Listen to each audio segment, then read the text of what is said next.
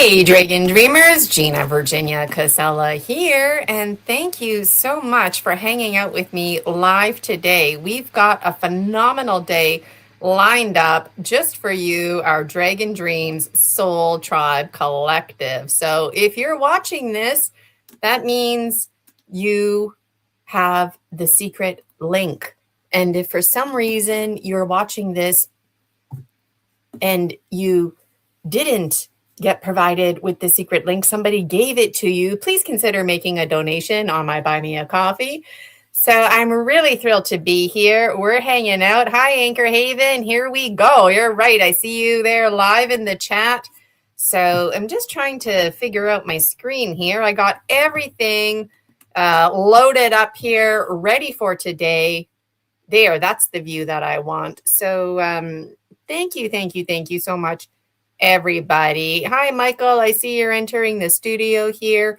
We are going live promptly at 9 a.m. So at 8:55, I'm going to log off just so it gives that fresh start feel. I've got Rosie, my cat, here hanging out with me behind the scenes. I've got my snacks figured out. I've got my candle ready. I carved it yesterday if you were joining me live. And I also have a stick for fire ceremony. We're going to conclude things with fire ceremony. So I guess we're on a break right now, just in case anybody is worried that the show started. We're just hanging out here live. The show's going to start officially at 9 a.m. and I'm going to log off at 8:55. And opening up my Haribo Star Mix. What is that, Anchor Haven? I don't know what that is. Is that like a cereal or something? I don't know. I was thinking habanero pepper when I first glanced at that. For snacks today, I've got a peanut butter sandwich. Oh, jelly candy, she says. Sounds really good.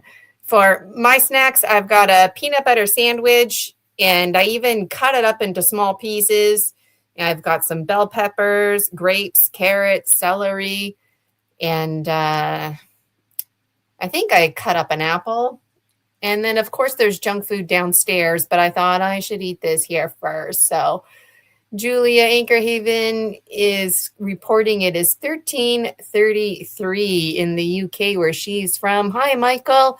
Grand rising to you. I believe Michael is an hour behind us. So we've got a great lineup today. We're going to kick things off with the welcome. We're going to light our candles, dive into the pine tree forest. And then once we get to the pine tree forest, that's when I'm going to make my speech. I'm really excited to make my speech. But I'm going to wait till we're in the pine tree forest. Wait till after pine tree forest.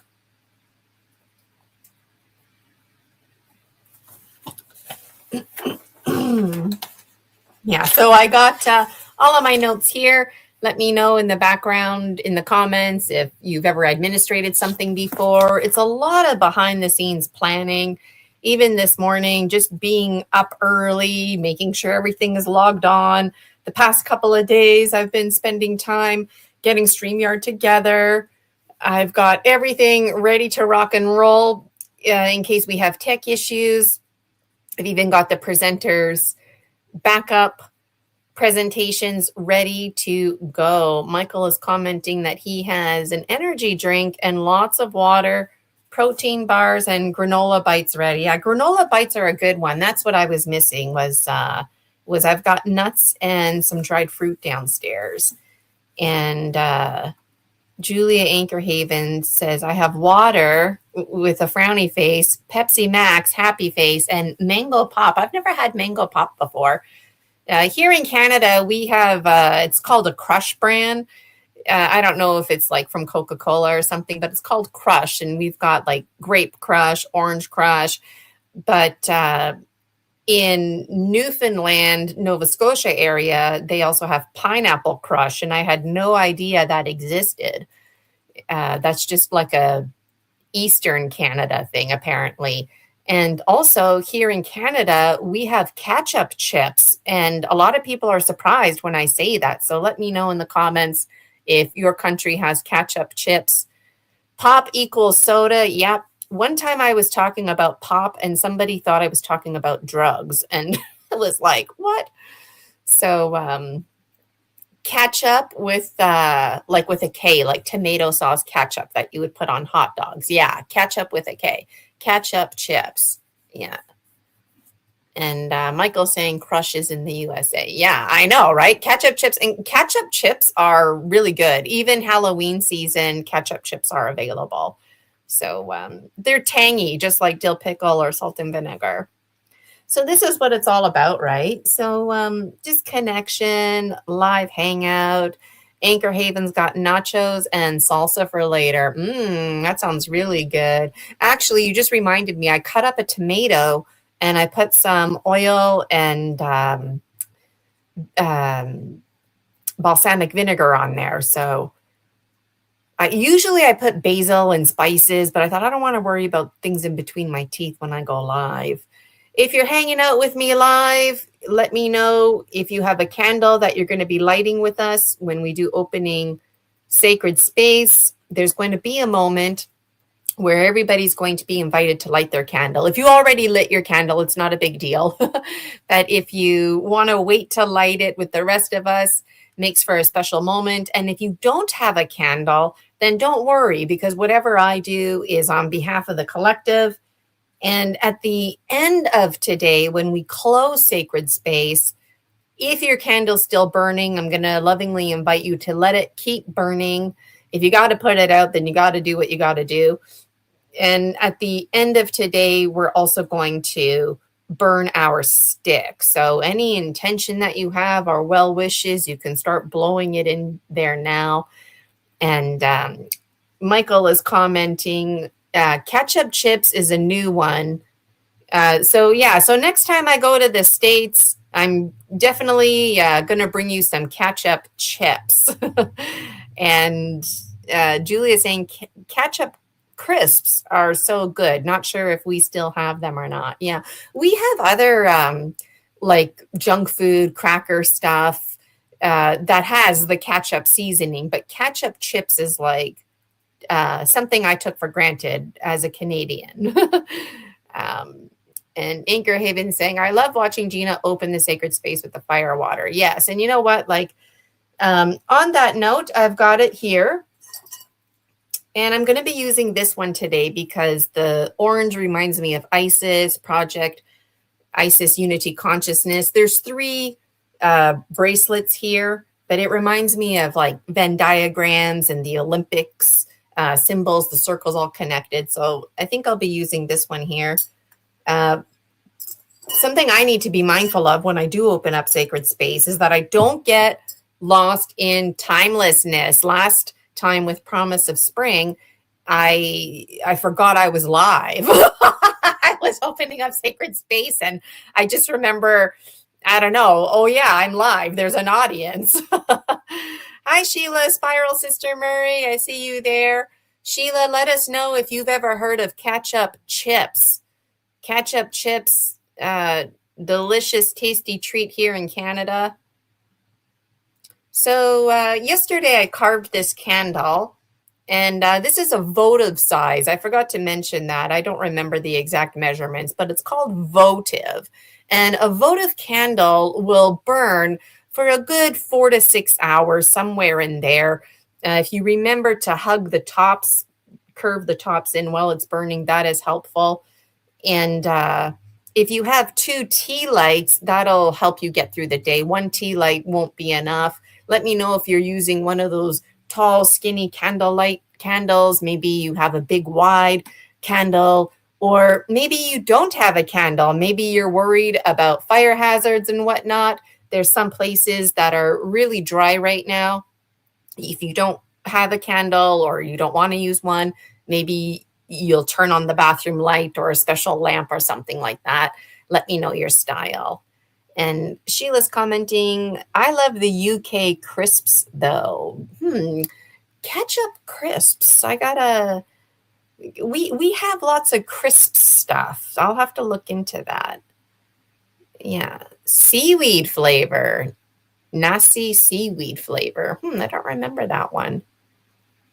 I love seaweed. I never heard of seaweed actually. Like, I mean, I've heard of it, but I didn't know it was available like it is to just eat and purchase until I taught English in South Korea for 2 years. And I was like hooked on seaweed. I ate seaweed every day and kimchi when I was there, and I enjoyed soup every day when I was there. And I don't know about you, but when I eat seaweed, like the dry crisp seaweed, I eat at least 3 of those boxes in a row.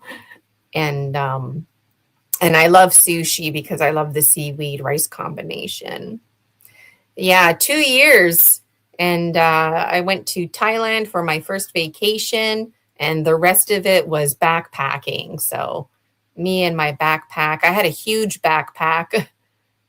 So, and Thailand is my favorite place, Julia is commenting. And Michael has not been to Thailand in this life. So, yeah, wondering about that. Yeah, Korea does have a lot of cool foods, really does. So I'm getting excited because it's already 8:42 a.m. and at 8:55 I'm going to log off, and then I'm going to be playing my videos and whatnot. So that's going to be really cool. Oh, yeah. So to clarify, chips and pop here in Canada, I mean, uh, pop and soda here in Canada, that's the same thing. Nobody in Canada calls pop soda. That's a clue if you're not from Canada. And also here in Canada, potato chips, we just call it chips. And we do have like Rice Crisp crackers and that kind of stuff, but we just call it Rice Crisp. There is a name brand, I don't know if it's Mr. Christie or McCormick's, but there is a name brand that makes crisp crackers. So, yeah, it's interesting food. Same in North USA. Yeah. Yeah. So we got a great lineup today. When we're on the break, I'm going to put this up so people know that we're on the break. And then when it's not break time, our regular background will be up. Yeah. Yeah, so I'm excited to open up Sacred Space, and on my own personal time. And, when I'm working with clients, I always make it a point to personalize it, right? But in the interest of time and to make sure that I'm not slipping in personal timelessness, I'm actually going to be following. It's going to be like one after the other. So that's how I'm going to do it. And for closing Sacred Space, it's going to be the same thing.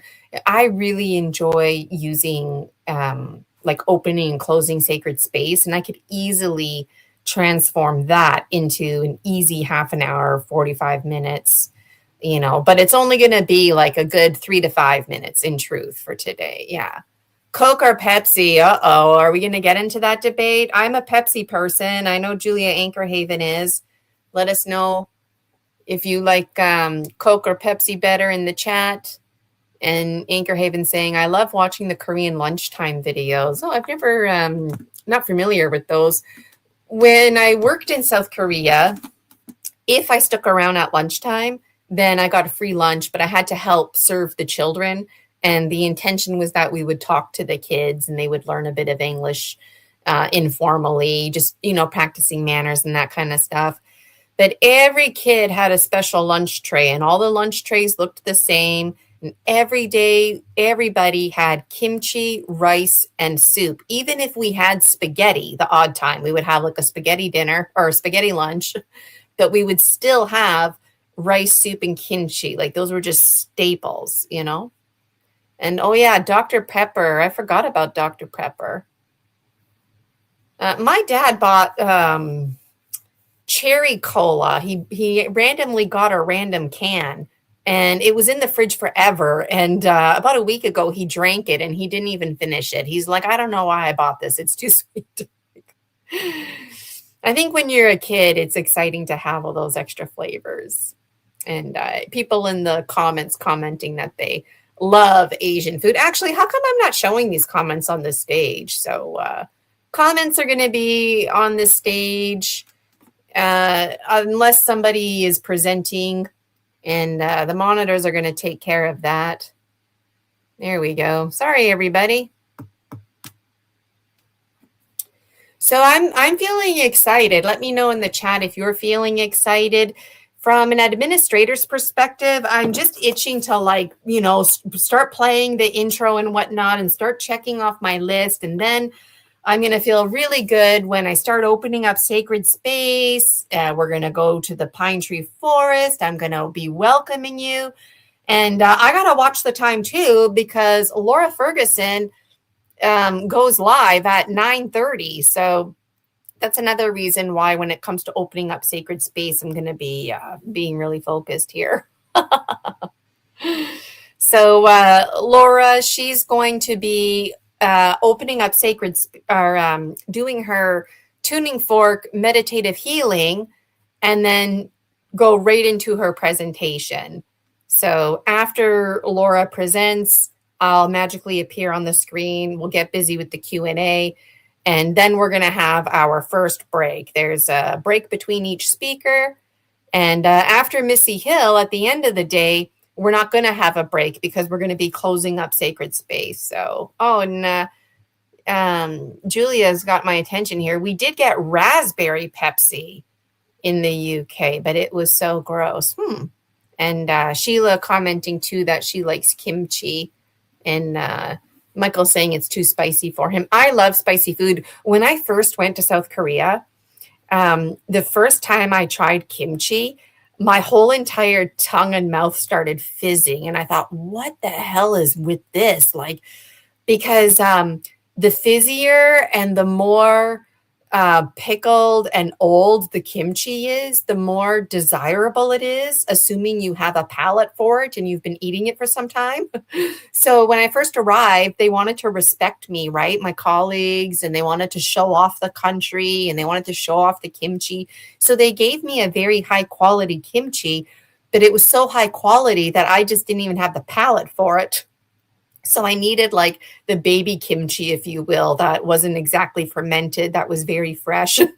And I found that I had to like put my kimchi mixed in with my soup and with my rice because I had a hard time handling it. But then I got used to it and I started to really appreciate it. And I remember looking for the salt and pepper a lot when I was there because cuisine-wise, they don't add salt and pepper. Like if they need salt, they use the salted fish. So that was an adjustment. Oh, okay, I get it. If I want my soup to be more flavorful, more spicy, add the kimchi to the soup. If I desire a more salty texture, get the fish in there.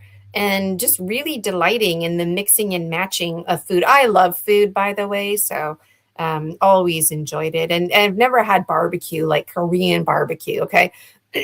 Koreans are the winners when it comes to barbecuing. Not that it was a contest, but you don't get barbecues like in South Korea.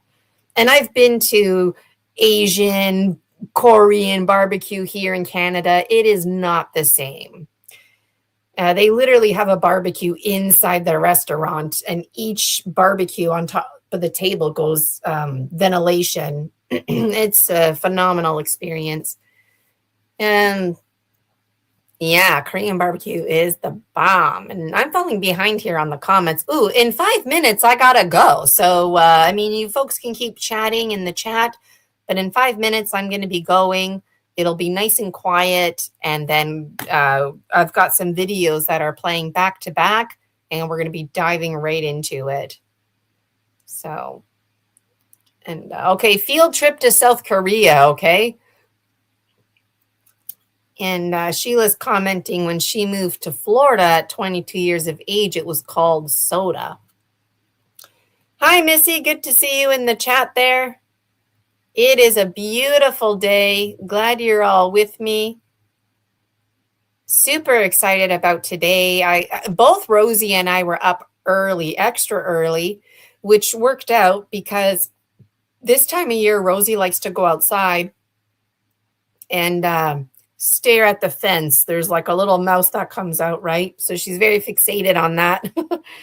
But it came to a point where I was like, I'm going to start falling behind schedule here. So Rosie is an indoor cat, so I put her on my leash when I take her outside.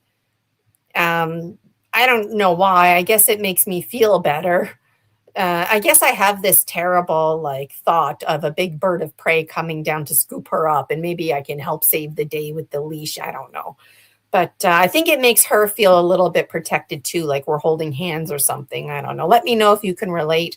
But anyways, when Rosie's outside, it's kind of like having a baby outside. I need to be there, you know. Hey, Terry, good to see you there. I'm here with Bedhead. Hey, that's okay. That's one of the benefits about being behind the scenes, right? Is you don't have to worry about being live. All of our presenters need to make themselves presentable, but the monitors, Michael and Jason, missing time 420, they can be bedhead all day and we wouldn't know any different. Julia's monitoring too, but she'll be presenting as well. So there's some people that bought a ticket that I don't see in the chat. And I did make it a point to personally email everybody who bought a ticket because I wanted to make sure all my bases were covered. So throughout the day, if you hear people talking about tickets or on other platforms or something like that about this conference, you had to purchase a ticket unless I gifted a ticket to you. And so nobody should be in here today unless they received that private link, right? And it's possible that people are going to share the links. And so monitors throughout the day, if you notice a bunch of people joining in who aren't supposed to be here, you can just lovingly remind them to make a donation on my Buy Me a Coffee. Tickets were priced at $40. So hopefully they'll donate that, you know. Yeah, what else did I want to say? So if anybody's talking, you know, just throughout the day, you see people on different platforms about here, you can purchase the ticket on my Buy Me a Coffee, and then after purchase, it sends you right to this YouTube. But yesterday and the day before, as people were making those purchases, I actually sent them an email with the link. So yeah, thanks for doing that, Michael. Yeah, and you're welcome. Good to that you're here, Terry. And I'm glad you're looking forward to the talks. You're going to get a heavy dose of story medicine, and not just any story medicine, but dragon dreamer dose medicine. So it's going to be pretty cool. The whole schedule, well, that's in two parts. This is part one here. And then part two, let me just switch it for you. Here's part two. Whoops. There's part two. So Missy, you're up at 4:30 Eastern time. Double check your time zone. Eastern time is Toronto, New York, if that helps anybody. And I've got your presentation, Missy. I've got your backup presentation, and I've got your slideshow. So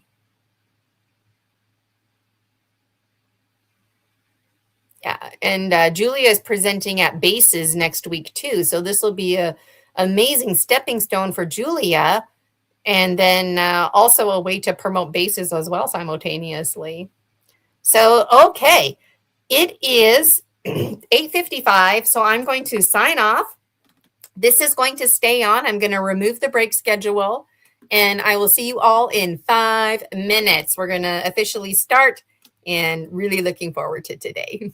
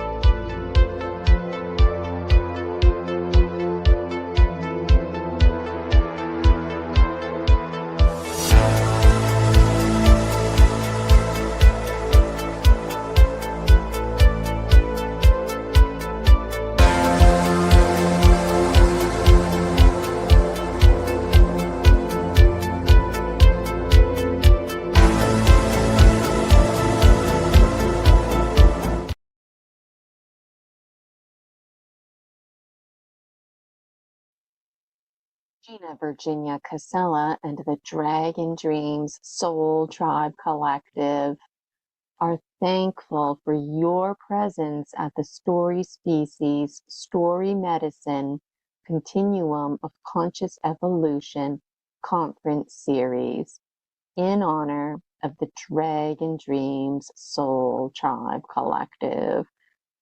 Your soul tribe has awaited you, and we thank you for courageously co-dreaming with us this beautiful world into being. We would also like to thank the dragons involved for their passion-driven services. Without them, today would not have been possible. Behind the scenes, dragons stepped in and up to the tasks at hand, and we are greatly appreciative for their commitment and fine contributions in anticipation of our big day. The Dragon Dreams Soul Tribe Collective would also like to thank Gina Virginia Casella, the visionary and creator behind the Dragon Dreams Soul Tribe Collective and Project 30, Isis Unity Consciousness. Gina is beyond thrilled about this great unfolding. She inspires you to have the courage to be yourself and to be all you can be, to truly know your value. We would also like to take a moment to thank our mentors, spirit guides, and other members of our dream ecosystem. We're thankful for the humpback whales who showed up unexpectedly, who harmonized this song, and for Eagle Condor's empowerment to take charge of our present moment, which for us means taking charge of our unity. One of Gina's favorite Dragon Dreams Oracle cards is number 20, High Quality Beauty Prayer, because that's us, the High Quality Beauty Prayer. Tomorrow is never promised, and it's always hardest for those who are last. Yet those who are last live like tomorrow is promised. United are we. Be free. Be free in the knowing you can live consciously to die consciously. You have a soul tribe, the Dragon Dreams Soul Tribe Collective. You're enough. Things are available to you. You're the same as everyone else. You matter. You're important. You're intelligent. You're a dragon dreamer. Visit GinaVirginiaCasella.com to order your books and to get your very own copy of Dragon Dreams Oracle. You can also visit Gina's Buy Me a Coffee to get in on the collective membership. Thank you, thank you, thank you again. Many, many thank yous. Thank you, thank you, thank you. Story Species Story Medicine Extra Strength. Ready to take your medicine with Gina Virginia Casella? Species of medicine, open for the task. Extra strength is everything you'd ever ask. Many with the soil, many with the sea. Earth is a medicine for you and for me. Scrubbing off the tarnish, building up the trust. Honest little tales, rising from the rest. Truth is in the living, truth is in the skin. Open up the portal, let the healing in. Extra strength, extra soul. Medicine to make us whole. Feel the rhythm, feel the pace. In every single space. Are you ready for the cure? Keep it steady, keep it pure. Extra strength.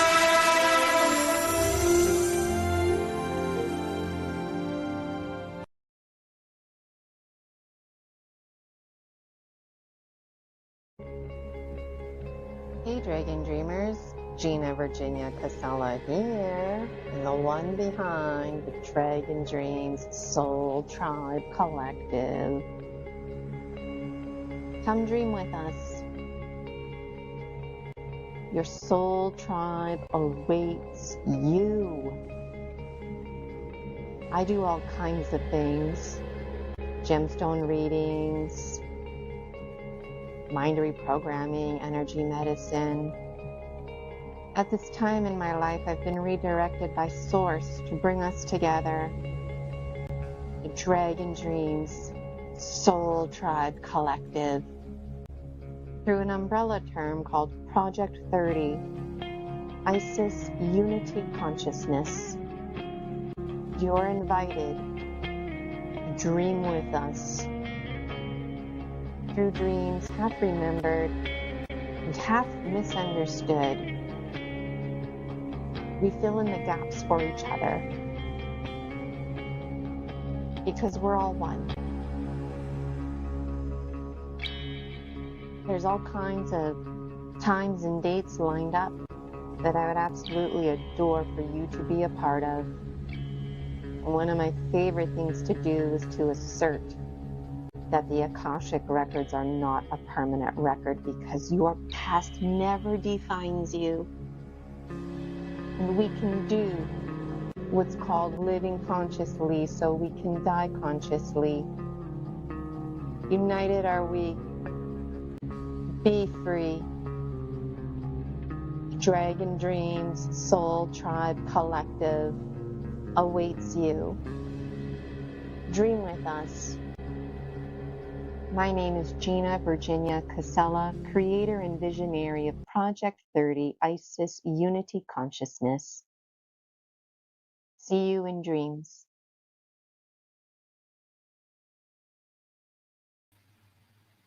Hey, Dragon Dreamers, a big welcome to you. Gina Virginia Casella here, and today is our day, Summer Daze. It's finally here. Woohoo! So I'm so ecstatic. I just saw Starseed Lolo, Laura Ferguson signing in below, and those of you who know me know that I run a tight ship, so we got our schedule ready to go. I'm going to open sacred space right here, right now with you. If you want to run and get a candle or a stick, please do that now. If you want to grab a journal, do that as well. And after I open sacred space, I'm going to play a video. It's a few minutes long. You're going to journey to the pine tree forest. And then once we're there, that's when I'm going to tell you my official welcome video. So as I'm talking throughout the day, all my good well wishes and intentions are getting blown into this stick. And I want you to do the same. And if you don't have a stick, my stick is always representing your stick. So just know that it's absorbing whatever you want it to, need it to. I've also got my candle here ready to light. If you don't have a candle, no problem. So what I want to do is light my candle. And I do this thing where I light my incense. This is Nag Champa. Let me know in the comments what incense you like to burn. And then I'm burning my special Summer Daze candle with it here.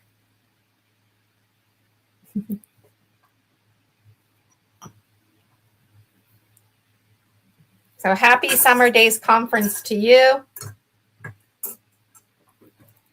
When I open the directions, I'm just going to use my hand. So my face is going to be forward. But if you want to face the south, we always start in the south. And if you've got a rattle or bells or whatever, or if you want to clap your hands and make some noises, you're more than welcome to do that. All right, here we go.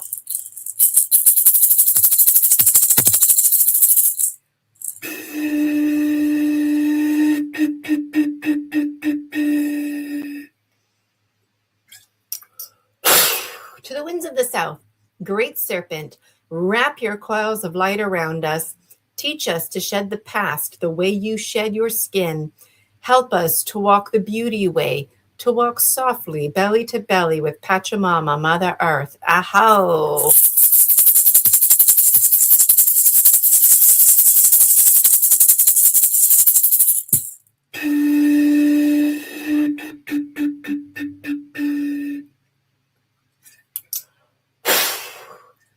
To the winds of the west, Jaguar, Thank you, Jaguar, Mother Jaguar, Sister Jaguar.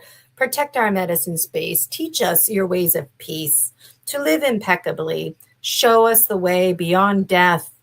Teach us the maps and the roads that we need to take.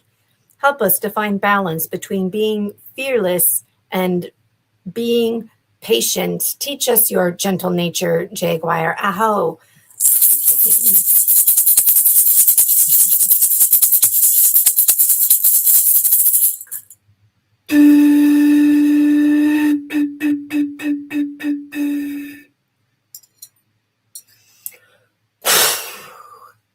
To the winds of the north, Hummingbird, Seaward Kenzie, Sir Kenzie, my special nickname for you. Thank you. The north wind is the strongest wind. Thank you for all of your lessons, Hummingbird. Ancient ones, grandmothers and grandfathers, come and warm your hands by our fires. Whisper to us in the wind. Let us hear your whispers. We honor you, those who have come before us, those who have come after us, our children's children. We are the old people. We are the new people. We are the same people, wiser than before. And thank you, Hummingbird, for teaching us that the smallest person really can make a difference and we can defy all odds. Aho.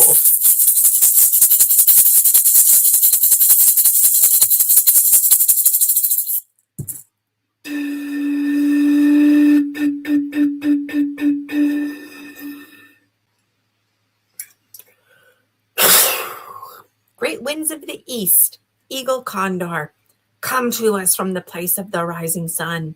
Show us the mountains we only dare to dream of. Keep us under your wing. Teach us all of your lessons and teach us to fly wingtip to wingtip with the great spirit. May we always fly wingtip to wingtip with the greater spirit. Aho.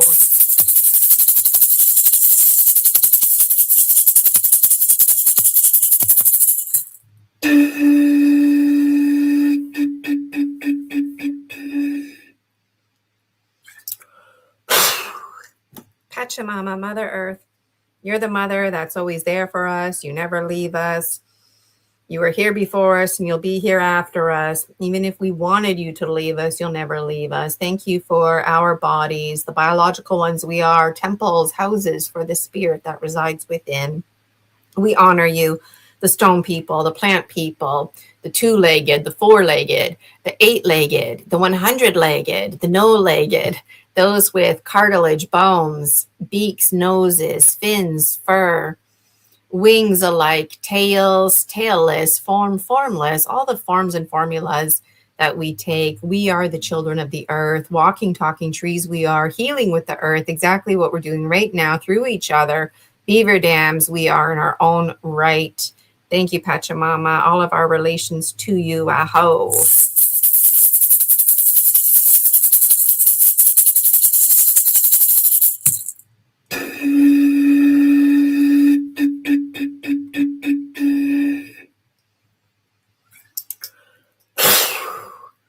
Father, Son, Grandmother Moon, and to the star nations, Great Spirit, you who are known by 1,000 names, and yet you who remain the unnameable one. Thank you for bringing us together and allowing us to sing another song of life. We honor you. Thank you for honoring us. Aho. And something that I usually do before I call in the four winds is I open my Viracocha, setting the intention for today.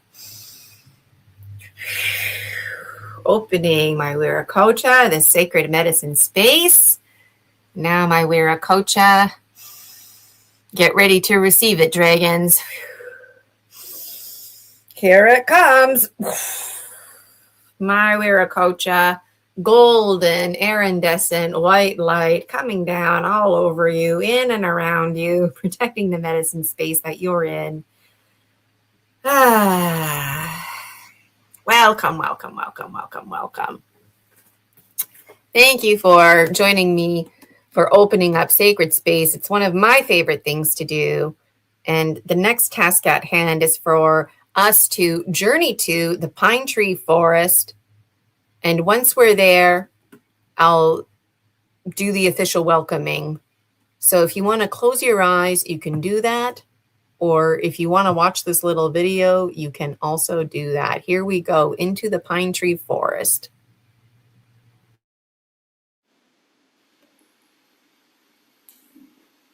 So let's go to the pine tree forest counterclockwise, closing your eyes if that's better for you.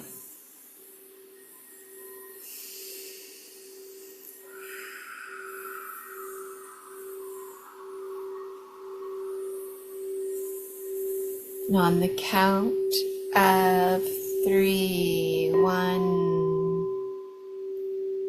2, 3. You see the green heart chakra. See the green rainbow spectrum. And they connect and bridge together, green with green. You follow this green. Catch a ride on a grasshopper's back. Really see and feel the grasshopper's exoskeleton. Feel its feelers, its legs. You make your way to the event horizon. It's the entrance to the pine tree forest where I rule as Empress. And it's a safe haven. You're there at the event horizon. You see other dragon dreamers on their grasshoppers. You also see the dog monkey folk. They look like gargoyles, but they're not. They're on grasshoppers too. They beckon you to follow them, and you do. And your grasshoppers, they start to tip over and you fall. You fall, falling into the event horizon. Down you go, part of the water cycle.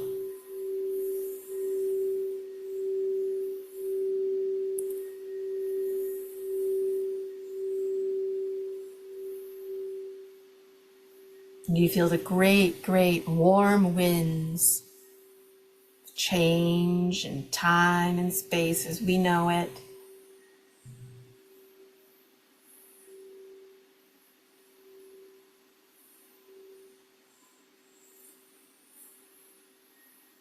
You find yourself there in the pine tree forest. You see the circle of stones covered in moss. The dog monkey folk decorated the place. There's rose petals on the stones. And there's a nice glass of dandelion wine for you. And the dog monkey folk remind you that you can eat all parts of the dandelion, including the root. You make your way to the stone circle, and other dog monkey folk come out from behind the trees to greet you.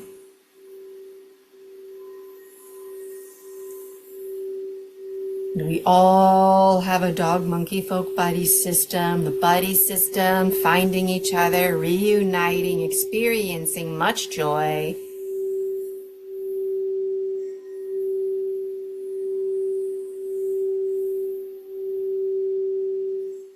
And you see yourself engaging with the dog monkey folk. They have much to show you, much to share with you. You take it all in. And I'm there too, the Empress of the Pine Tree Forest, welcoming you. Not just welcoming you, but welcoming you home. Welcome, welcome, welcome. Welcome home where you belong, where your soul tribe has awaited you, the Dragon Dream Soul Tribe Collective.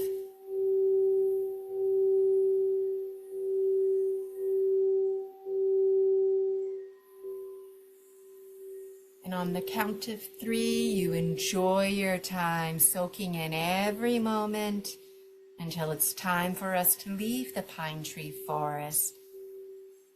In the meantime, you experience the timelessness, receiving any messages you need to receive.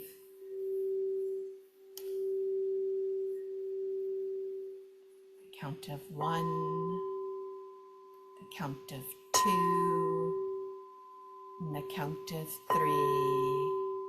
Receiving, receiving, receiving.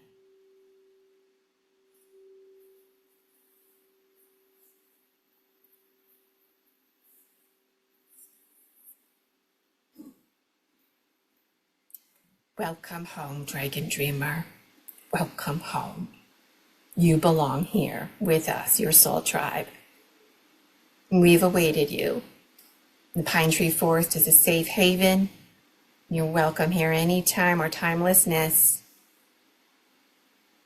Enjoy your time with the dog monkey folk.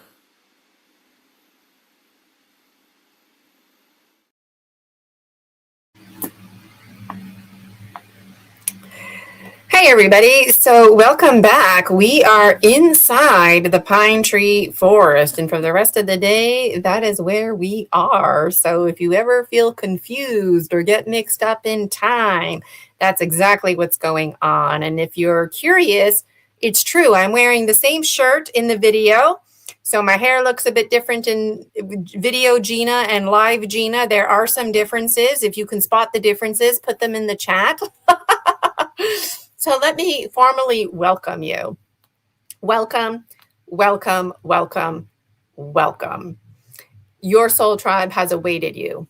Yes, you.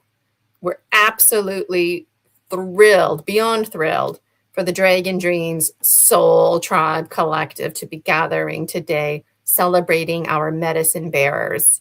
My name is Gina Virginia Casella, and it brought me great joy to be the visionary and host of the first ever Story Species, Story Medicine, the Continuum of Conscious Evolution conference series, Promise of Spring.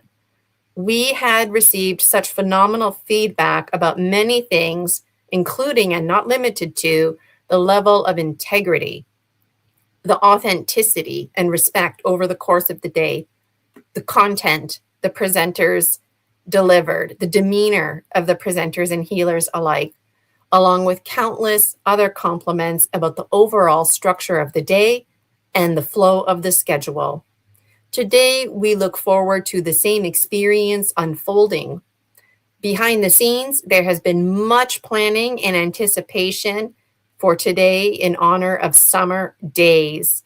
Summer Daze would simply not be possible without the commitment and vulnerability of the dragons presenting, combined with the commitment from the dragon monitors and tech assistants to support the process.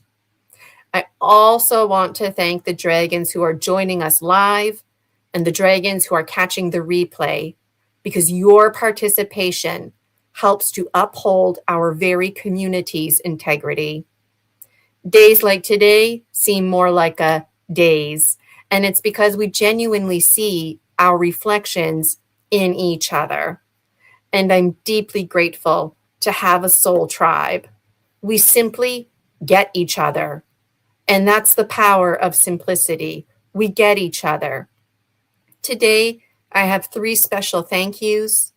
Special thank you to Sheila Spiral Sister Murray for being our keynote dragon speaker, helping to set the overall themes for the day. Another special thank you to Michael Kopf, who helped me manifest mini movie number 2.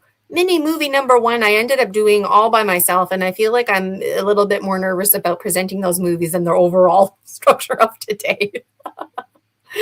And loving riding the amateur wave at that. And a final special thank you to Laura Ferguson, also known by her musician name, Starseed Lolo, for being our featured dragon speaker, as Laura will be providing us with healing sounds to set the tone for the day, while also sharing her story medicine. Starseed Lolo created the special intro song for our beloved show, Story Species, Story Medicine, Extra Strength. She's also given me special permission to use 2 of her songs for my 2 mini movies. One of them, Dark Night of the Soul, and the other one, her recent release, The Dragon. Creating safer spaces for the Dragon Dream Soul Tribe Collective to openly share their story medicine is a large part of my focus for Project 30, ISIS Unity Consciousness, which is the umbrella term for all my content merging together, all through dreams, half remembered and half misunderstood. Like you, I've had all kinds of interesting experiences in dreams, but nothing compares to that night 2 angels came out of my wall. The experience left me traumatized as my vision and hearing flip-flopped as a result of the trauma. It caused a severe disconnect. I ended up in the special education classroom, which only reinforced a false inhibiting belief that something was wrong with me. I know today there's nothing wrong with me, and I also know that those weren't angels. Yet it's a full disclosure, which has left me haunted, only recently able to talk about it. So we're a story species, and stories are our medicine. One of the best ways to heal is with the earth, and that's exactly what we do with each other right here. And we're doing it today, each one of us, a Pachamama, Mother Earth in our own right. Walking, talking trees we are. Beaver dams, great filters we are. We can heal ourselves and we can heal each other through our very story medicine while taking charge of our very biology, working with our own alchemical storylines. The paranormal is very normal. The supernatural is very natural, and there's nothing strange about high strangeness other than the fact that we think it's strange. From Bigfoot stories to sightings of the Virgin Mary to sacred activations, ancient civilizations, to super soldier programs and more, I take in all the story medicine I can get. All of it resonates with me. In my community, we're often mocked when we share our story medicine. It's all part of what I call the confused warrior, because we learned the hard way that we need to stay small to stay safe.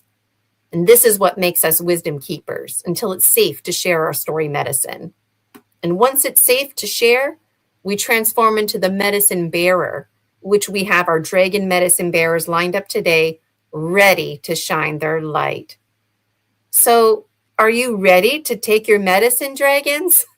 Together, we've lit our candles, we've opened sacred space. It's now time to officially start with Laura Ferguson. So, Laura, I'm going to pull you to the stage. I'm going to remove myself. And just a reminder to all the presenters, even though you can't see me, I can see you, okay? I'm right here. If you need me, I'm right here. And Laura, when you're finished doing your sound healing, you're just going to stay on the stage and start presenting, and then we'll do some Q&A. So without further ado, let me just play Laura's bio. I almost forgot. I took the time to create a bio for everybody. Okay, we're going to have Laura's bio, and then I'm going to bring Laura to the stage. We got a great day of dreaming ahead.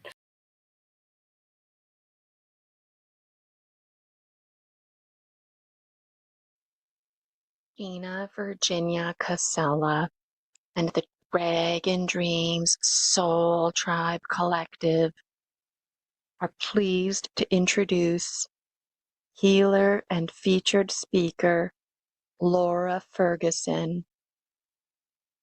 Laura is a wife, mom, and an Air Force veteran who possesses an MBA and MA.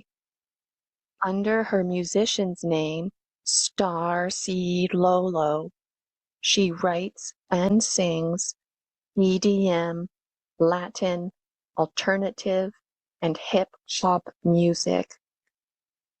The Starseed Voice podcast focuses on ASMR sound healing. She channels on Michael Kopp's and Jennifer Taylor's podcasts. Laura also screenwrites and has won 2 honorable mentions with the entanglement Planet X and Mars at the Book Fest Awards Spring 2026. Laura has also provided some of her own music in honor of Project 30, ISIS Unity Consciousness. Laura would like you to know that you can imagine and create your reality. You can manifest your dreams by taking action and following your highest passion. Gina, Virginia, Casella, and the Dragon Dreams Soul Tribe Collective. Thank you, Laura, for sharing your story medicine and for courageously dreaming with us.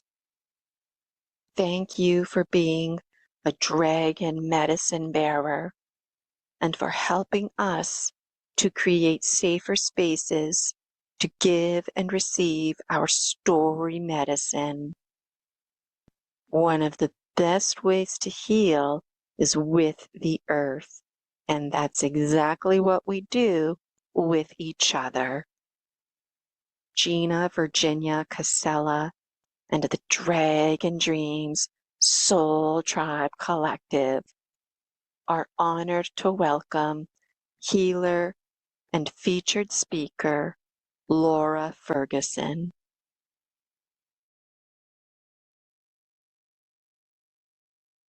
Hi everyone, my name is Laura Ferguson. That is my true name and my author name. Starseed Lolo is my musician name. How are you all doing today on Saturday, or if you're rewatching? Go ahead and drop comments in the chat. We have some moderators here. Really happy to be here. Very excited to be part of the Dragon Dream Collective. I was graciously invited by Miss Gina to make a song and an introduction video. The song The Dragon is going to be featured. So I will actually be playing that a little bit and then doing a sound healing here. So let's go.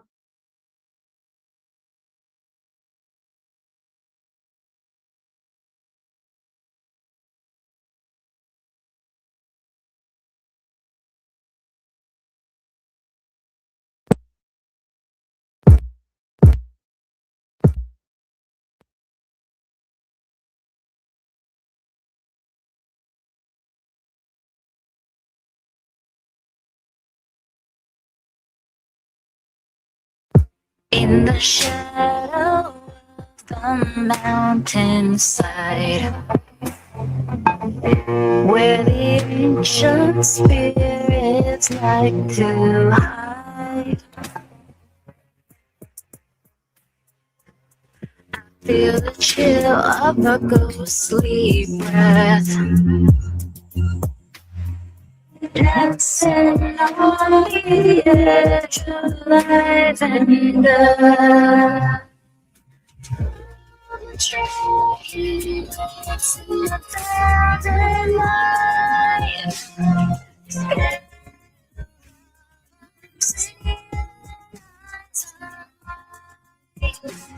a mighty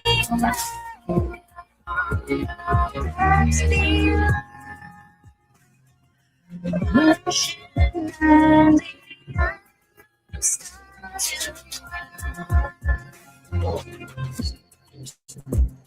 whispers echo through the hollow. Ghostly figures leaning against the wall. They tell the tales of the fire and bloom. Kingdom built on a dragon's stone. Dragons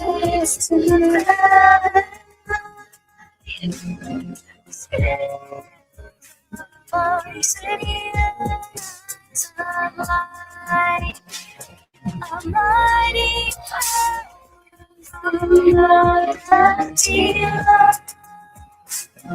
Watching as the embers start to glow.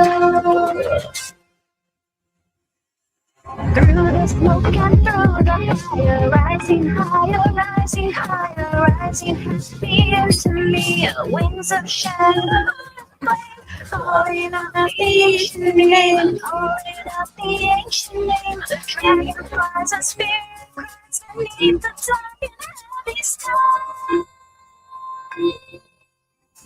Eternal star, truly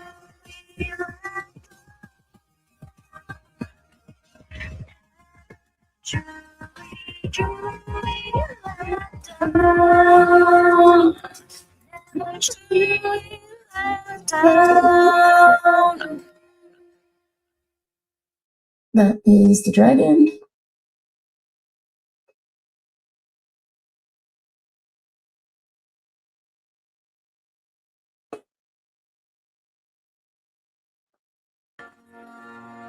And just do a little bit of meditative music.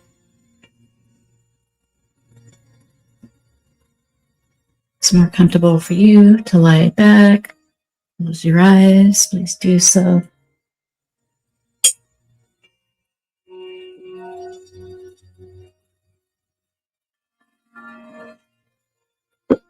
Dancing 520 hertz.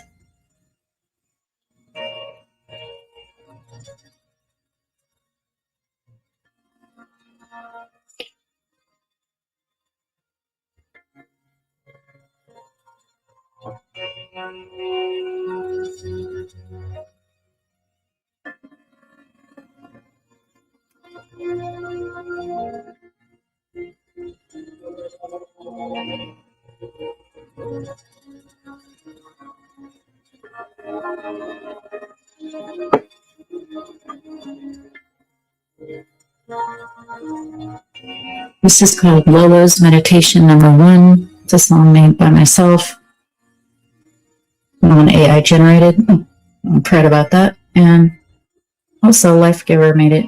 He's my friend from BandLab.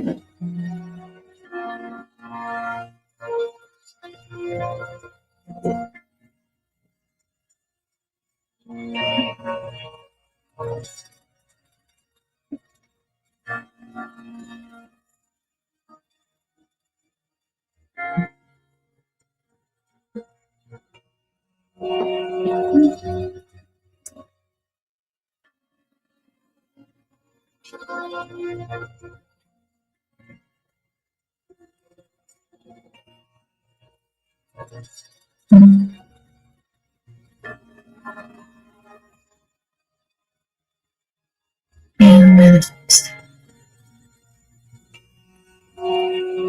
a shift to the reality which you prefer with your frequency, your mind, thoughts, your beliefs. So which reality do you prefer?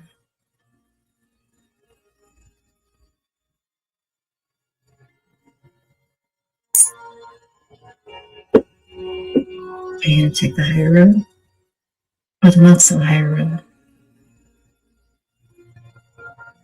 Let's clear some of this to get rid of what no longer serves us.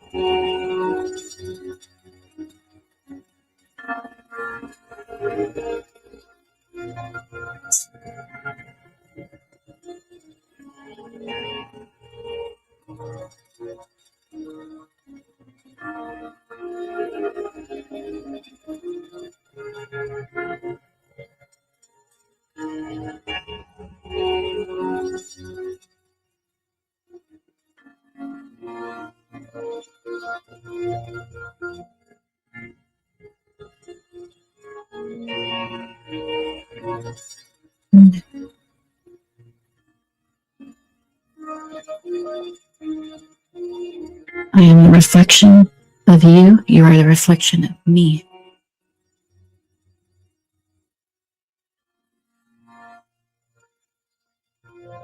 Apologize. I was whispering. What is your story? You're the creator of your story. You shift anyway. Therefore, shift to the story which you prefer. By keeping your frequency high from moment to moment to moment to everlasting moment.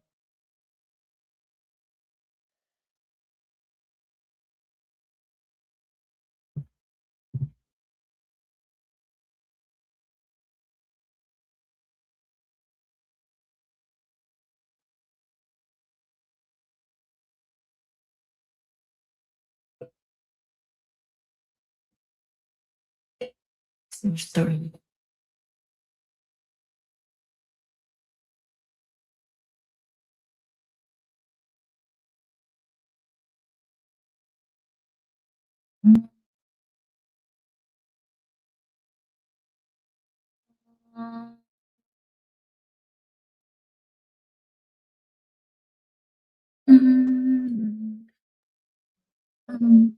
It's your story.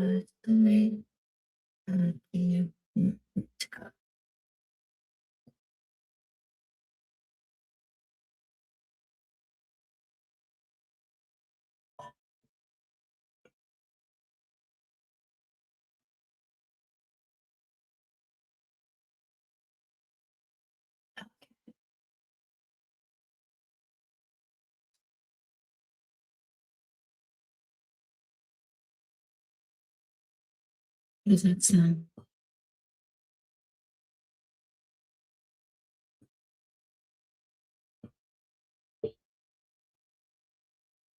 No? All right. 2 and 4.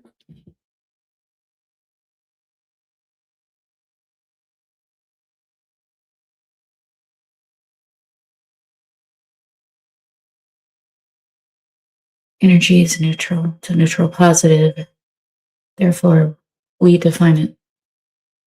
Not only do we define it, we create it because we are all portals. We are all portals of our own realities. We also have a collective reality experience as reflections.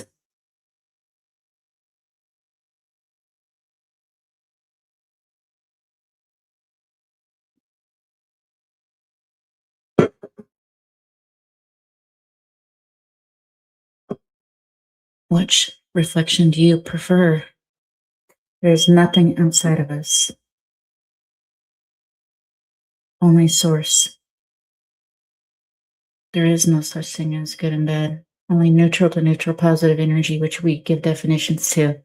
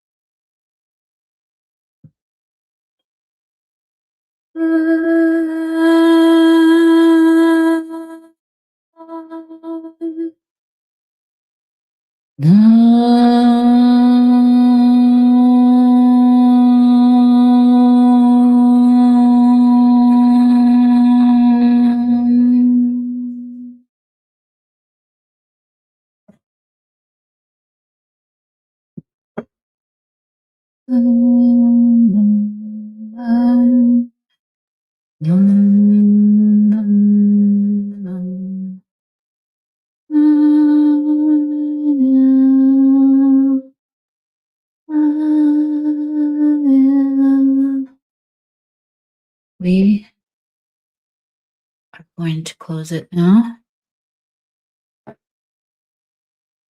Take a few moments of silence before we go on to the next part. Take some deep breaths to your liking and cadence.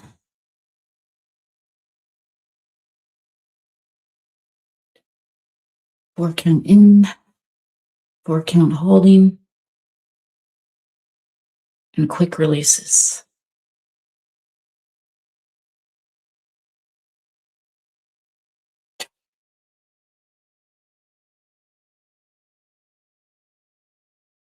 Push out what no longer serves you. Push that out. Your higher self tells your body self, this is not me. Therefore, push it out.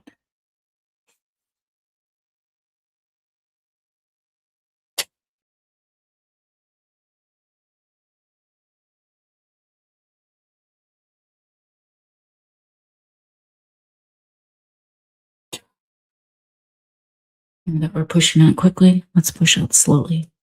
Do quick breaths in, hold it for 4 seconds, and slow breath out.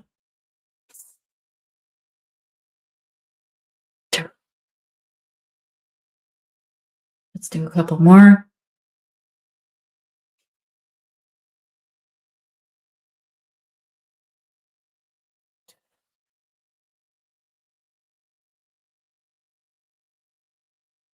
It's all of your body.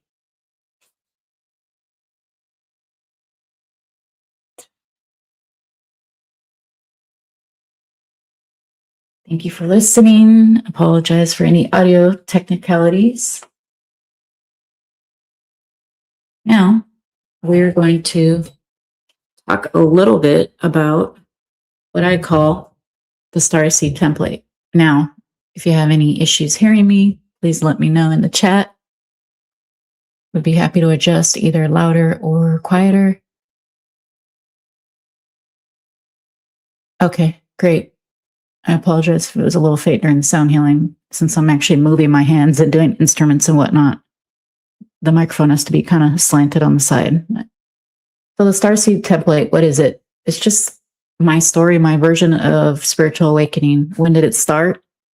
For me, it started circa January, February 2021, leading into, our C word. I won't say it. It was literally, a couple weeks, days, even a day or two before that. And I was turning 39 that year, I believe. So I was 38. My birthday's in May. And I noticed that crows were following me everywhere. And I'm like, what is this? Is this is this something going on here? But it didn't just happen like once. I lived in Sacramento, California at the time. Now I live in Northern Florida, but I would go to lunch. There was a crow. I would park my car. There was a crow. I'd walk across the street to the parking meter. There was a crow. I'm in downtown area in the capital, California. And, every 2 hours, moving my car with the parking meter. And 99% of the time I was alone during this time. I wasn't walking with a coworker or a friend or anything. And, so crows. And then I tell myself, so the crows are always there. What's different now? And then I realize I'm different. How am I different?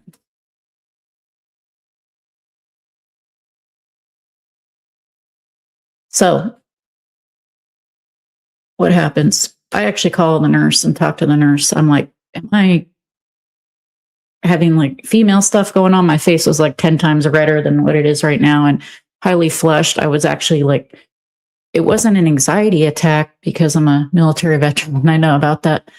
It was like a wave of energy that my body couldn't process, but didn't know how to process, like almost like putting like new information in a computer because we're basically quantum computers. So yeah, I love crows too. And, and this is why. And so I'll chat about that.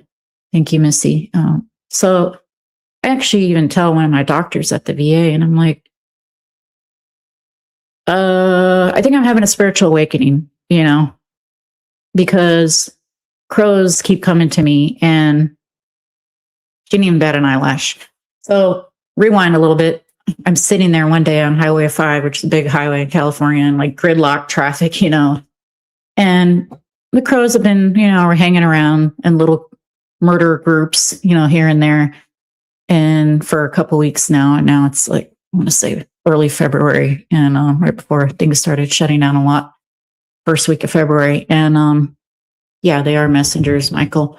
And I just hear like this loud noise, like it almost sounds like screaming and a vibration through my windows and, going onto the highway. And then I roll down my window and I'm like, Laura, roll down your window to see what it is. You're sitting here in traffic anyway. And I look, thousands of crows. And I mean, like, these are thousands of them. Like, and Sacramento's called the city of trees because it is. It's said to have had more trees in like Paris, France, or number 2 in the world or something. And, beautiful. It used to be a lot of redwoods where they were cut down, still in the Bay Area, but, mostly a lot of sycamore trees, oak trees, some redwoods. And it's just crows, crows, crows, crows, crows, crows. And they are all screaming at me. And what do they tell me? Clairvoyantly, they told me, you are having a spiritual awakening. And I'm like, and so fast forward back to the discussion with the doctor. Crows kept following me. And then I just knew that I was having a spiritual awakening. I didn't tell her the crows told me that because, you don't want to tell that. Yeah, murder of crows, right? Sparrow sister. You don't want to tell that to a doctor, but, I said, I just knew because of the crows. And okay, fine. So, and then, the crows are they have way more symbology. I start going down a rabbit hole, start watching this, Gaia TV channel. And, I had already been watching Ancient Aliens and, for years prior and showed that to my mom and stuff like that. And I actually thought back to watching Ancient Aliens, years prior. I don't even know when, this 2021. So this might be like 2010 or 2015, somewhere in there, and maybe even right after that. And I was sitting on the couch, just kind of playing Ancient Aliens in the background, and I thought about this. The crows came, and I'm an accountant by trade, and I'm an accounting major, so I love sacred geometry and just math is our universal language. And so whatever, on my phone, and then all of a sudden Ancient Alien says, the sun is 400 times in distance and in size to create a perfect eclipse with the moon. No other sun moon combination, what is it, Jupiter and Saturn have like hundreds of moons between them, can do that.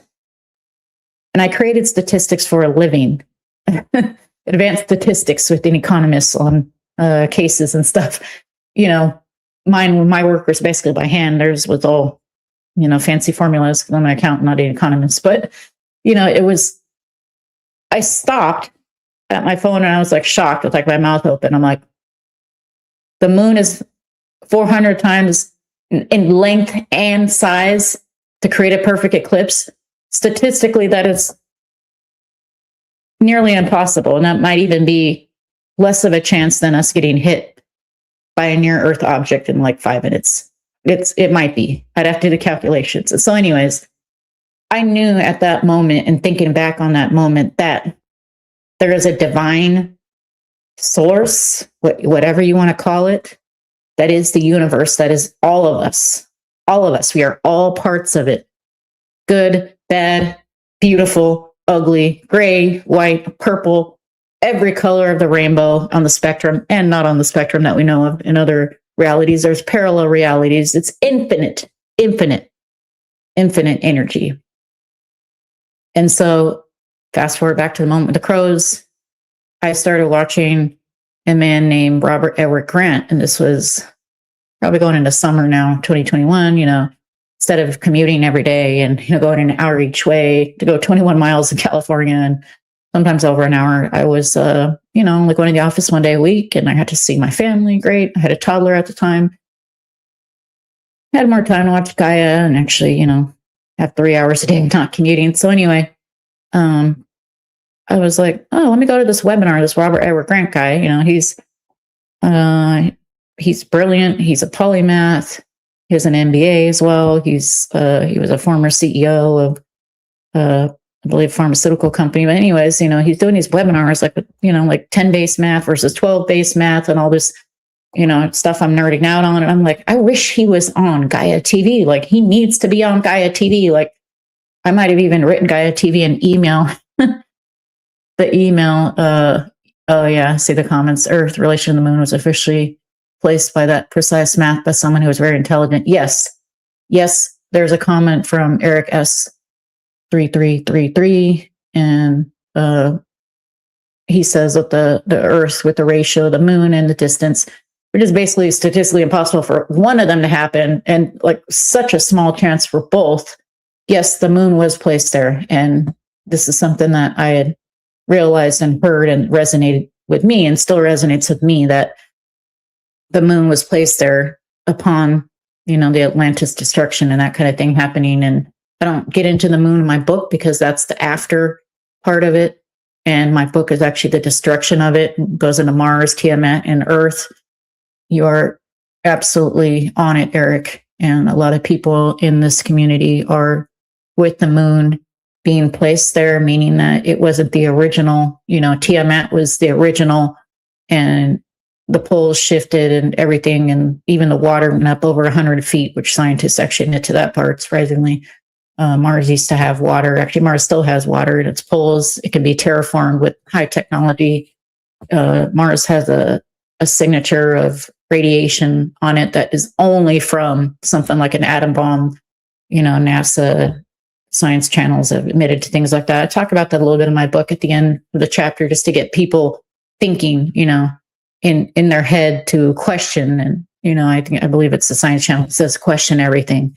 And, all perspectives are valid because your reality and my reality are two different realities. However, we are also a collective and connected in every way. So we get both. We get a duality actually of a collective experience and an individual experience. So, okay, Eric, are you an accountant too? You wrestle with base 12 versus base 10. So, okay, so I'm sitting here watching Robert Edward Grant. I'm like, this guy's brilliant. Like, he's like some kind of math genius. Okay. And, okay, so fast forward like early 2022.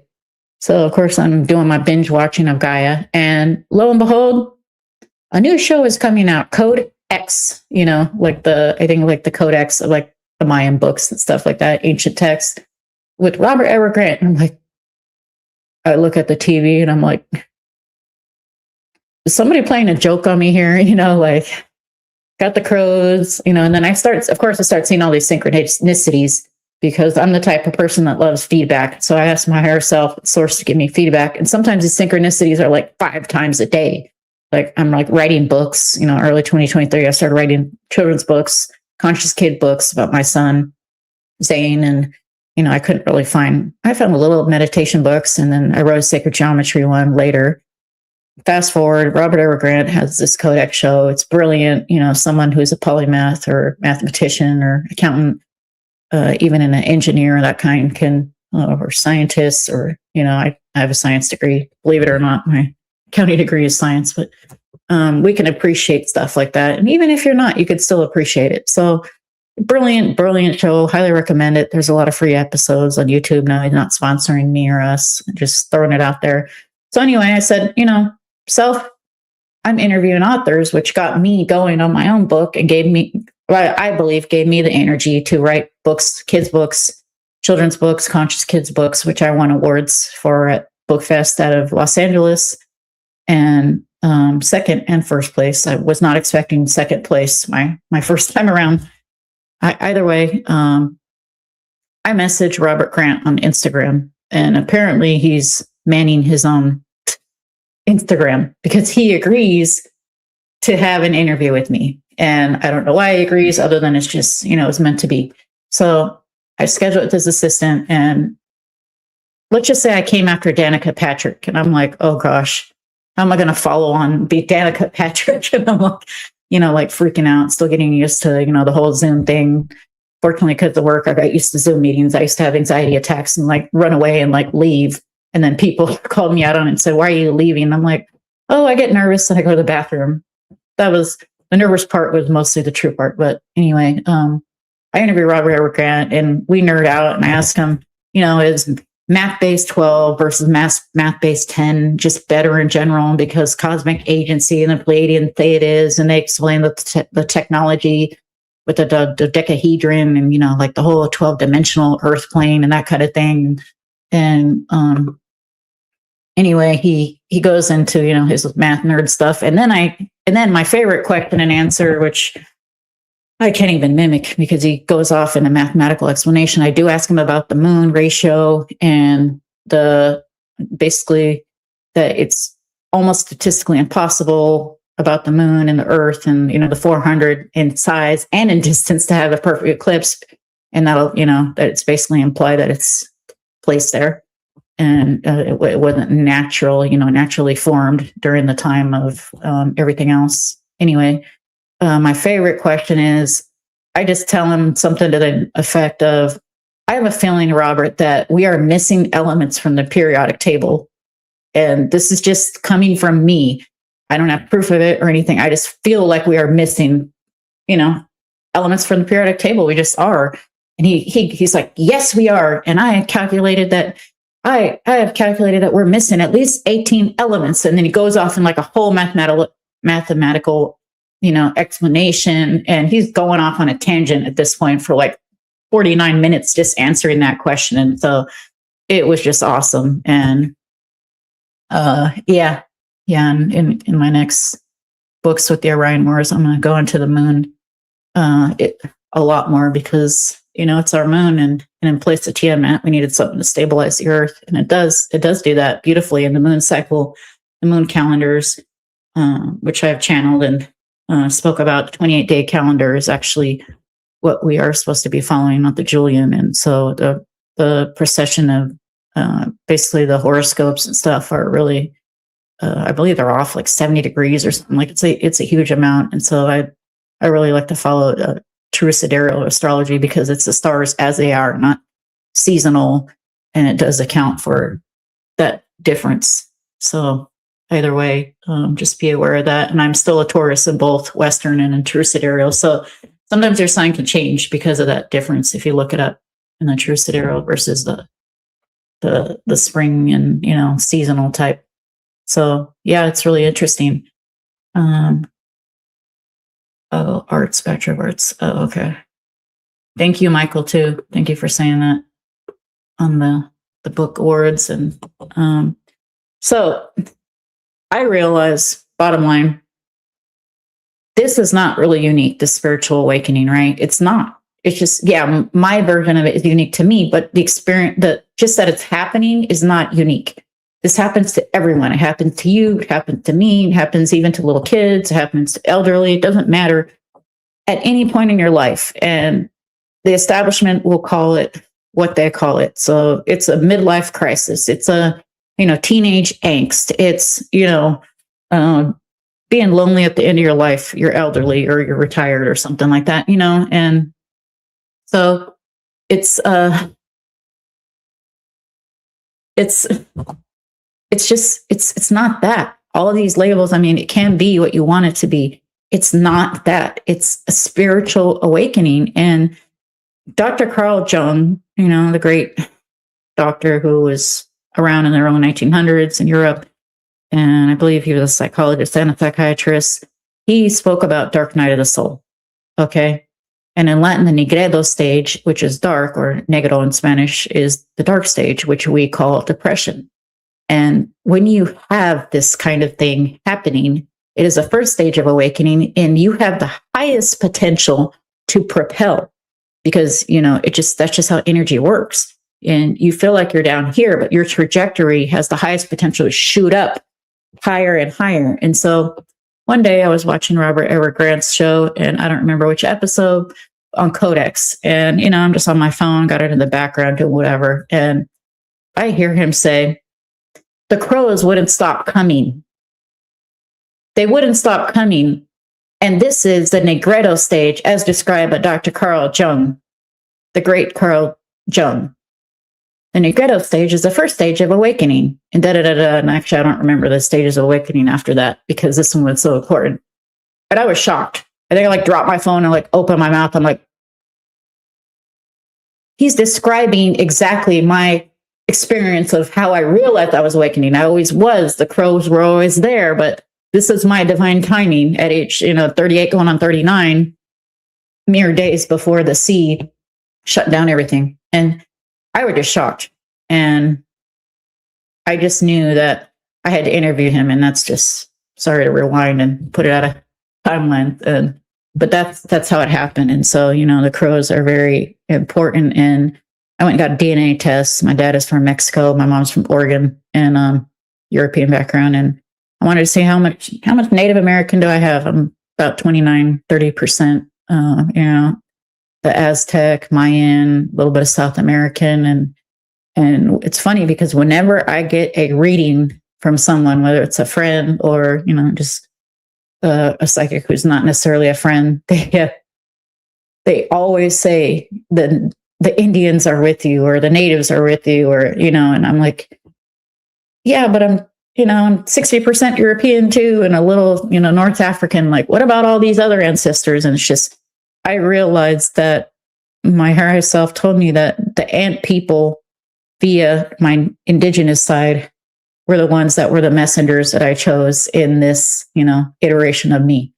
And so that's just, it's just really crazy. And so everyone's story is unique. And I love how Story Species Medicine, Gina, the Dragon Dreamers, Soul Tribe, how we all are supportive of each other. And it is about community, because we are all going through this.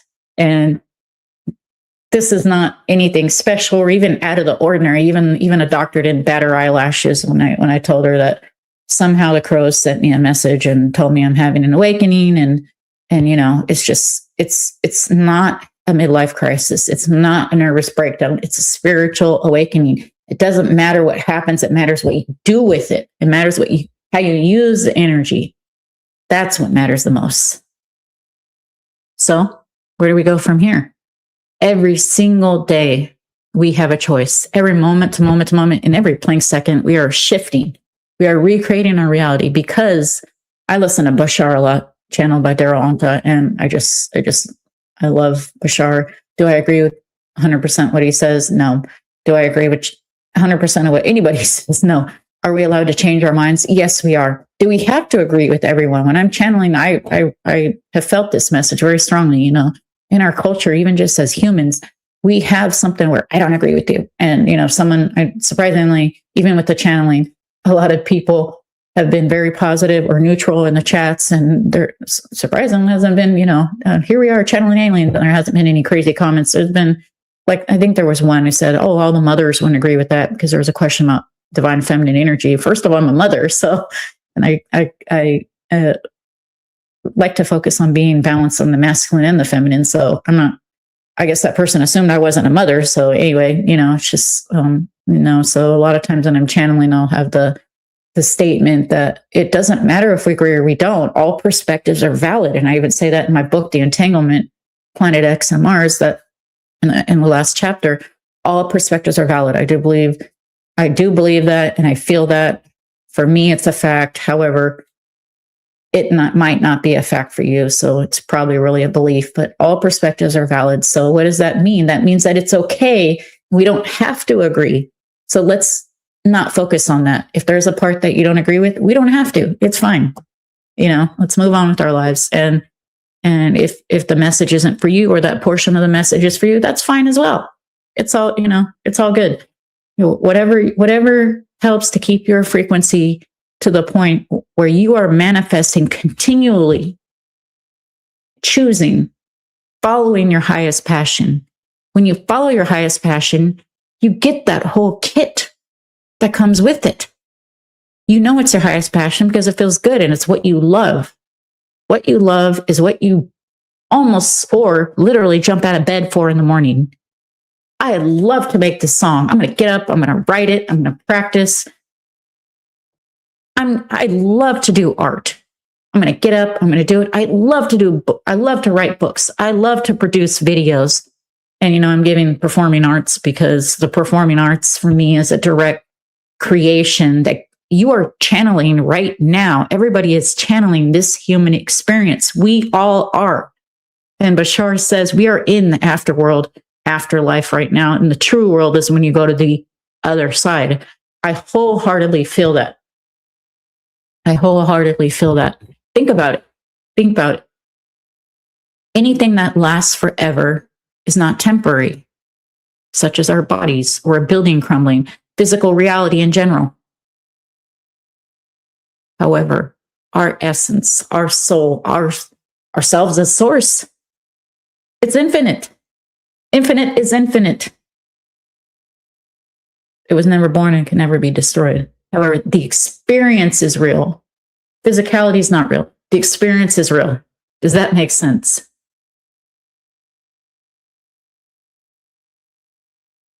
Yeah. Michael says, follow your resonance and passion. Yeah. Following. What's your passion? I want to know. What is your passion? Moment to moment to moment. It doesn't have to be a monumental, I'm going to change everything. I'm going to change my house. I'm going to change where I live. I'm going to change my career. I'm going to go to work and, not have a plan and just say, give them the middle finger and say, F you, I'm out. No, I'm not saying that. I'm saying moment to moment to moment. You can even make cleaning fun. You can even make what seems to be a mundane task of, driving to the store 30 minutes fun, or even being in traffic. Now I live remote with my family here in Northern Florida. So everything is 30 minutes or 15 up to 59 miles away, an hour away. And so, there's no traffic, but it's barren out here, beautiful, but barren. And so I have started practicing my singing live while I'm driving. And there's certain apps that won't allow that, but then there's certain apps that do. And I can even do a virtual background. And so, or I can just show a video of it. And so that's how I've utilized that time, because sometimes I'm thinking to myself, try not to think negative, Laura. Okay. Or my nickname, Lolo. Come on, Lolo, get with the program, do something to raise your vibes. What raises my vibes? A, moving my body. B, singing. C, in any kind of creation mode that I'm at. Of course, spending time with my family, kids, spouse, that kind of thing. If I'm alone and they're gone during the day, school or work or whatnot, I'm basically retired and from office work in Florida. Fortunately, that's not as expensive as California, and I do have time to do the creative things that I do: write movies, scripts, write books, sing. And there's days that I'm like, I'm not feeling it. I'm not feeling to go inside there in the office and sit here on this microphone and re-sing a piece of a song 20 times in a row. And those other times I am feeling it. So what is your passion? What is your passion? What do you love to do to keep your frequency high and basically shift to the reality which you prefer? Think about it. What do you love to do? It doesn't matter if you do it at midnight, no one else is around. It doesn't matter if you do it during the day. It doesn't matter if you're doing it while you're working. What do you love to do?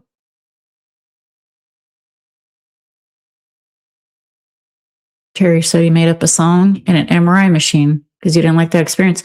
Terry, I am very claustrophobic. So you are better than me because you are very clever. I told him no. And they had to scan me in an open nuclear scan instead. I said, put me to sleep, and they refused to do that. So I'm glad you did that. You don't drive anymore, Spyro's sister said. Yeah. So bottom line, follow your passion. Anything that you think might be weird or something that's happening to you. Sometimes, like I said, I see synchronicities. I ask my higher self, if you want to call them guides too, on top of the higher self, my oversoul, I ask them for signs. Sometimes I get them 5 times a day. I'll be sitting there writing a book and an uncommon word will come up. It's not the, and, I, you. Uncommon word will come up, and literally 5 seconds later it'll play on YouTube on the TV. And I'll be writing another word, another uncommon word will come up, and it'll come up 10 seconds later on the TV. And then I'll be texting, and then the word for, F-O-R, and then it's set in the TV within 2 seconds. Sometimes that'll happen 5 times a day. And other times it'll be a sign that I'm driving by on the road. I believe I was going live or something, and I said the word, I heard the word teacher on YouTube with Bashar speaking. I drove past it's not common, drove past a sign that said teach crossing or something. And it's like, you can't make these things up. You can't make these things up. We are source of source. What do we do with it? Our jobs, our purpose is to be ourselves, no matter what. Be ourselves. Be yourself. Your purpose is to be yourself. That's it. However that looks. Follow your highest passion in every moment. Doesn't have to be a monumental task. It can be anything from what you want to eat. Do you want to sleep? Anything, even a small choice. That's it. That's it. We're almost done with this segment. I hope you enjoyed it. We're going to go into a Q&A in about a minute. If anyone has any questions, I want you to know that bottom line, you're not alone. You're not alone. If you're going through this Negredo stage, I actually wrote a song called Dark Night of the Soul, which is in the mini movie at the end. Stay tuned for that. The mini movies I have not seen. And so I'm really excited about seeing them because one of the songs in it is Dark Night of the Soul. I wrote Dark Night of the Soul because of the crows and because it's all of us. The energy is all of us. We're all having a spiritual awakening. We chose to, in this version of ourselves and this experience of ourselves. And it's beautiful. It's a beautiful thing because the Dark Night of the Soul is a positive thing. And it brings us to us. Laura, thank you so much for sharing your story medicine with us today. I wrote down lots of notes here. So many powerful things that you said. And what a great way to end the presentation. Emphasis on being yourself, doing what brings you joy, all of those things that you said. And speaking of synchronicity, the way you ended your presentation was essentially how you started it, because you were with your meditation that you provided for us, the sound healing, you were saying something about neutral positive energy that we give definitions to. We get to decide. And it reminded me about something I'm always saying, that feeling scared and feeling excited are the same feeling, but we get to decide. And so I appreciate how you were reiterating taking that ownership of your life, the alchemy of it. So I know I've got my notes and questions. If anybody in the chat has questions for Laura, put them in. We don't have to go on our break until 10:50. So we've got a nice little chunk of time here. So we have a choice. I love that. What else did I write here? Crows everywhere. I love crows, but honestly, when you see anything in great numbers, it can be a little bit spooky, right? And so bring us back to that day where you started seeing like a whole murder of crows and they're just like hanging around looking at you. Like, did you feel somewhat creeped out? Like, I know this was the beginning of it all, but tell us a little bit more about that moment. Yeah, I mean, it was a scene like the Birds movie, and I don't think I've actually even seen that full on movie, but that's an old school movie, like from the 50s or something, right? And it was literally like that scene, like the birds, and I'm like, I mean, thousands of them flying overhead and thousands in the trees, and I'm like, what's going on here? And then I started asking people about it. Where are all these crows coming from? Were they always there? And Sacramento area has a lot of even like marshy areas and wildlife protected areas. And so even though it's to over 2 million people in the county area. And so, but they, they're like, they fly in from, all the wetlands nearby and the farmlands. And I'm like, but they were always there and I just didn't notice them. And so, it was, maybe I wasn't ready to see them. It wasn't my time yet to see them, but yeah, it was, just think of like the Birds movie and, got thousands of them flying overhead, thousands in the trees. And then you have little murder groups following you around, hopping around. And, and then even when I was in Sedona a couple of years after that, and, one of the Boynton Canyon Vortex or, Kachina Woman, I don't remember which one. And of course I heard crows, in there. And I'm like, why are crows in here? This is Arizona. I'm sure they have some, but, so it's just funny. And a question here from the chat. Did the Crow series make you wonder or impact you as you saw the crows? Like, I feel like you just kind of answered that, but yeah, you really don't know how many are out there until they start congregating together. And that's the thing about nature and working with spirit, is that it can be scary, it can be intimidating, and it's worth it to notice that.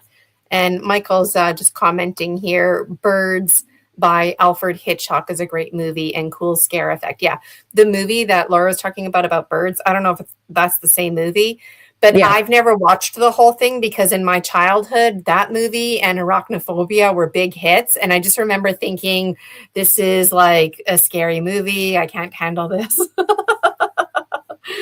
I got more questions here for you. Yep. You mentioned anxiety. Me too. When I have anxiety, I got to go to the bathroom, get out of my way. It's coming out. But usually I'm aware when I have that kind of anxiety and I stay home. But how do you overcome anxiety? Like, do you just know, I got to go to the bathroom, let it out, and then it's over? Or do you have to, on the spot, do some mindful meditation? What happens when you notice your anxieties amping up and you're out in public? Well, as a PTSD veteran, my first inkling is to leave because, I don't want to be like huffing and puffing, getting an asthma attack or, crying in public, that kind of thing. So you're right. Generally, I will go to the bathroom because that's a private place. Take care of what I have to take care of. Fine. If I have to use it when I'm there, great. If not, just count to 100 and stuff. And, kind of like, because I don't do well in large crowds, that kind of thing. I am short, about 5'2.5". So I'm because of my height, I get stepped on a lot and, that kind of thing. And so for me, in more recent years, I will tell myself like mantras, like now is not forever. Now is not forever. Now is not forever. And no, I don't have enough courage to get through an MRI because I'm claustrophobic. That's not going to change. And which in a QHHT session, I found out is from having a life as a sea captain and men being trapped under the ships and whatnot. So anyway, but I'm also scared of heights. I'm a scaredy cat in general. Like I'll ride a roller coaster here and there and all that, but I was never an adrenaline junkie in that way. So I get my adrenaline rush in other ways that are, as I see, physically safe. And so I hope that helps. But the mantra, like now is not forever. We're all of source. Everything is meant to be as it is. We all have free will. We have the choice, those kind of mantras, because it's a lot of it is about trusting that, everything is meant to be how it is. And can we shift to a reality that is which we prefer, which we don't? Yes, we can. However, the reality which you are in now and the experience you're in now is what is meant to be. And so for me, trusting that is something that I'm working on, if that helps. Yes, that does help. And I hear you on the mantras. Like there's so many beautiful mantras out there. I mean, half the battle is remembering them, right? And usually they're not even in English. So Michael's here has a question. How was channeling, writing music, writing books? How did that help heal your soul and change any patterns? I'm a different person. If you met me, 2023, I started writing. 2024-ish, I started doing music. If you met me before that, you would have known me as an angry person in a bad mood, not wanting to speak to people, or I would just go mute. Like I literally went mute one time for 7 months when I was having a dark night of the soul. And so it is literally changed my reality. Even my pictures, looking at my face, I believe I look younger now than I did 5 years ago because my energy is so much lighter and brighter by following my passions. You know, even though I was doing them while working my office job and then now I'm not, I've eventually created a space and reality where I can do what I want full time. And so it has literally flipped my life from, you know, not being in which I prefer, doing a career which I do not prefer, although it provided well for me and my family, and easing my way on this track into a few years of doing which I do prefer 100% of the time. Wow, that's very insightful. Something else that caught my attention was the emphasis on mental health stigmas. Me too. I love Carl Jung, and when I think about him, he was way ahead of his time. Like, even if he was still alive today, he would still be way ahead of his time. And I know when I had my own spiritual awakening, it was pure hell. It was a total mental health breakdown, meltdown that I was experiencing. And I imagine, how could that have been differently handled if I had a psychologist and psychiatrist who recognized this kind of stuff and instead could say to me, hey, you know what? You're having a spiritual awakening. You're not losing your mind. How you think and feel matters to the point that it creates a chemical reaction in your body. Like, nobody talked to me about any of that. I was basically made to feel like, oh, this is some pattern I need to break, you know? And telling somebody with mental health issues or somebody who's struggling with depression to like snap out of it, to me, that would be like telling somebody with cancer to snap out of their cancer. It doesn't work that way. So I really appreciate your vulnerability in sharing this about yourself. Can you talk to us a little bit more about just like the mental health stigmas when you recognized, like, hey, wait a minute, I'm not having a mental health stigma. This is me going through life and having a spiritual awakening. Like, at what part did you have to assert that? And did you have support from professionals? I know I just threw a lot there at you, but any insight about that, mental health stigmas? Yeah. And being a veteran, I have a lot more support available to me than other people who are not veterans, and even was in like a group counseling about MST, which is military sexual trauma and that kind of thing, and individual counseling. And the VA even like sent me like an alpha stimulator device, which is like very small electrode treatment. And so I was literally trying everything other than getting a bunch of readings from other people, because it's a reflection of a reading. And a lot of people will say, oh, this psychic is inaccurate, or this medium is inaccurate, or this reader is not accurate, or this healer is inaccurate. That's not the thing. What they are reading is energy from an infinite version of you in that space. And so in that moment, they're reading something accurate. It's just up to you and your frequency, which one you shift to and how it happens. That's why that's why a lot of readers don't like to give a timeline, so to speak. And as to how I dealt with it, like I said, I tried a lot of different things and was seeking more natural remedies because I turned vegan. You know, I only eat meat a couple times a month. That was part of my spiritual awakening for me. I have family members that eat meat, and I don't shame them, you know, because that's their path. There's 2 of us in the house that don't eat meat and 2 of us that do. And the boys eat meat and the girls don't. That's just the way it is. And so like the taste of meat physically, I just started, you know, repelling from my body in 2018. And eventually I'll still eat like shrimp, like a little bit of seafood here and there. I'm from San Diego. So, and I live by a beach, hour away from a beach. So, you know, I still love seafood. But, you know, I don't shame anyone on their path of that. I know there's a lot of extremists out there that will, you know, say something, I will only date a vegan and this and that. I think that who you love is who you love, and that we should be supportive to others. And if you're a carnivore and I'm a vegan, I can still support you. It doesn't mean that I have to go eat meat and change myself. What else did you ask, Gina? Because that was like a fully loaded question. Yeah, there was a lot. No, you answered that very great. And something powerful you mentioned was that you had support, and not everybody has that support. So if somebody out there is listening, recognize, like even Laura, somebody who has military background, who had group support and other special privileges that other people do not, still going through dark night of the soul. So this is very normal. Okay. Is it easy? No. Is Laura's life perfect now? No. But this is how we transform the traumas into treasures. And you know what? There's a time and a place for transformational healing. But like Laura was describing, when you can belong to a group where you just share your medicine, talk therapy, story medicine, that's where it's all about, And talk therapy can become a poisonous ritual routine because people get stuck in their stories.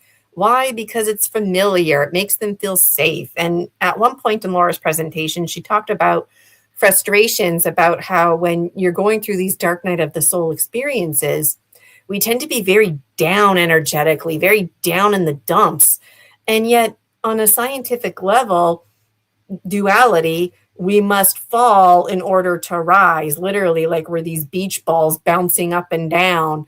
And when we rise, it's like, well, oh no, am I going to fall again soon? And it's like the answer is yes, you will, because at some point, just like Laura mentioned earlier in her presentation, we alchemize. So nothing is permanent. So we're always this ball rolling. We're always falling down, rising above, falling down again, rising above again.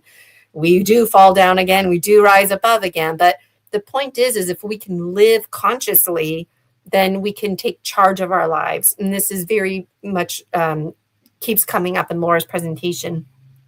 Laura, you published a children's book pretty much about your son.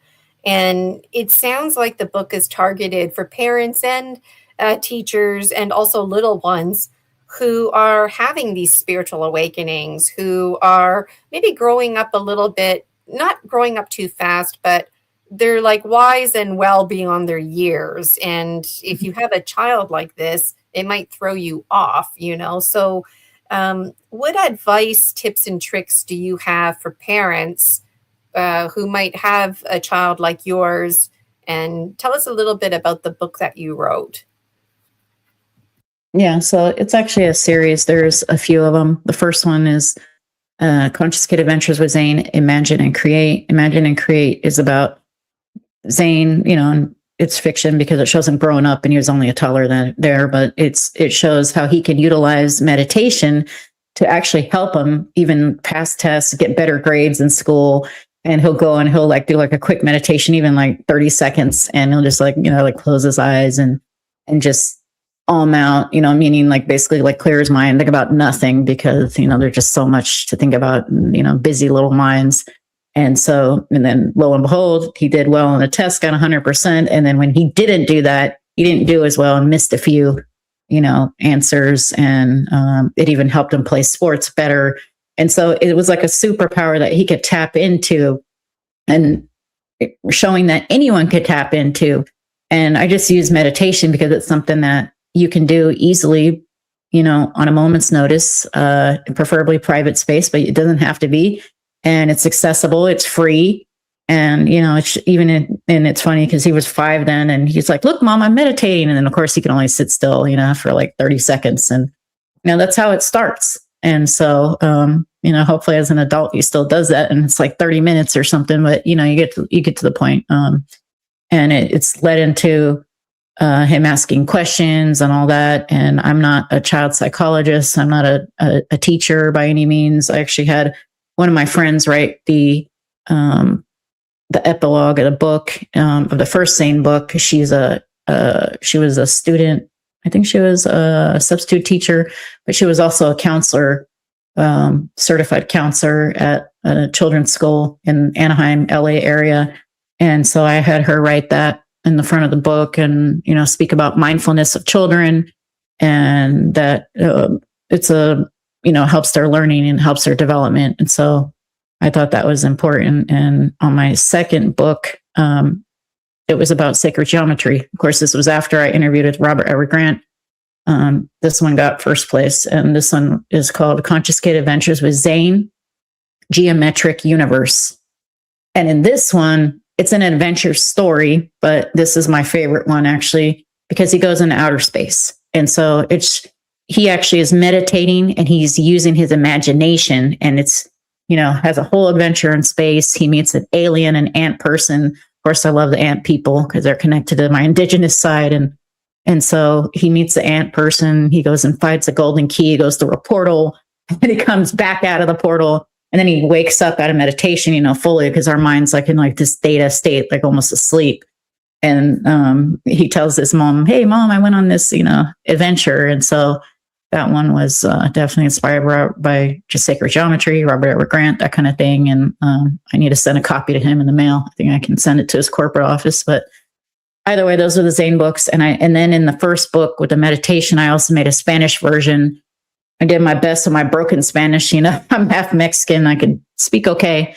And then I had some native speakers help me, my dad and a couple others, from Mexico, El Salvador. They did some final edits. And so there's also Niño Consciente, which is the Spanish version of the first one. So I hope that helps, Gina. Sorry, long-winded answer.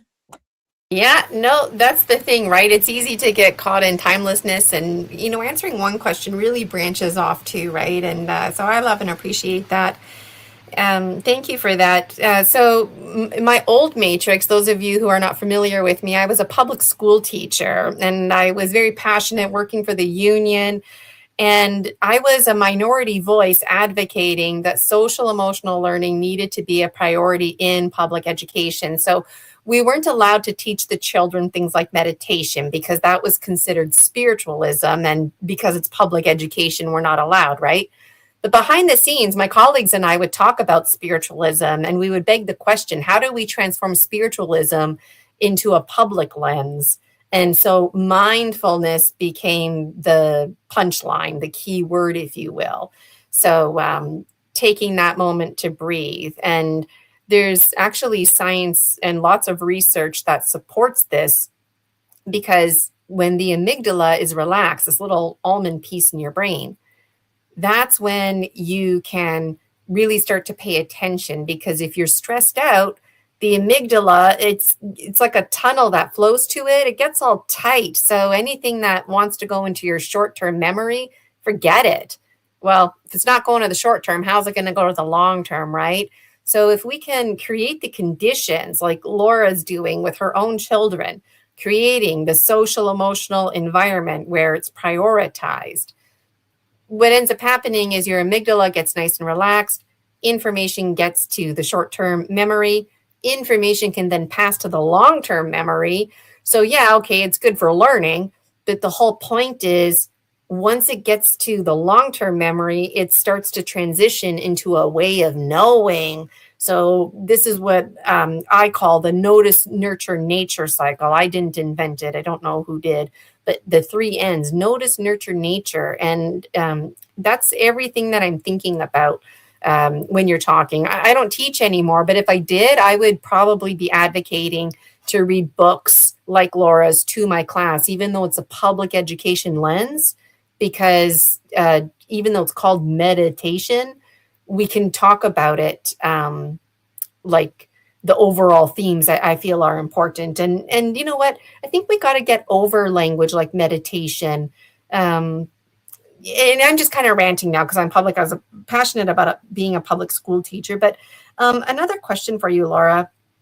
This business of base 10 and base 12, that caught my attention because when you say base 10, I think about these orange plastic math blocks called base 10, and we use them to count by ones. And then when we get 10 ones, well, now it gets a stick, and the stick is 10. And this is good to help children count by tens. When we get 10 tens, ooh, now we get the big 100 square, and then we count by 100s. When we get 100 100s, whoa, now we get the big cube, and we're counting by thousands. Mm-hmm. And so I don't understand base 10, base 12, but are you talking about like a 12-month cycle and like 12 months of the year? I don't understand base 10, base 12. What does that mean? Is that special accounting language? I don't know if it's special. It's basically what you described with counting by tens. And yeah, yes, on the fundamental level, it is counting by tens, because we all grew up, especially in the United States. I can't speak for Mexico. My dad's from Mexico. I can't speak for any other country. And now they have Common Core math here in Florida. We don't. It's not like California, as far as I know. And so, but tens. Everything was tens. We counted in tens. We memorized in tens, and it was just a nice even number that we could just count by. I don't know why it was chosen. I don't know the history of 10 base math. That is what it is. However, I heard on a channel called Cosmic Agency that is Pleiadians, not channeled. It's said to be actual discussions with them directly, technology-wise. And they said that based on technologies and things that work, because 10 base math is used for technologies on Earth and whatnot, this version of Earth, that 12 base math is more accurate. So then you're talking counting by 12s.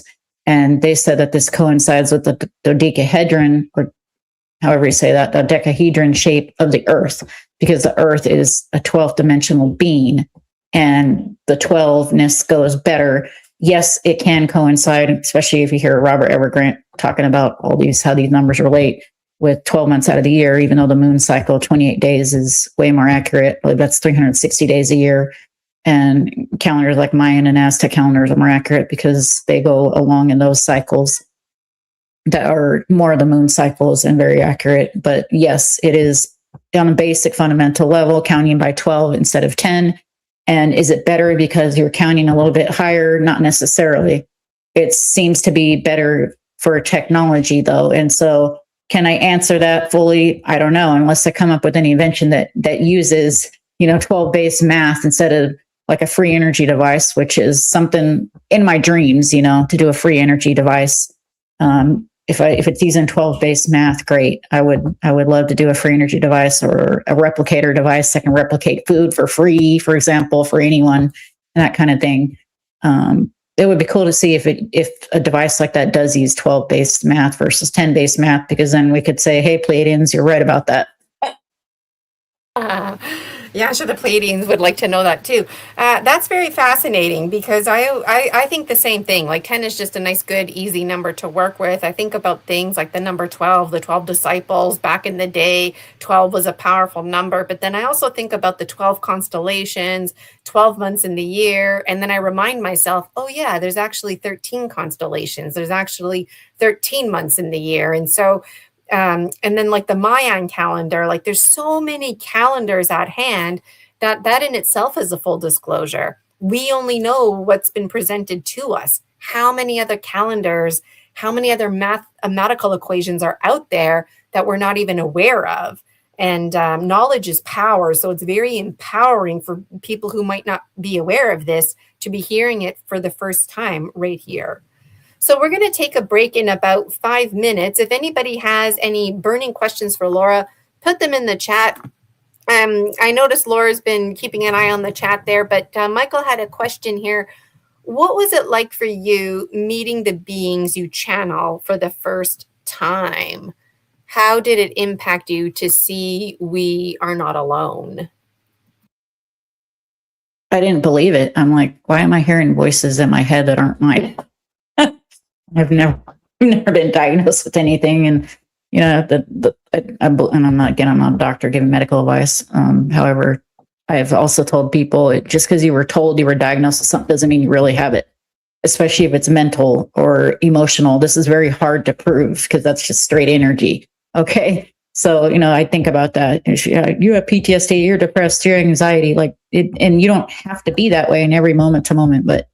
Anyways, Michael, I didn't believe it. And I was like, because the mental health thing does come to mind. And I'm like, it's like 3 a.m. and I get up, go use the bathroom, whatever. And then all of a sudden I just hear a male, this is Archangel Sandalphon, and Sandalphon is an angel. Da, da, da. And I'm like, Sandalphon, who's that? I'm like, that's an obscure angel. Like, if I'm going to make it up, it's going to be Archangel Michael, right? So, I want it to be the quote unquote old one.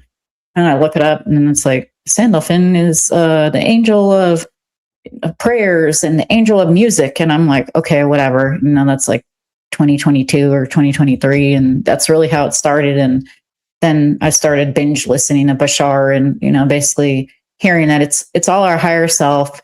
it's all source. Sometimes it can be our spirit guides. Other times it's just our higher self. Other times it's other versions of us, which we are all really other versions of us. But, then you have a soul family where it's a closer version where you're under the same soul group and same oversoul, what they call umbrella of souls. And so that's just kind of how it affected me. Now I just take it verbatim. So if it comes through saying, I'm an ant person, say this, it's more like I am on the other side of the room and the ant person, which is another version of me, is here and speaking. And so it's really odd because yes, I can hear it, but it says, let it flow out naturally. Even if it says something that might sound quote unquote crazy, now I just let it out. And so it took me accepting that, no, it's not crazy. All perspectives are valid. So speak your truth. Yes, all perspectives are valid. Speak your truth. Wow, that was a really great presentation, Laura. The music sound healing was nice too. Sometimes the forks in and out faded, but overall we were able to hear you and it was peaceful. So I didn't interrupt. That was really great. And a really powerful presentation too, reiterating the social emotional, the importance of the mental health stigmas that come with spiritual awakenings, and the reiterating that you're not alone, and to trust the synchronicities, to trust the bigger process in life that we live in. So thank you so much, Laura, for presenting today and for sharing your story medicine. I really appreciate it. It was a thrill to have you here. And I'm really delighted that you were able to join us. Somebody had to be first, so it was Laura. And Laura had to double time providing music and providing the presentation. So Laura, thank you so much. I'm going to remove you from the stage now. If you want to hang out with us in behind the scenes Gina. here. Thank you for having me. Yes, you are welcome. You're welcome. Thank you so much, Laura. Lorga Ferguson, people, Starseed Lolo, and I'm looking forward to playing the movies too at the end. Schedule-wise, so we're going to have a break in just a moment. This is the part of the show now where we just do any chat check-ins. I see everybody's enjoying Lorga's presentation. Lots of thank yous to Laura. Missy Hill's got some sourdough in the oven. I'm super jealous. Somehow send me a slice of that bread when it's done, okay? So if anybody has anything burning to say, let us know in the chat. This is a good time to do that. I did make a switcheroo to the schedule. Don't worry, the presenters' times are still the same. But I'm going to play the movies and then I'll close Sacred Space. So that's the only change that I did. It doesn't impact any of the presenters at all. So we've got a 20-minute break now. Oh, there's Anchor Haven. I was just going to say, I wonder if Starseed Lolo put Julia Anchor Haven to sleep, because a while ago, I remember in the chat, Julia saying, I'm going to lie down for this, and I didn't hear from you. So I wasn't sure. Let me know if you fell asleep at any time. At one time when Laura was playing, I kind of felt myself slipping into timelessness. But then I was like, no, I need to wake up. And I actually stood up, got a drink of my hot tea just to make sure that I wasn't getting too into it. So I'm looking forward to catching the replay so I can enjoy it a little bit more. It's always a little bit different when you're doing behind the scenes admin. And you're very welcome. Thank yous to me and Julia Anchor Haven admitting she did nap. Because I remember thinking if she needs to sleep, let her sleep. But we need to wake her up for her 12:30 presentation or whatever it is. Okay, so I'm going to remove myself from the stage. I have a video to play. Watch it, don't watch it. You don't have to feel stressed out that you're missing anything. It is your break time. Let us know in the chat what you're snacking on, what you're drinking to stay hydrated. And this video is me reporting to you from the Pine Tree Forest, of course, some of my special tools that I use as the unmaker. So I will see you again very shortly. And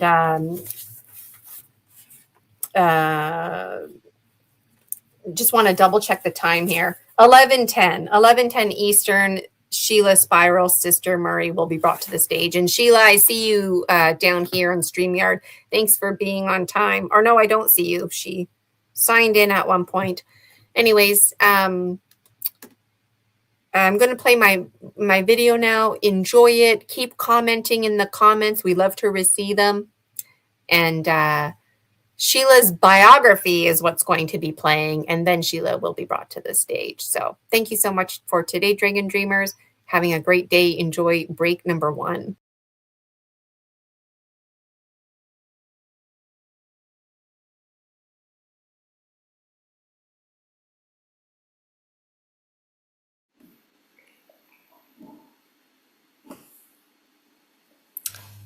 Hello, this is video 1 of 5. I'm going to tell you about the Unmaker's tools, which you can find on the Dragon Dreams Oracle card, number 64. 6 plus 4 is 10. 1 plus 0 is 1.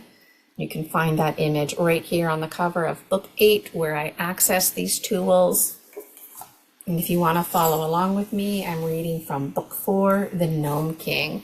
First tool I'm going to tell you about is the rope. You can find this on page 97. The rope is a versatile tool with many uses. I can use it as a general purpose rope to tie knots with, to swing from. I can use it as a belt, a lasso, and it can transform into anything I need. When coiled around something, the rope knows intuitively to tighten, loosen, rotate, lift, or drop. The rope was once a tree root, and it was gifted to me by Toby. Now it transforms into anything I toss it towards, whether that's a bow, a broom, fishing rod, an entire river, or a boat. It can even become a walking stick or a snake. When in snake form, it helps me defend and protect myself without hurting others. It also helps me merge with roots, vines, and water. It is connected to all the elements. This magical shape-shifting rope assists me in countless ways, including my own ongoing alchemy. And I didn't know it at the time, but that rope is also this very dream scarf. See you in the next video.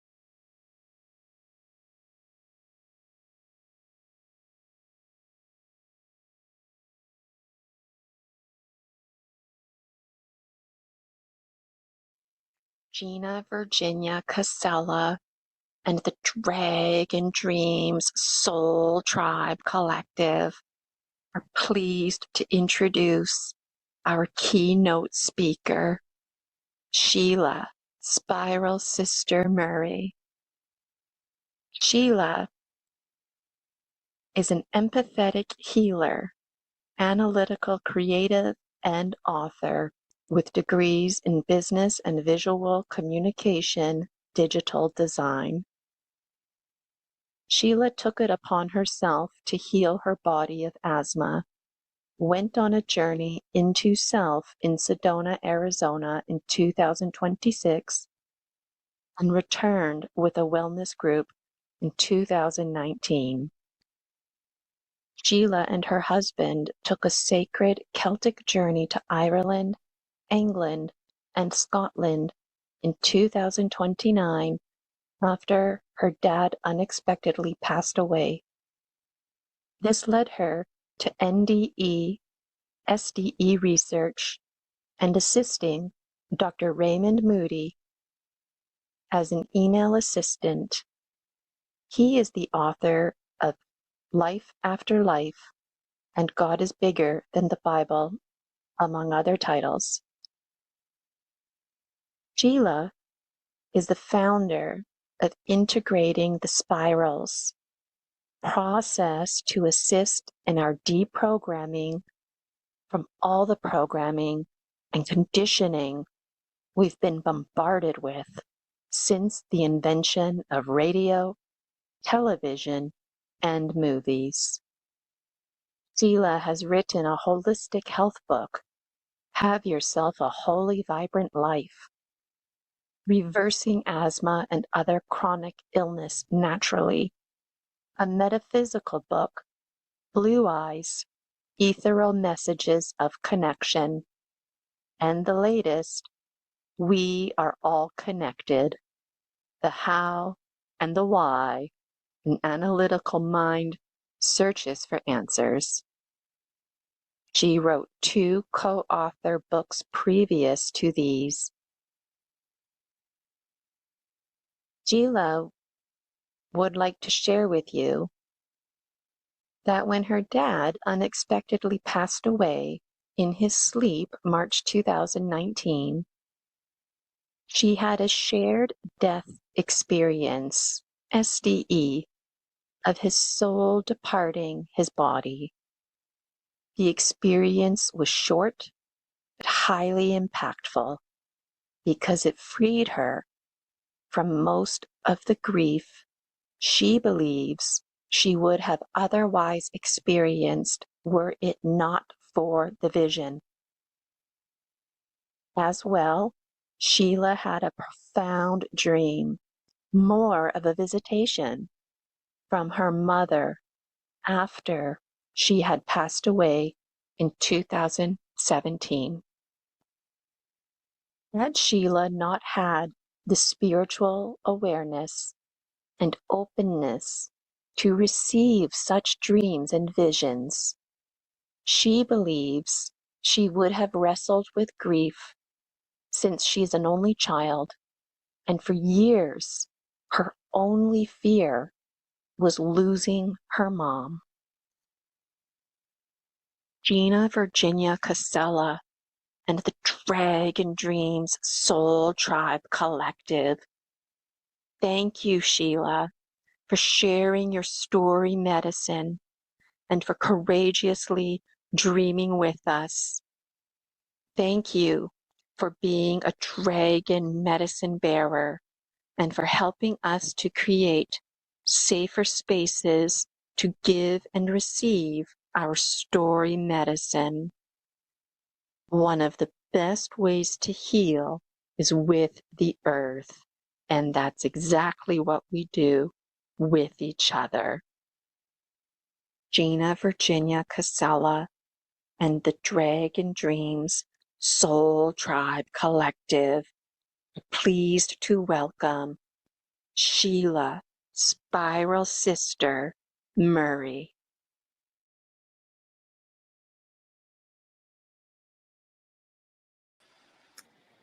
Ah, Thank you. Can you hear me okay, everybody? Beautiful. All right. Well, thank you, my dear Gina Virginia Casella, for offering me this delightful and delicious opportunity to be your keynote speaker today, to deliver the message, the mystical message in some cases, of how we're all connected. In your Story Species, Story Medicine, the Continuum of Conscious Evolution Conference Series, Summer Days, yay! And I connect with so many of you already in many ways. Gina, in the ways that, oh my goodness, the alchemy. So as I often say, we can be our own shaman, the alchemist, the priest, the doctor, the counselor, coach, and herbal wise woman or sage, the crystal lover, the rock hound, the dragon mystic, and sacred space visitor. Now, the Akash was something that was relatively new to me, and I didn't learn about it until 2016. Since, as Gina said in the opening, I went to Sedona, Arizona on a journey into self to learn more about know thyself, right? Know who I am. But I collected crystals for decades. I even wrote a message in invisible ink to the unseen realms as a child. Actually, I was a preteen. I don't know who I thought was going to read it, but maybe somebody did, and that's why we're here today. And I've loved dragons ever since before Game of Thrones. The Fairylands, Merlin, through my connection to Terrence McKenna. And that also happened in 2016 on that Sedona, Arizona trip. That's another story. And we even lived off-grid in Northeast Florida. We actually moved there the week before the C word lockdowns. It was a crazy time. We lived off the grid for 17 months in our RV. We had lived already in the RV for 11 years at that time. So I was blessed that I could walk through the woods nearly every day, that it wasn't too soggy or raining or flooded back there, and I could visit those gnome homes. They were magical. Then in 2019, on that sacred Celtic journey, I fell in love with the spiral glyphs. In fact, I wear the triple spiral pendant every day to this day, and the gold chain was one that my mother wore every day for the last many years of her life. So I have them both with me all the time, even when I don't wear any other jewelry other than the wedding band. So quick fun fact here, I was looking through my hard drive on the computer the other day in preparation for this, and I came across my notes from the Dr. Bruce Lipton group that Gina and I are both a part of. It's called the Imaginal Cells. Doesn't that sound just cool, the coolest thing? Gina and I actually met there in January of 2023. 3 years now, Gina, right? So hats off and hands together, prayer pose for all the participants today, and Gina for showing us the ways. And I say the ways because in all ways, we're always connecting and sharing our story, species, story medicine. Thank you so much. Thank you all for being here, whether you're live or on the replay. Next slide, Gina.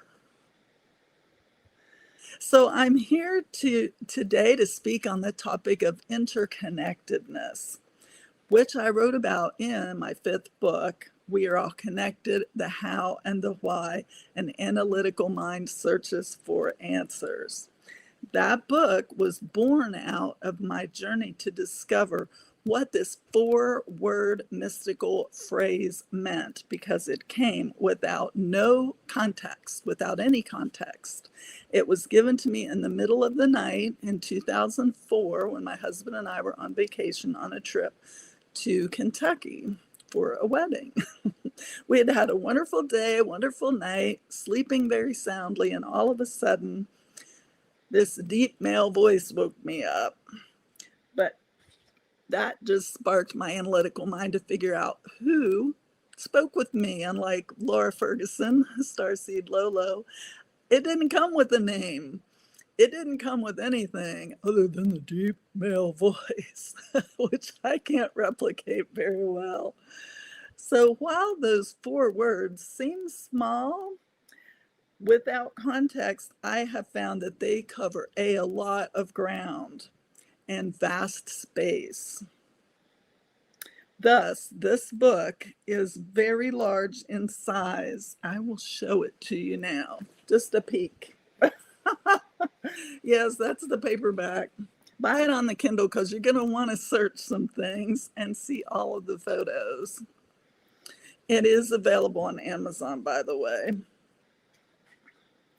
So in the book, I talk about how many times we take everyday things for granted. I learned a lot about that while living off the grid too, and how much we rely on societal norms within our day-to-day reality, maybe to keep us sane, I don't know.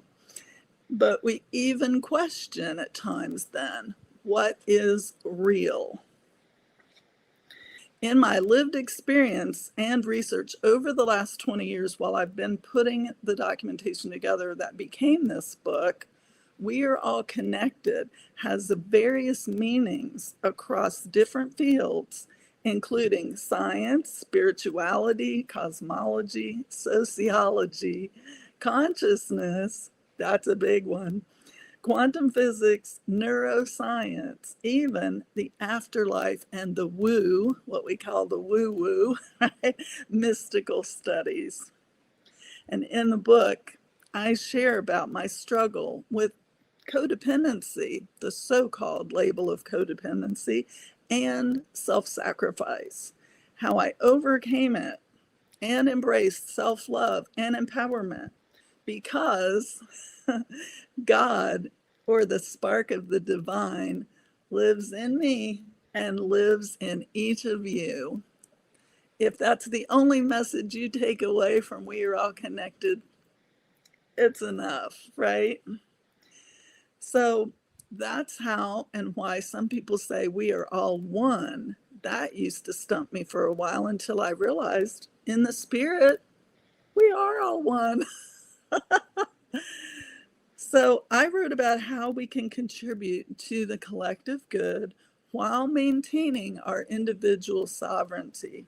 And that C word, that did help me figure that part out, that piece. Through meditation, the study of diverse religions, which I still do today. I'm in a book club for a Buddhist book that I'm studying with a small group of people. And other religious texts. Well, God did become bigger than the Bible to me.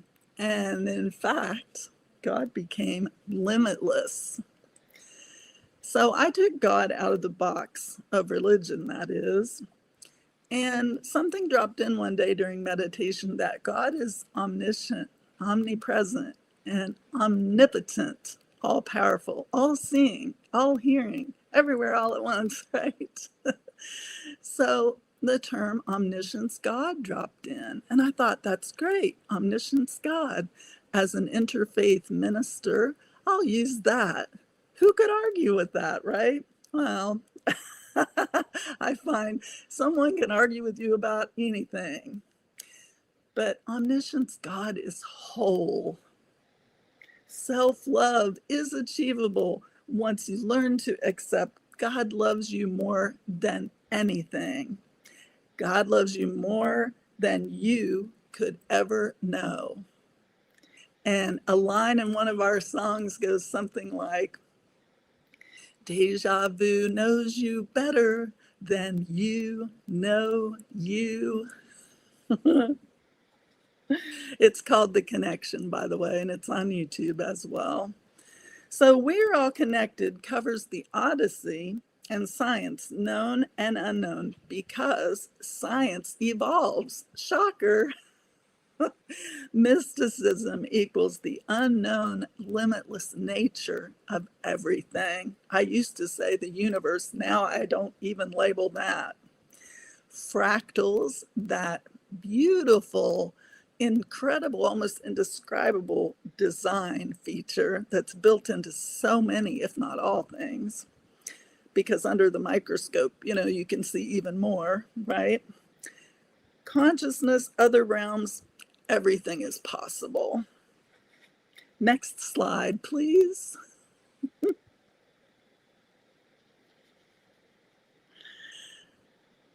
Next slide, Gina. Thank you. I follow this 4-word phrase from the macro level of the cosmos to the micro level, including the observer effect, which is a thread that goes throughout this whole book of over 600 pages. It hits many different areas, shall we say. When we change the way we look at things, the things we look at change. Max Planck, that's a Max Planck quote, although Wayne Dyer is very profusely attributed with that quote. So we often accept information from parents at face value, parents, teachers, so-called experts, but most everything is a theory. Did you know that? Because I only recently figured that out. Everything's a theory and not the absolute truth. Thus, I researched with an open and analytical mind for this book. We mistake a lot of theories to be the absolute truth, don't we? When you feel or sense someone's watching you, though, what is that? And science is still trying to determine that. I'll get to that in a minute. So I kept an open mind, as I said, to the mystical, the empathic, and the curious heart of what I was researching and trying to find out. I was always challenging my biases and still am. This is continued work, progress, not perfection. So I stay fluid with the truth. There's things going on in my personal situation too with family that really bring that home, and they hone it to a fine point. So my faith in reliable things, the sunrise, the sunset, the stability of the earth, the ability to enjoy a meal, both financially and in taste. Because, oh my goodness, when I lived through my first earthquake in California, and that was September 11th, 2001, that week, the week I flew out to California from Florida, we had an earthquake on Sunday, and I was in a high-rise hotel. Everything in the room started doing this. And being a small town girl from West Virginia and having at that time lived in Florida 20 some years, well, I had never experienced such a thing. And 2 days later, we had 9/11. I thought the world was ending. My kids were freaking out and scared to death and wanted me to be back home in Florida. So I drove cross country. I kept my rental car and I drove from California to Florida, and it took me 2 days. And that was with a stopover in Texas to see friends. So yes, and then that whole connection of the taste buds, that comes home to me because my mother passed of Alzheimer's, actually my grandmother and my mother's sister. So I have a grandmother, aunt, and my mother all passed from Alzheimer's, lost their ability to smell and to taste. So tasting food is something that my husband and I both highly enjoy. I learned along the way after taking Reiki 2 classes that I'm a dowser. I had had copper rods before and knew that they probably worked, but I also felt skeptical that people kind of jiggled or moved or such. So I didn't always believe in the results. But once I realized that the dowsing rods, the better, really good ones that I got from the Reiki 2 class, the Reiki master, Well, everything shifted again because the God bumps that I had used to feel so much of the time when I was in communication with people, when I was having an in-depth conversation with someone, I would get these inner sensations that we later termed God bumps. And they would be in my thighs. Well, that's not something you go around talking to people about. Oh, I'm getting a feeling in my thighs. That sounds kind of bizarre, right? And especially for a woman to say that, probably not in mixed company would it go over so well. So yeah, when I got those rods, I realized the yes answer was what I was getting in when I felt the God bumps in my thighs. If I felt them in my arms, that was a no. That was huge for me. So I relate so much with what Missy Hill has talked about, and I'm sure we'll talk about with us later today, because when I stepped on the mound of dirt in Knowth, which is Knowth, Douth, and Newgrange, are sacred sites in Ireland. And when my husband and I went there in 2019 and I stepped foot on that mound, I felt the God bumps, but I felt them all through my body. It was a religious experience. Who knew? We didn't even go there with Knowth in mind. We went for Stonehenge and for Newgrange and for Rosslyn Chapel. We went for so many other reasons. And we went to do a Game of Thrones tour too, which is all on my blog if you'd like to check that out sometime. Pictures and all. So back to the book, right? When this mysterious voice said to me, "We are all connected," again, 4 simple words, right? But wow, it said it twice. So it wasn't just like a dream that fleeted and I went back to sleep and forgot about it. It made a poignant point. Again, that deep male voice. I had no idea who it was, but it sounded so real. So next slide, please. Again, I'll say this book covers cosmology, planetary science, and physics to reveal an interwoven universe. And that's really what we're talking about now, using fractal geometry, the kaleidoscope, the mirror ball, which I have, I'll show you too at the end. And I just kept thinking this whole time, who am I to receive such a profound answer, right? Again, this was in 2004. But I started working at Kennedy Space Center just around that time after that happened. And I was in information management, which now I kind of smile about because, well, I do manage information. So maybe that's who I was to receive such a message. I absolutely adored David Wilcock and all his information about the ley lines, especially after that trip in 2019 to Ireland, England, and Scotland. I began to study Nassim Haramein's work. I began reading everything I could on the field, the unified field, dark matter, quantum phenomena, hidden links. And that movie even came out in 2004. I don't think we saw it till 2005, but it's called What the Bleep Do We Know? Profound. Anyone first starting out on this journey? Go back and watch that. What the Bleep Do We Know? Amazing. It still holds up after all these years too. So then during the time that I worked at Kennedy Space Center, I learned about Edgar Mitchell, and another mind blow. My mind was blown when I come to find out that he had a vision of the Earth from space, and it was the catalyst for him to begin the Noetic Science group, Institute of Noetic Science it's called, or IONS. And what they do is they do the science, the hard science of consciousness. So when all this was happening, my spiral noodle brain here, I also discovered or hit upon a barrier within myself due to having once been in a prior marriage labeled a codependent. I was hesitant to explore self-love. And the whole concept of that was kind of off-putting to me. But our bodies, our brains, our relationships are part of this living matrix. And even though I was initially ignorant about what that concept meant, that we are all connected, I began hearing it everywhere in all kinds of movies and lectures.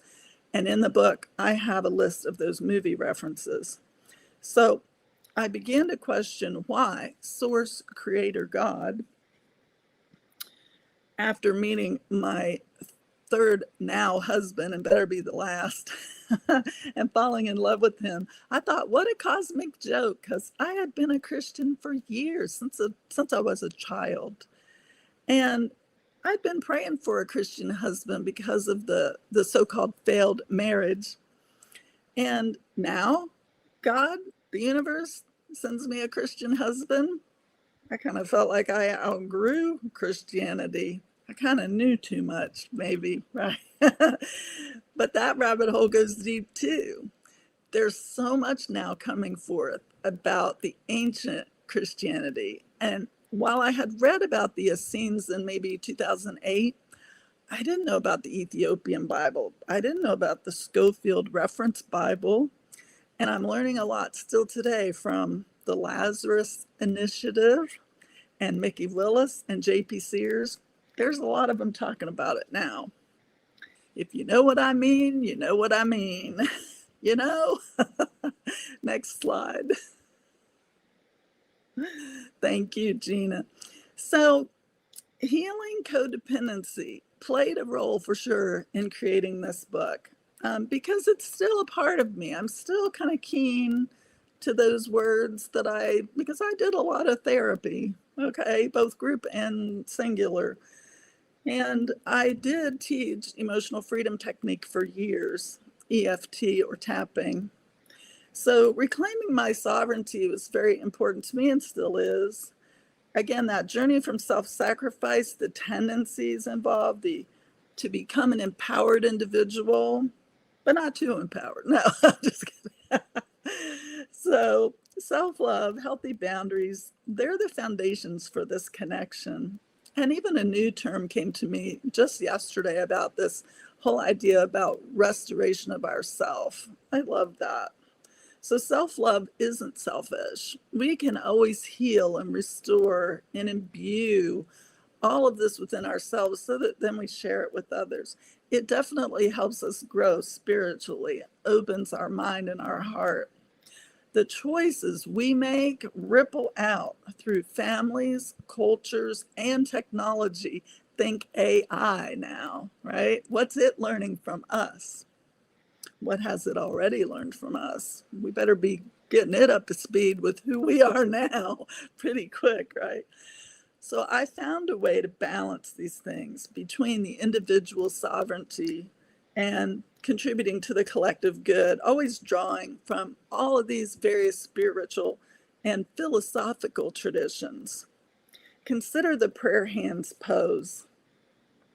When you put your hands together, you're literally connecting the circuits of your body, the piezo electricity within our body. It's astounding, off the charts. That's why when we meditate and we open our portal and we align our chakras and all of the things, right?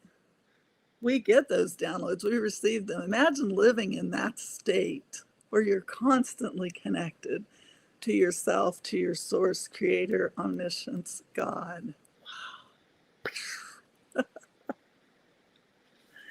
So with that, I talk a lot about polishing the mirror ball of self.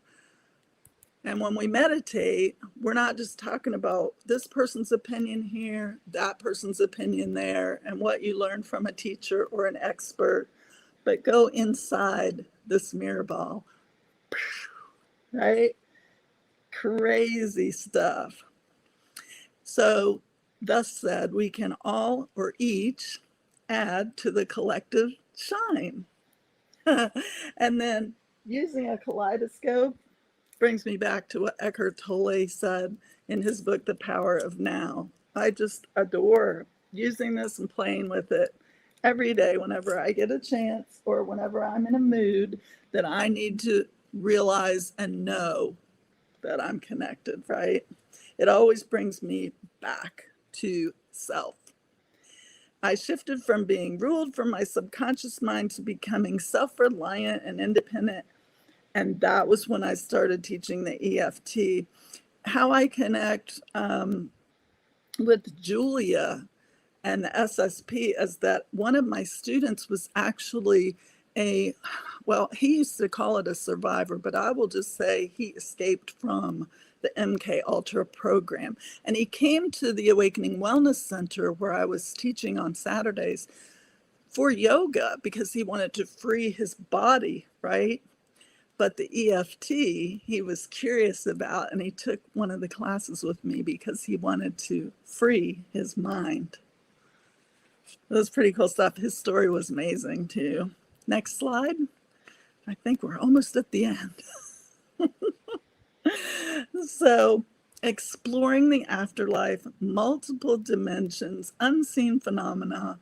I was reading books by Neil Donald Walsh. I got to ask him one time too, who do you think said that? We are all connected. And he said, did the voice sound something like me? He was hilarious. Patricia McGivern, Dr. Raymond Moody. And then my husband and I used to watch spiritual cinema circle movies that came to us monthly on a DVD produced by Stephen Simon. He curated the series. And we were sad when the series ended. But we every month had our little dose of spirituality, and it covered all the bases. And I think was what propelled me to look into the interfaith reverend thing.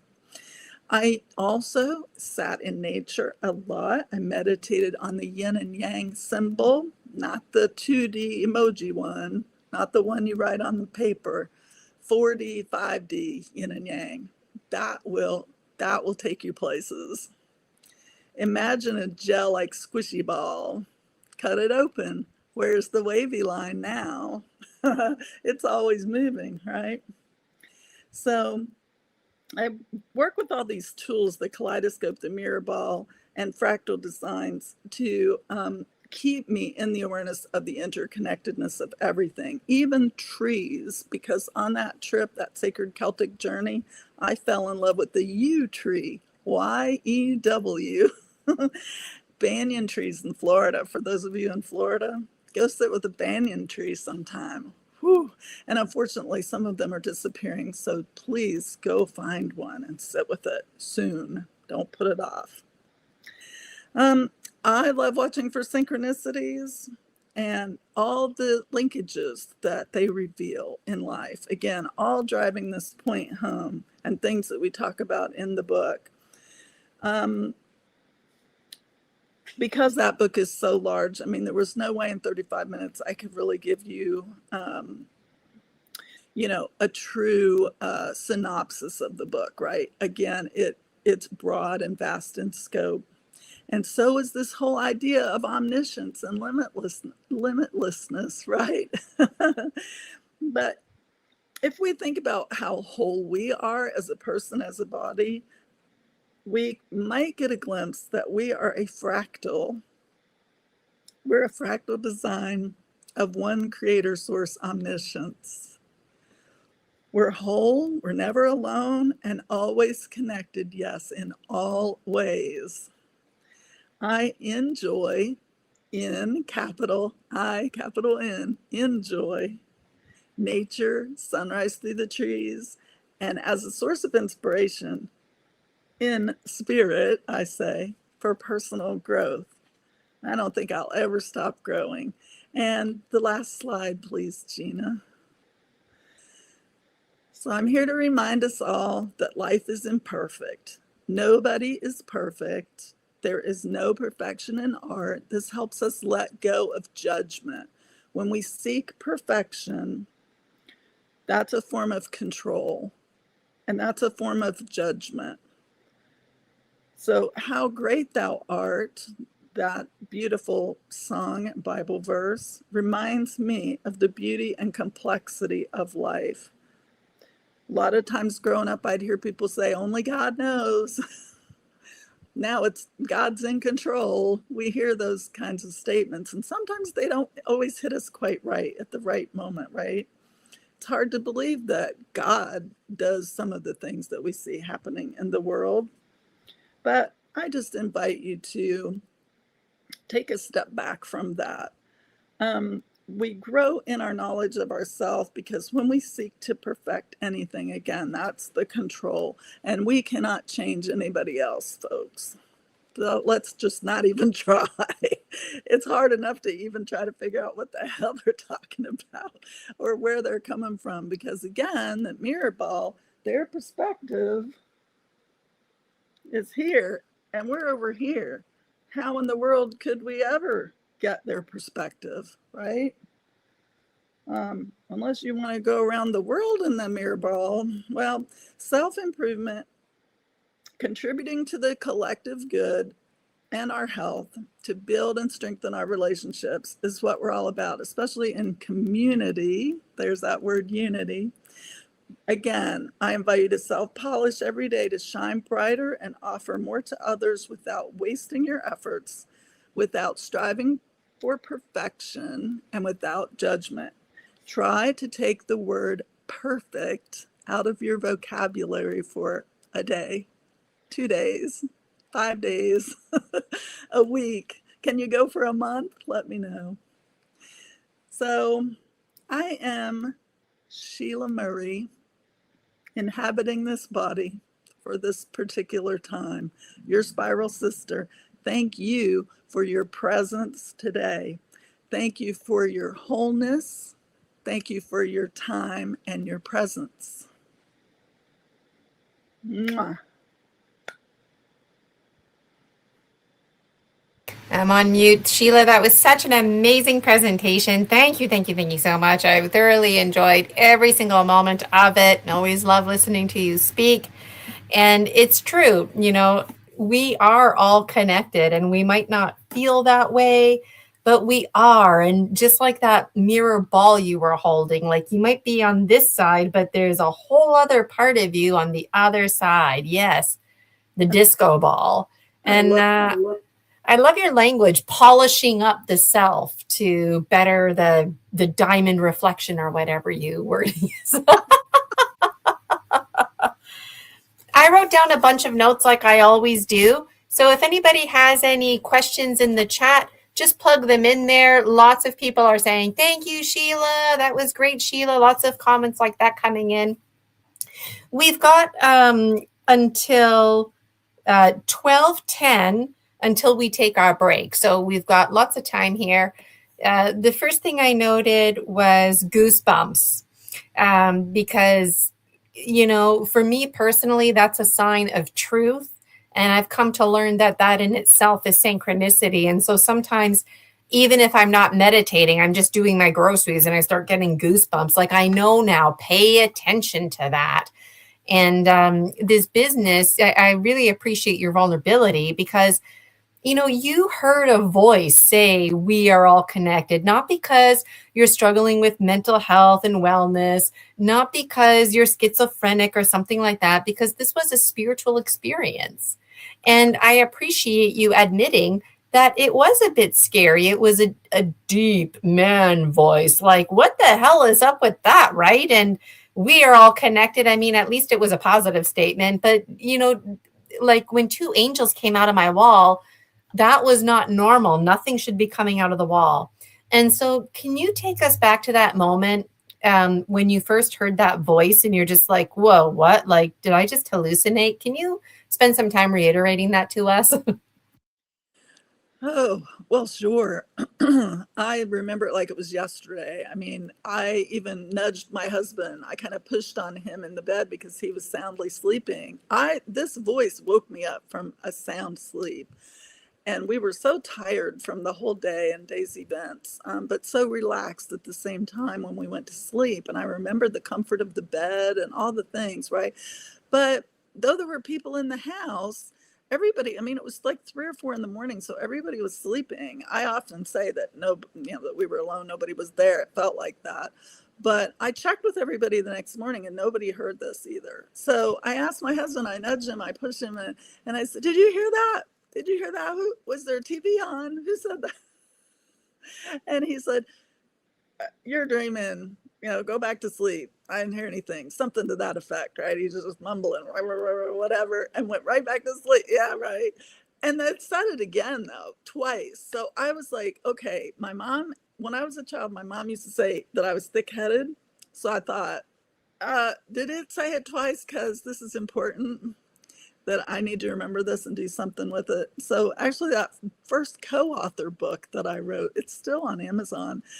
If you go back and look at that, I wrote my chapter on We Are All Connected, because that's how far back this thing goes. I've been trying to discern and figure it out ever since it happened. I just couldn't let go of it. And even though I drifted off and wrote on other topics and was very interested in health, I just kept, it just nagged at me. So I think that's why this book, and who knows, maybe there'll be another book. Maybe this will get split into 2 or 3 with additions. I don't know. I've had some frustrating experience with Amazon and publishing, so we'll see what happens. But I'm open to spirit to guide.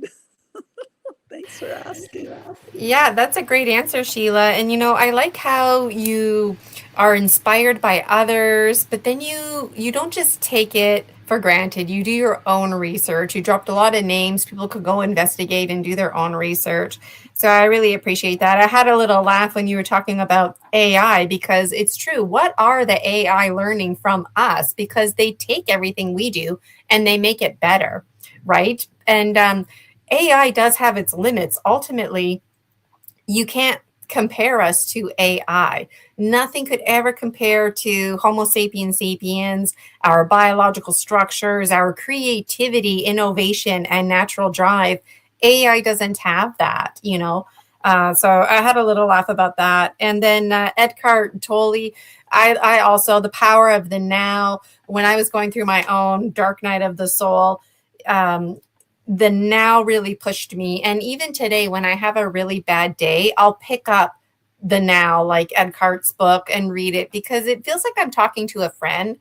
And sometimes it's like I don't like Eckhart Tolle because he tells it like it is, and it's like you have to be responsible and accountable for your life. And he tells you, like, even if you're having the shittiest moment ever, like, sure, take time, give yourself that grace, have a cry, but at some point decide, are you going to stay like that or move on? And so, that to me was synchronicity. I know when somebody's talking to me and I start getting frustrated and not liking them, it's because they're right. They're right. And when you talk about synchronicity and this business of we are all connected, part of me feels like if you did not start writing your books and whatnot, that you would have continued to have that synchronicity. Eventually, once you started, it dialed back a bit. It's still with you. But I feel like it was coming on hard and strong, because it was like, Sheila, you need to start writing a book, to the point where you call it We Are All Connected. And I just always have so much to say. And the symbolism of the yin yang, that sounded interesting too. And in this business of keeping to grow and always learning. When I taught kindergarten, at the end of the book, at the end of the year, I had a scrapbook, which was an assessment piece. But a lot of the parents thought it was some cutesy wootsy resource I collected, right? But it was actually, it went with the report card. But at the end of this scrapbook, I always had like a couple special quotes and stuff like that. And I don't know who came up with the quote, but one of the quotes was, never grow old, just keep growing. And I thought about that when you were talking. And I thought about a lot of things, also the child within. And I do see a couple questions in the chat. We'll get to those in a moment. But this is where I want you to provide some insight. This is where people might get a little bit sensitive, even hypersensitive, when Sheila was talking about God. Because it's like, why do all these bad things happen to us? Where is God in the name of this and that crap going on in my life? And in truth, well, who is God? What is God?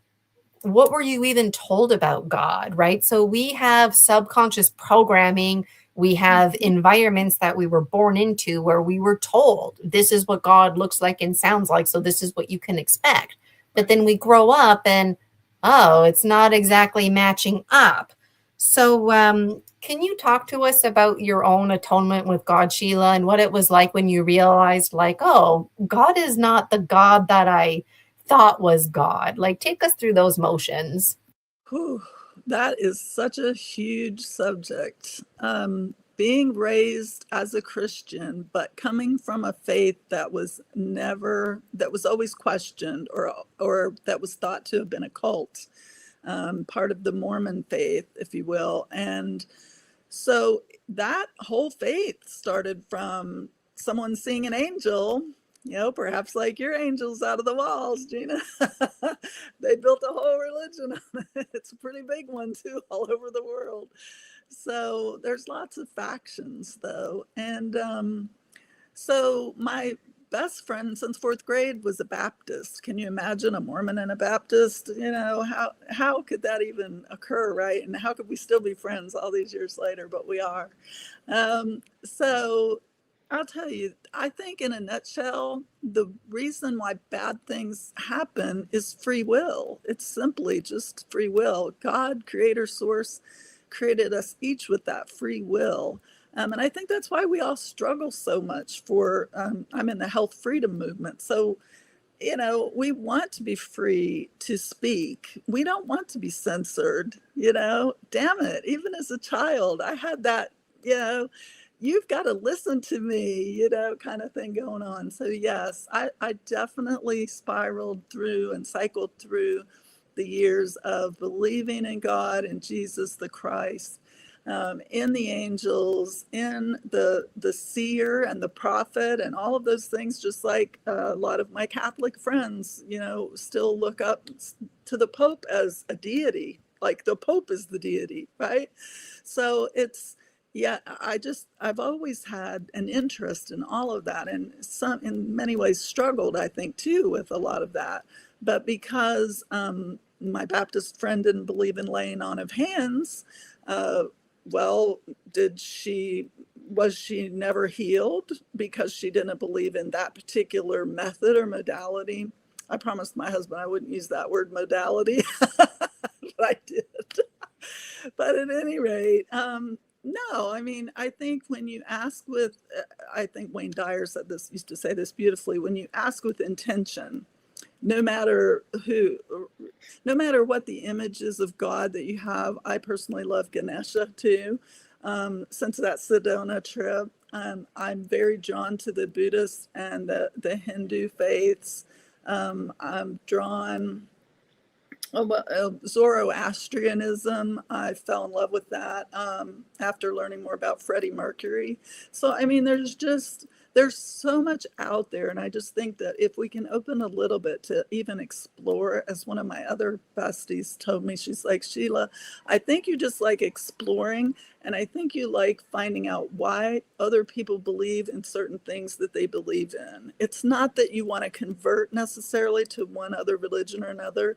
And in technical terms, I mean, I'm still a member of the church I was raised in, but I quit attending when I was 20 years old. I had a split in my doctrinal kind of view of things, and I just couldn't attend anymore. But my uncle, whom I love very much, my mother's brother, one of my last closest living relatives, honoring my ancestors, now they know. So my Uncle Jim is still a pastor, and it's of another faction of the church, and it's a very home small church, but I still adore going with him when I visit and singing the old hymns, and it brings me much comfort. And there's a lot to be said for that. I can appreciate that. And you know what? You're the kind of person, too, that you like to develop a way of knowing. So if somebody like you picking up a book isn't really going to cut it, you need to actually go engage in the church ceremony or the whatever. So I can see how your friend would, see that insight. There's a question here coming from the chat. What was the energy like at Newgrange? And did the connection to the land impact you? Did you have any unexplained experiences on this site? Absolutely. So, as I mentioned in the talk, when we got to Noth, We weren't allowed to go in the burial chamber at Noth. They used to allow people in there, but when we got there in 2019, they didn't. So we just stepped on top there. They actually built steps going up. So when we stepped on top, I told my husband, then I said, oh, I just felt like it flushed all through me.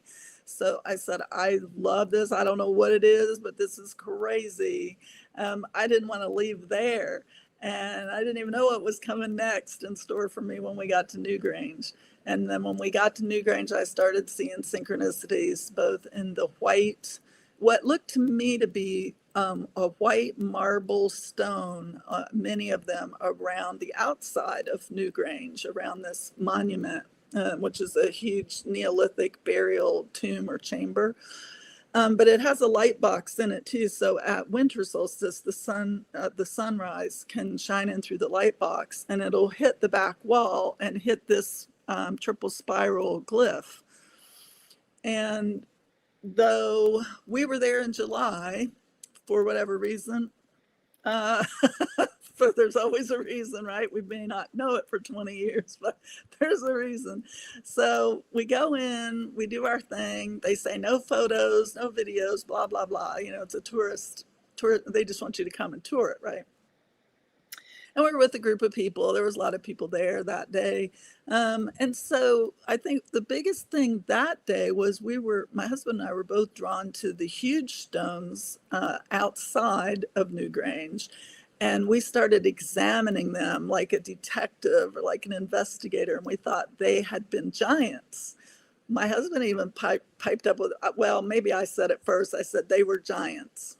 And my husband said, I think you're right, because there were markings on some of these stones that he said did not look like natural formations. From his time at Kennedy Space Center too, he looked at a lot of geology that probably would have blown most of our minds on the moon, Mars, and so forth, because the scientists would bring him things. He was a graphic artist, so he would have to examine a lot of photographs. So anyway, he was, and we're kind of fans of mud fossil too, so everything's biology, Mud Fossil says, if you're not familiar with him on YouTube.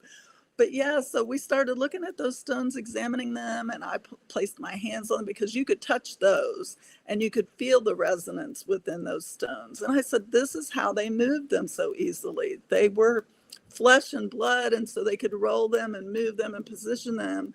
And then they turned to stone as the ages passed. That's what came to me. That was my big takeaway. And then I filled out the little card for the lottery, you know, to come back in December. And my husband said to me, I don't know why you're bothering to fill out this card, because you're not going to win this. And even if you do win it, you hate the winter and the cold. Cosmic joke, we live in New Hampshire now.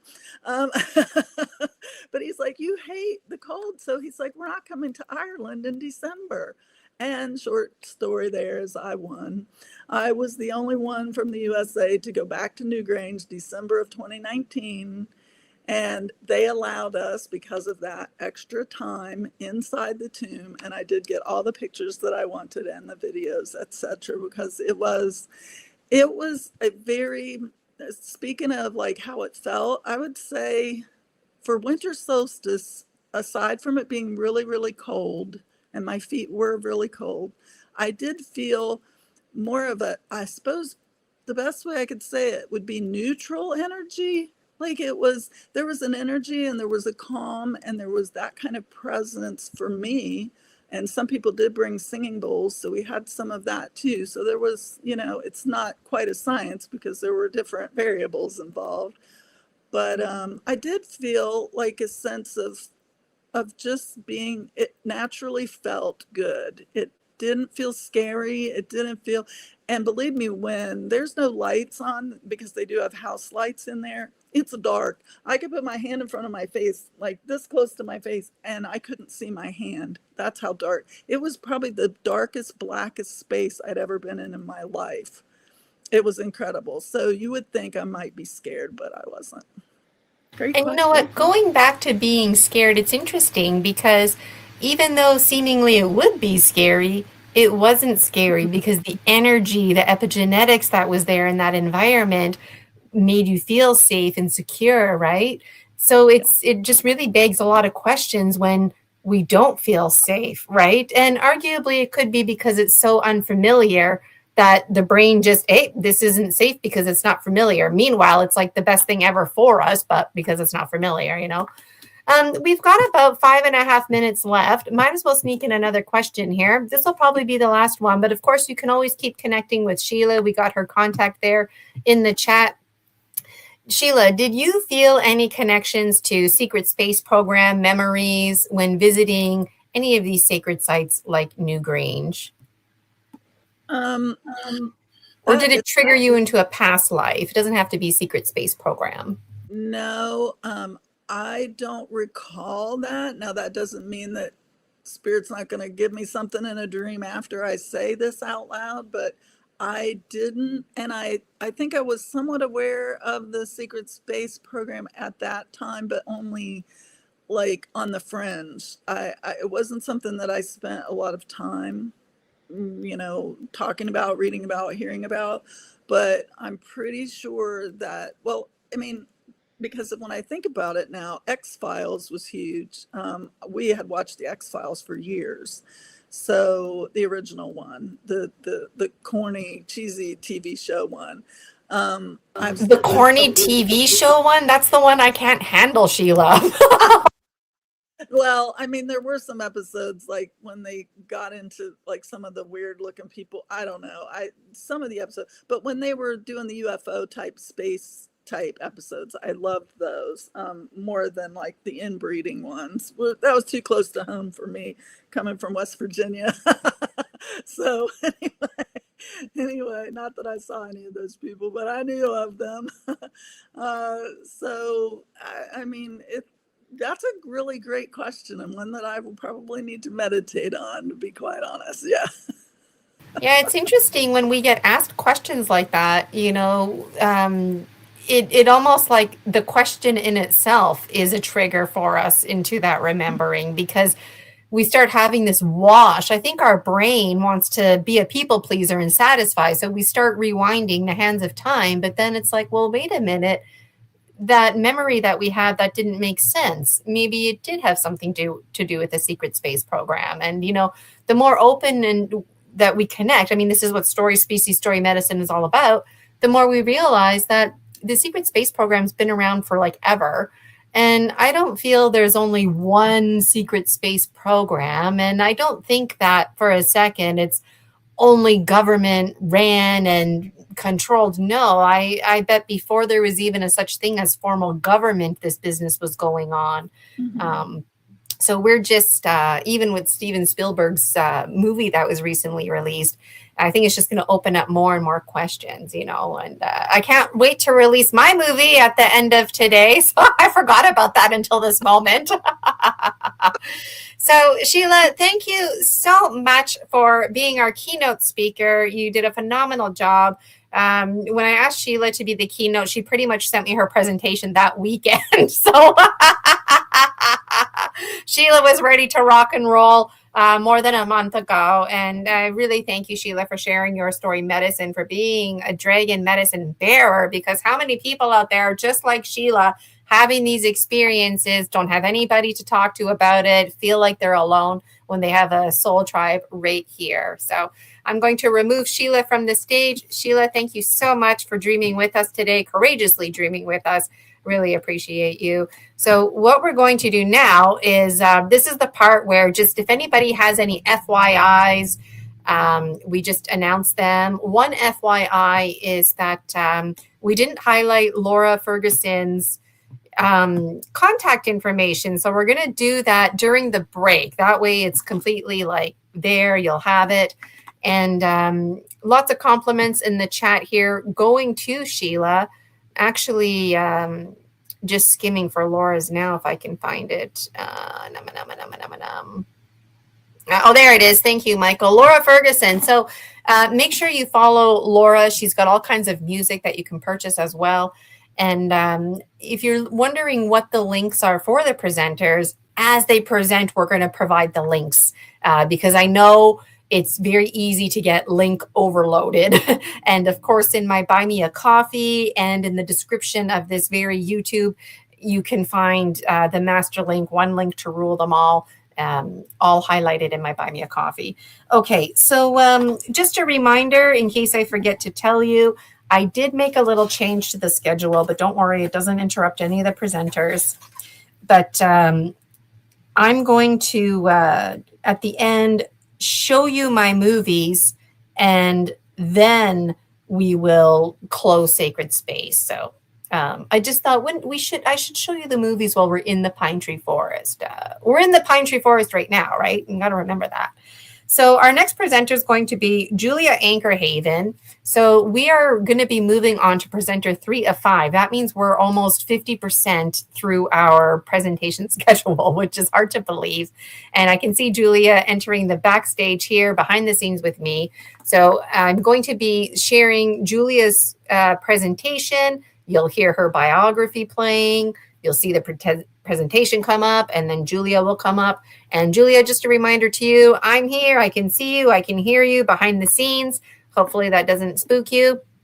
And let's move on to our second break video. Let us know in the chat how you're staying hydrated, any movement breaks you're taking. Maybe you're sneaking in some push-ups. I know I'm not, but some people, they keep their stuff beside them and they lift weights and whatnot. And I'd also love to know what you're snacking on, and any highlights from Laura's presentations or Sheila's presentation. Let us know. We're your soul tribe, and the break is a good time for us to really connect with each other. So happy 11/11, those of you in the same time zone as Missing Time 420. It is 12/11 here, to clarify. And at 12:30, we're going to have Julia Ankerhaven take the stage. Can't wait. See you all shortly.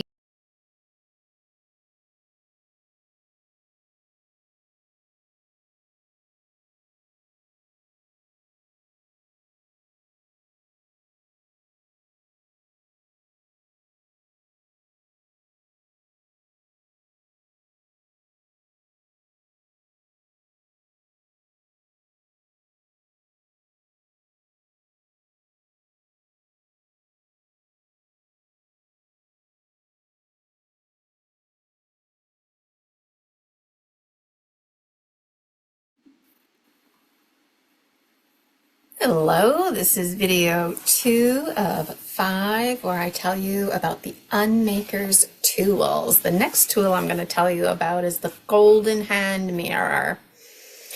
I use the mirror as a general reflector and to deflect light.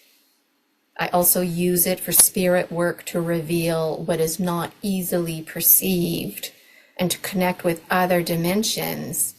And the mirror can be dangerous to work with when working with other dimensions because there can be confusion about which side you're on, if you're inside the mirror or not. Having beings inside the mirror enter our waking reality can also have its disturbing moments. Either way, we are all reflections in the eternal now. And I'm on top of page 98 of the Gnome King, if anyone's following along. When dreams become overly intense because we are exploring too deeply and cannot decipher reality, we wake up feeling startled. Yet this resets our awareness, as astral travel across time and space can be disorienting for our biological bodies and spiritual essence. When one feels trapped in a dream, they may panic, fearing a loss of sanity in this confused state. Typically, they frantically smash mirrors, water, and anything reflective, hoping to shatter the illusion surrounding them. Though frightening and often perceived as crazy, smashing demonstrates a longing for truth. We want truth, but struggle to accept it. Those who smash mirrors unreasonably encounter truths they cannot ignore, which forever changes them. The mirror helps us identify false limiting beliefs and unconscious patterns that we cannot clearly see on our own. Once we recognize these beliefs, we can shatter them, like smashing through the glass sky. shattering the original blueprint, causes the reflections in other mirrors to disappear, representing the dismantling of subconscious programming. This creates space to install a new program aligned with the life we want to live. This new program becomes the original new blueprint, the new sky, the new mirror, the new hologram. The mirror is a powerful tool for transforming our lives by illuminating and releasing limiting beliefs. The hand mirror is a gift from the vengeful goddesses who wanted to destroy me. They are embedded in water and reflections, allowing me to connect with them and my parallel reality selves.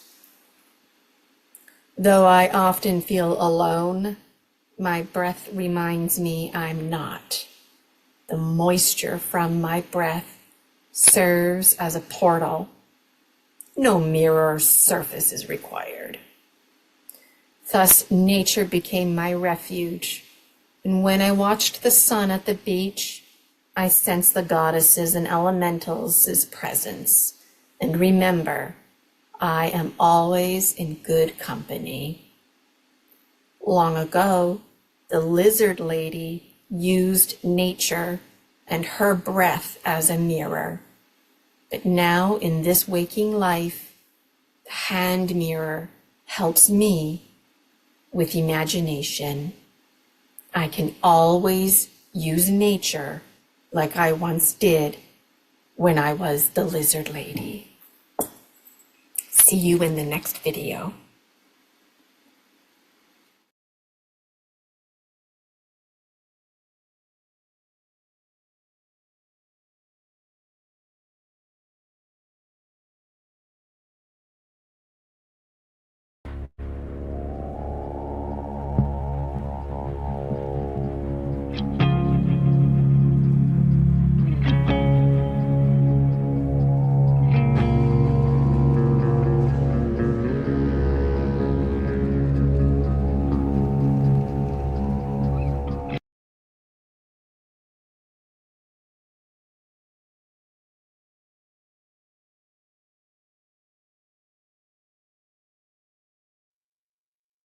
Gina, Virginia, Casella, and the Dragon Dreams Soul Tribe Collective. Pleased to introduce Michael Kopp. Michael is a metaphysical, paranormal investigator, author, experiencer, truth seeker, dreamer, Reiki master, ordained reverend, and much more, including a way shower and podcast host. Michael has been on a metaphysical journey since childhood. He has had many experiences and learned many lessons on this journey called life. Michael hosts the energy that surrounds us and riding through the unknown. He also co-hosts Paranormal Verses with Kelly Ridley and E. Smith. He can be seen on other shows as a guest and/or panelist. Michael has an interest in the unexplained and the esoteric. He still occasionally goes on paranormal investigations and is currently embracing his author path, publishing multiple books. Michael was a dragon speaker at our first ever conference, Promise of Spring. Now he helps out behind the scenes as a dragon monitor and providing tech support in honor of Project 30am-6 Unity Consciousness. Be sure to say hello to Michael in the chat. Michael would like you to know that dreams are a window into events and memories we have forgotten.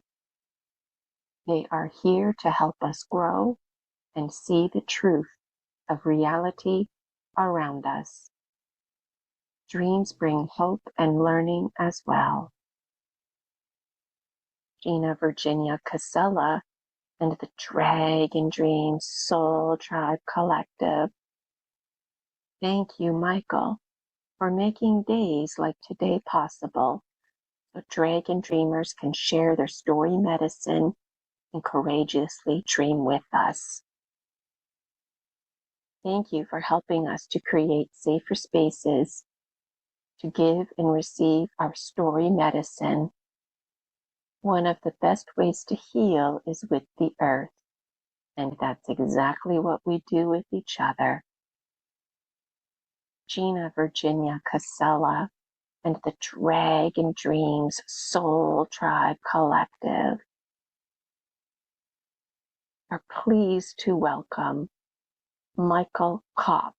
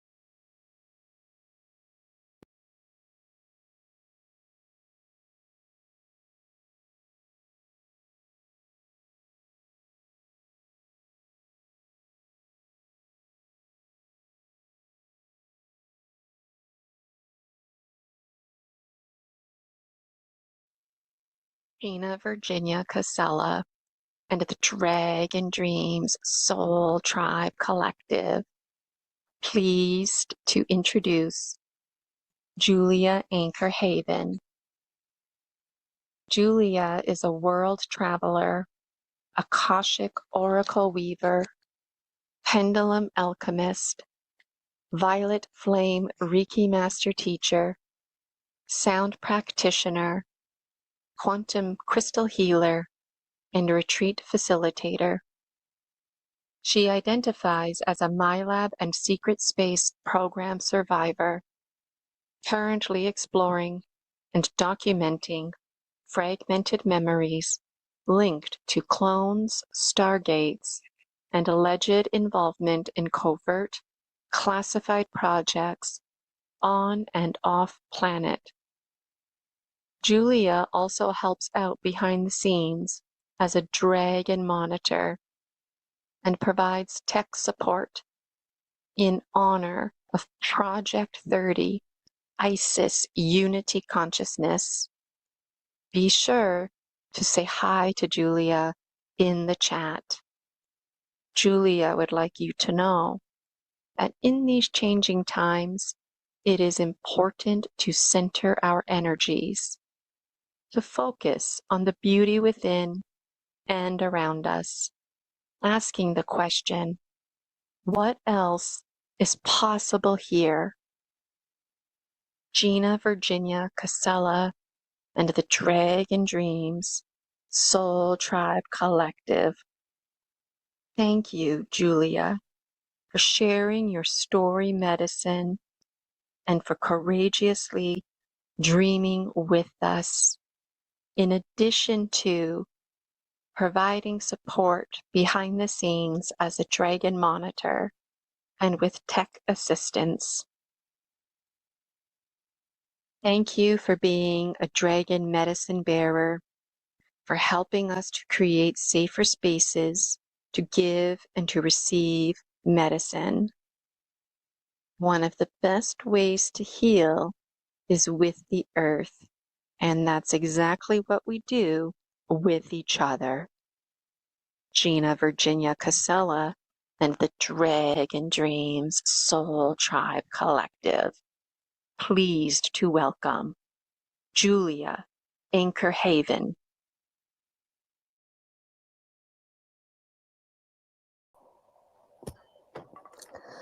Hi everybody, can you guys hear me okay?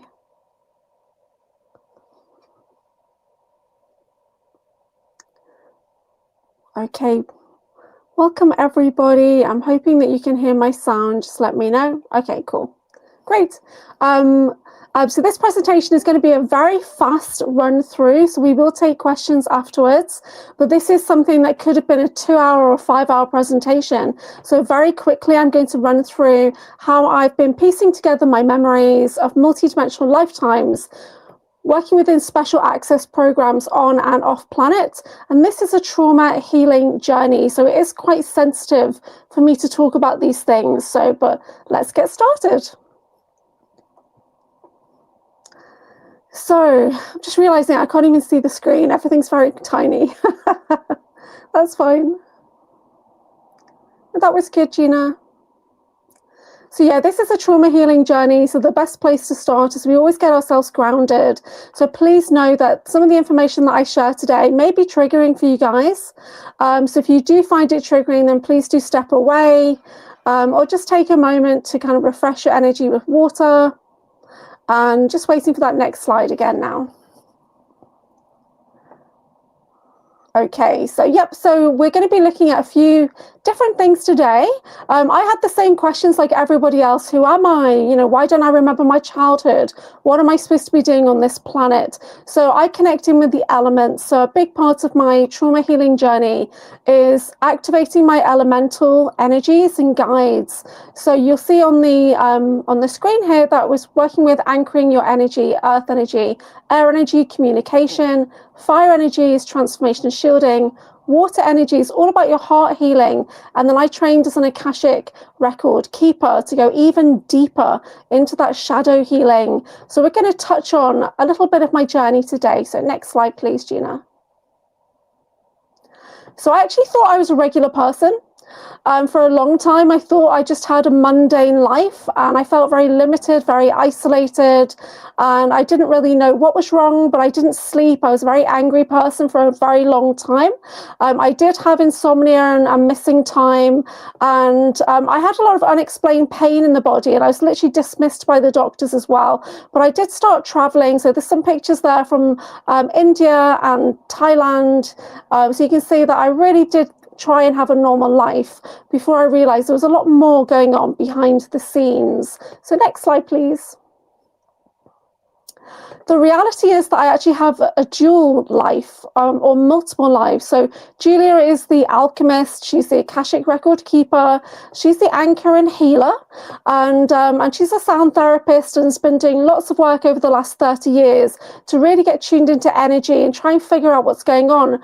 But what was missing was the covert life information, which has only come in the last 2 years, that I am actually an asset used in secret space programs, in the special access programs. That was used as a scientist, a soldier, an observer, a handler, and I am actually bonded to somebody else who is missing. So I am used as an echo chain template, which means there's lots of me everywhere, on and off planet, and I'm also used to kind of control them as well. So this is what we're going to touch on very briefly as we go through today. So next slide, please. So remembering again, this is a trauma healing journey, and you will be getting signs, synchronicities. Your body and your mind are going to be sending you information. So your higher self might be sending you reminders and letting you know that something's not quite right. They might be guiding you to unlock information. Your mind might be giving you an idea that, noticing that something's missing there, that you used to be really into something and you can no longer do that anymore, or you're getting memories come in that do not fit into this reality. And then, of course, the body lets you know that it remembers everything. Your body holds all of the memories, whether they are from this version of you or parallel. It all bleeds through into this physical body. So it's likely that you've got pain, trauma, PTSD, and it's all representing your body's trying to tell you, because you are not your body. You are the being, and the body is within your being. So the signs coming forward, and this is what I've been trying to decode over the last 18 months working with my debrief process. So please know any information that you do start to recover is always grounded in trauma, because that's how these programs work. Yeah, so next slide, please, Gina. So I started to remember, and this is quite strange, because I started to do quantum healing with a UK practitioner, and they could see me holographically. They could see into different levels and layers of my being.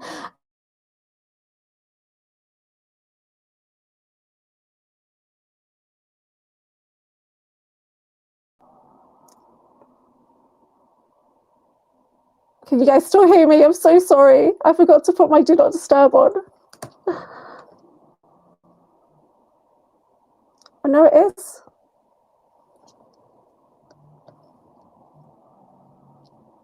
Okay, so can you hear me? Because my do not disturb is on, and I still got a call coming through, which is interference. This is targeting coming in.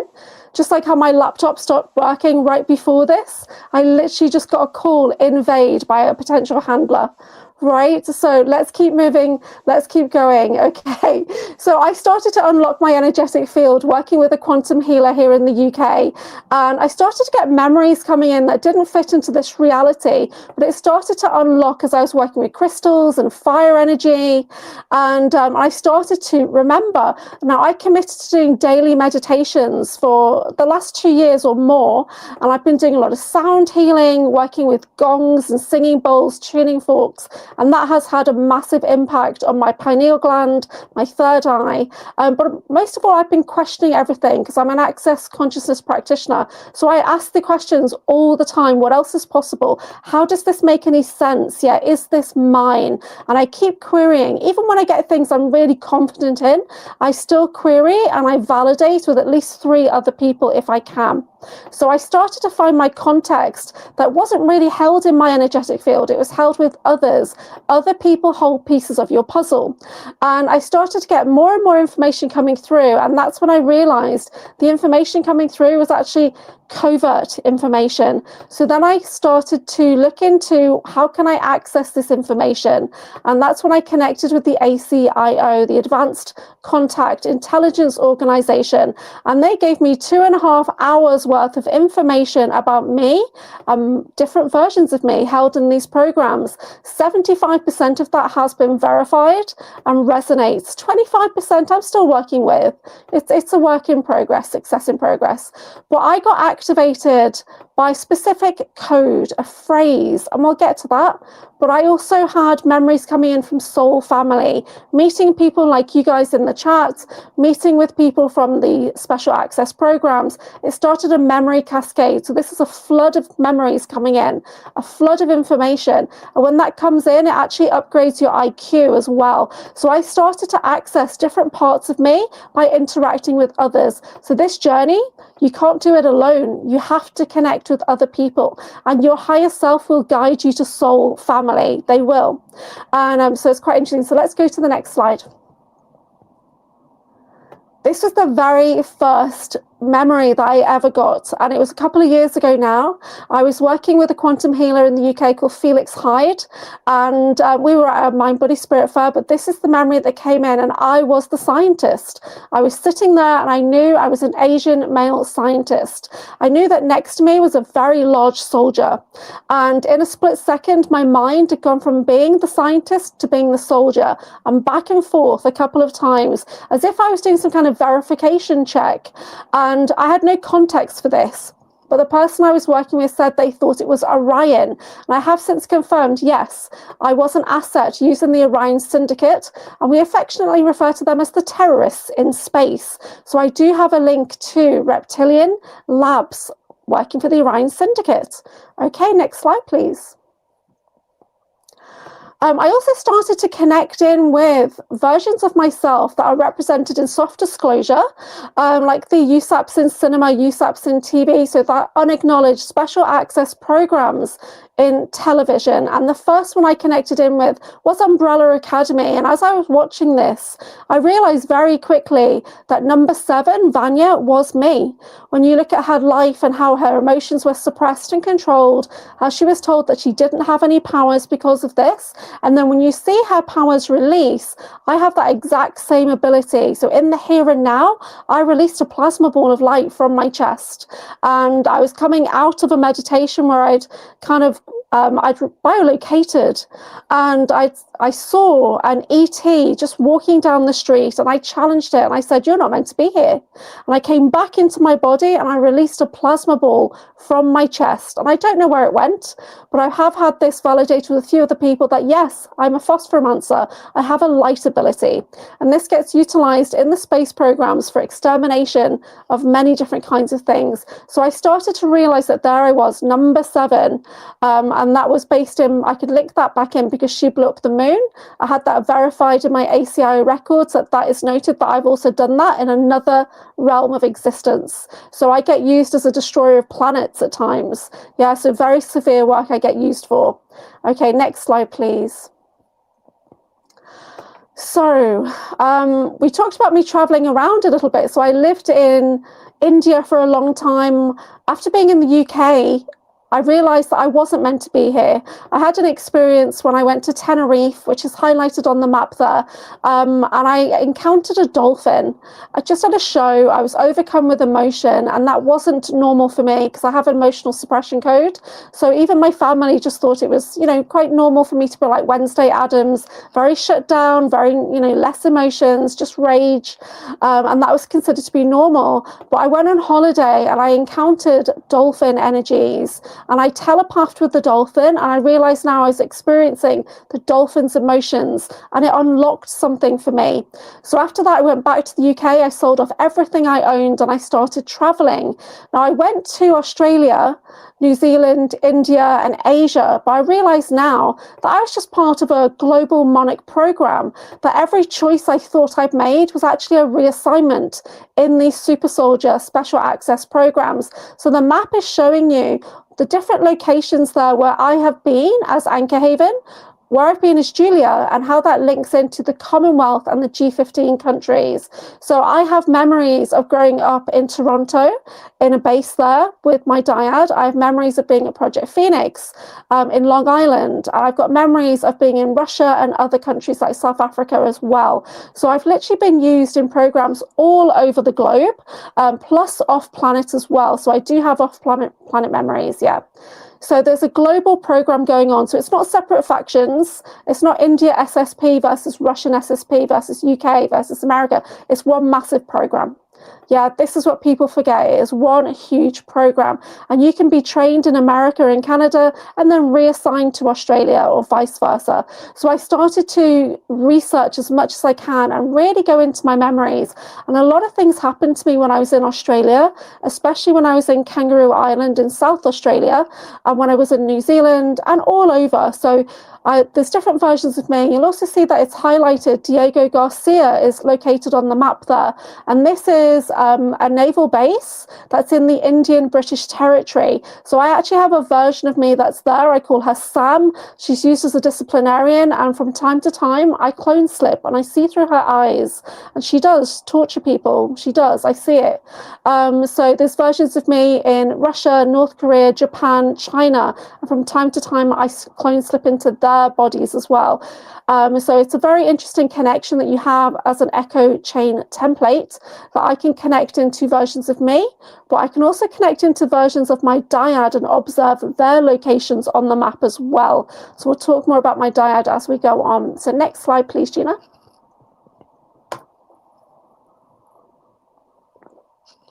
So over the last few years, I started to realize that my life wasn't normal.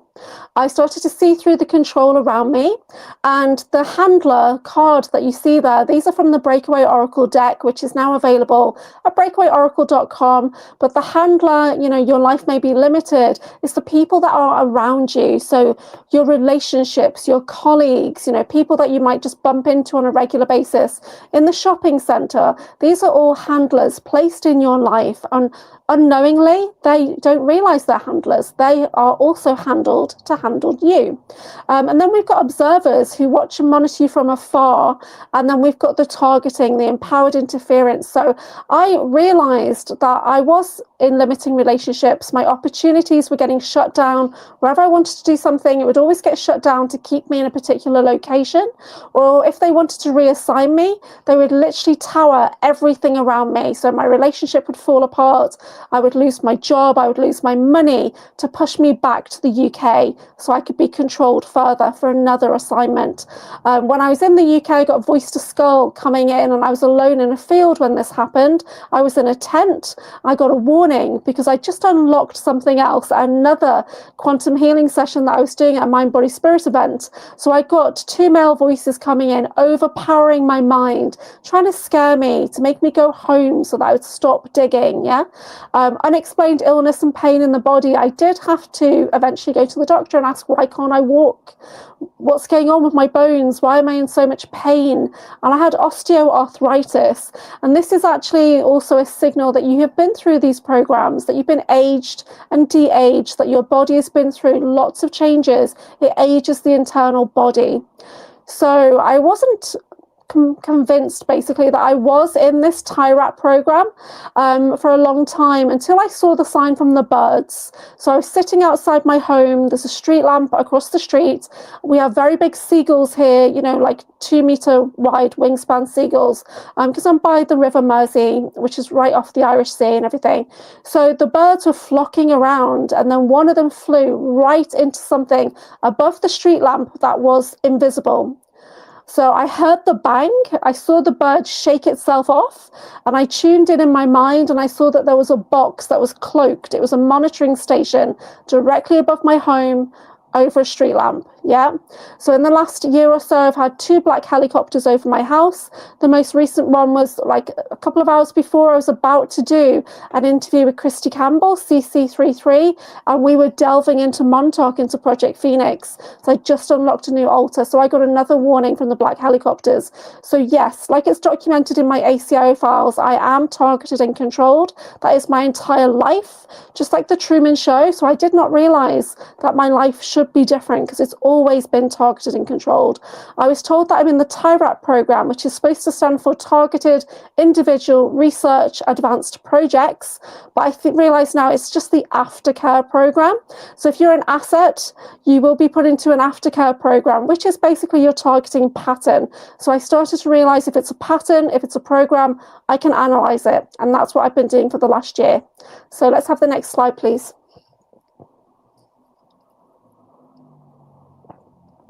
Okay, so I was analysing my relationships and opportunities. I started to put boundaries in place. I took myself out of a difficult work situation that I was in to focus more on grounding into my spiritual business and isolating myself in that way. I started to work with EMF protection, crystals, and then I got the medical help I needed, and I did have to have a foot surgery in 2025, but I also have x-rays that document that there were microchips in my foot after the surgery that were not there before. And even after we had kind of collapsed and dissolved that out, psychically, when I went back for a second checkup, there was another chip placed in my foot. So that had been like beamed into my foot. And so I started to connect more and more into nature and step into my sovereignty. So my perception totally shifted from being a targeted individual to being an empowered individual that was targeted. Yeah, so it's a big shift in perception when you start to take back the control and put your sovereignty statements in place and basically say to them, I see you, I see what you're doing, and I forgive you. And it totally changes the energy on that narrative. It really does. Let's have the next slide, please. So I was getting bleed through memories, and a lot of people might have this. So I put this in that you might have a very similar childhood to me. You might have been very active before age 11. So for me, it was ice skating and dancing. You may have had an outer body experience. So I used to be flying, floating. I used to get really annoyed that I couldn't teleport. It used to really bother me. So that's linked into time travel. I had a time travel memory come forward. Being young, holding a crystal and experiencing like a kaleidoscope of energies around me. You may have had an abduction experience of some kind, and I do have a memory of being on an ET classroom. And since I watched the Disclosure Day movie, I've actually had the memory of being laying on the table with another boy next to me. And I know who that boy is as well. And you may be interested in things like weapons, things that are a bit dark, but it doesn't bother you. You might be quite desensitized. So bleed through memories and interests do come through from the other personalities that you have in other realms of existence, yeah? And you may be fascinated by the esoteric and the paranormal, which I was for a long time, but every now and then things are just not in my awareness. I get redirected in certain areas. So I'm rediscovering myself now. I do get frequent mind wipes as well. So every 3 months I'll notice there's a podcast that I haven't seen, and then I find myself in the chat or the host is shouting me out or whatever, and I'm thinking, okay, this is really bizarre. Or I'll have a conversation with a friend and they'll say, we spoke about this 3 weeks ago. You've been mind wiped, yeah? Let's have the next slide, please. So I had my first activations in 2025 from a black pyramid. And then I realized, which is local to me, I realized that's not the first time I've encountered a black pyramid. Going back to the Thundercats in 1985, the black pyramid ship is clearly displayed, and that's the introduction to the Lyrans, the feline cat people. And then when you get the Stargate movie that came out in 1994, again, we're introduced to black pyramid ships. So in very towards the end of February or early March 2025, I was in meditation and I got pulled into a local ship in Liverpool, and I literally just phased through. I sat down and it all lit up. It's like obsidian inside. There was gold sigils or writing in there, and I communicated with the ship. And the energy on this for me is that's my friend. That's the kind of energy. I realized then that I could connect into the Alaskan Black Pyramid ship that's more in a cave-like environment, and I could also connect into the Antarctica one, which is huge. huge. It's much bigger than the others. Yeah. So this has always been there for me. I am somewhat of a navigator for that, but it's different. It's like a telepathic connection. The ship itself is conscious. I do also connect into a ship that phases in and out of Cheyenne Mountain. It uses it as a docking station. So at any one time, I can basically calculate how many black pyramids are on the planet right now. My mind is saying there's 27 on the planet right now. So sometimes they phase in and out of different densities. That's why you don't always see them. But I'm fascinated by black pyramids. Let's have the next slide, please. So I got another activation when I heard somebody say Master of Observers, and this was very early March, I think, in 2025. I was just listening to a podcast, and somebody had said to the host, who was Peter the Insider, the guest had said, I keep wondering about these Masters of Observers, and he said, Master of Observers, how do you know that term, like that name? And my mind fully activated with a holographic screen, a heads-up display, projecting out of my left eye implant that super soldiers do have embedded in their skull. And it was really profound. It happened extremely fast. There was more than 9 screens open at any one time. And I was flicking out of tunnels, either monitoring tunnels, walking through tunnels with another person. I actually found myself looking at different TV screens. One of them had like a reality where everybody looked like The Simpsons, but it wasn't a cartoon. It was like another reality where everybody looked like The Simpsons. It was very bizarre. And then I experienced myself, I tuned into another version of me that was just like the Alias TV show. She was on a private plane. She was over international waters and she was receiving operational instructions. Yeah. So that was a massive activation for me. And it was right before I was about to have a meeting with the ACIO. So it's very curious. So yeah, so sometimes it's codes, it's words, it's phrases or numbers that you are encoded with. And I had a major activation from that phrase. Yeah. Just like the Winter Soldier in Captain America, he was activated with a series of words from that book. And he was saying to the guy, don't say the words, don't say the words. And then boom, another personality came forward. It was pretty much the same with me as well. Yeah. So let's have the next slide, please. So recently I had an altar come forward when I heard somebody's voice. I heard the voice of Stuart Swerdlow, and a friend had been saying his name to me at least 4 times in one conversation, trying to get my attention. Of course, they didn't realize they were being handled at the time when they said Swerdlow's name. I went onto YouTube and I found a video, and, you know, he's an author, he's connected into Project Phoenix and everything, but he wasn't in my awareness at the time. And I opened the video and all I heard him say was, hello, everybody. And my body went into full panic attack and overwhelm. And my mind, where I had had an altar compartmentalized, came open.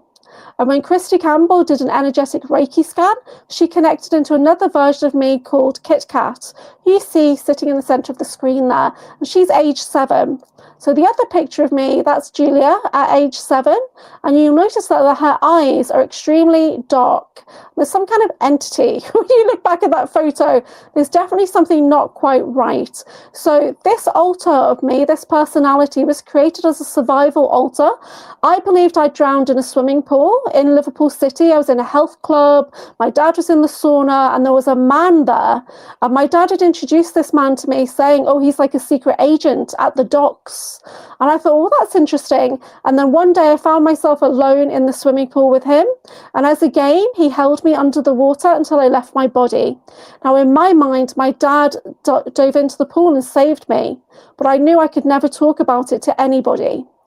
The reality of the situation was that I was taken to Project Phoenix and I was drowned in a tank and my mind was fractured to the point of Kit Kat was naturally created by my mind as a survival altar. So she stepped forward and pushed Julia to the back. Yeah, so that was probably one of the very first fracturings I had. And from that point, your mind then goes on to get fractured and more personalities are trained to come forward. So this is Project Phoenix, which is all about creating time soldiers. They go through the process of breaking. And I generally don't dwell on this too much because a lot of people do and they get stuck in just talking about the breaking process. But I'm on a trauma healing journey, so I acknowledge it. I see she is there, and I send her love. I send forgiveness to myself and to those around me, and even to Swerdlow, I'll send him forgiveness. Do I want to be in his presence? No, I do not, because in another context of existence, he did very, very bad things. But I know it's probably not him in this reality, but I'm living with that trauma, that there was SRA and other forms of abuse attached to that as well. And I now have those memories integrated because Kit Kat is now available in my mind. So she's 7 years old and she is a time soldier. Can we have the next slide, please? So I do believe that we get taken because of the Celtic DNA lineage, because we are hybridized in the womb also, and before we make it into the womb. So the Celtic DNA is linked into the Tuatha De Danann, the tribe of Danu, which is the elementals that can connect into many realms of existence. So because that is in my lineage, that makes me coveted bloodline DNA. And you see there's two different pictures there. The one on the bottom, I'm like age 14. Looking relatively happy. The one on the top, I'm 15 to 16 years old. And you can see that something's happened in between those two photos being taken. 16-year-old Julia does not look the same as 14-year-old Julia. And what happens at age 15 is you get taken again for final brutal martial arts training before you go out to be deployed as an asset, an assassin, espionage, whatever it is. You go through brutal training where you die and you are kind of regenerated and die and regenerated. So I have a memory of my super soldier partner, who we'll talk about in a little bit. I have a memory of us walking up to each other and I'm just pulling out a dagger and stabbing him in the stomach. And this was just one of the many things we had to do to desensitize ourselves to dying. So that would be nothing. So we could just be a soldier that would put yourself out there in battle because you knew you were going to get regenerated. So it was just another day. Yeah. Okay, can we have the next slide, please? So the Global Monarch program that we touched on earlier, where they use assets all over the planet, so it doesn't really matter what faction you're in. I linked it back into being on a plane, like the Alias TV show. The Alias is actually a project. So Christy Campbell and myself were in a very similar project to what's displayed as the Alias TV show, where Sydney Bristow takes on all these disguises and she goes over international waters to go and, you know, to recover something or to get information or to recover artifacts. That's a big thing of what we were meant to do. But for me, it was my soul bite, a piece of me was put into a clone. So I clone slip into versions of me all over the globe as part of that echo chain of clones. Now, as somebody who can access ancient artifacts and time portals and things like that, I was used for quite a few things as part of the Monarch training. I was used for clone management, handling, bioengineering, so there's lots of scientist versions of me, used as a spy, an assassin, a soldier, and just generally used as an all-round soldier. Yeah, so it's quite interesting that when you watch that show, when you think about it from the context of the special access programs, it's going to hit a little bit differently next time you watch it. And can we have the next slide? So this talk is titled Anchored in Shadow Strength, because everything I do, I'm anchoring in to that trauma healing journey. Your shadow strength is deep within you, and that's where your inner child resides. Yeah, in that darkness, that's where our diamonds are forged, because the things that are your greatest strengths, you're generally told that it's not right, it's wrong, that you can't do this, and you're programmed away from those things, but really they are your greatest allies. So anchored in shadow strength, this is the trauma healing journey. And Whispers of Remembrance, I started to realize that I'd always known I was a twin. I'd always known that there was somebody standing beside me energetically. I just didn't know who that person was. And it was as if they'd been wiped from my life. So I always knew that there was somebody there. And even my mum had had a son, like a baby, who's supposed to be my brother but didn't become my brother, is the only way to say that. Yeah, so I always knew there was meant to be somebody else. I just didn't know who they were. And then I found him. I found Drago Reed. So you can see pictures there that we were literally created together. So we're from the same soul family, from the same base code DNA.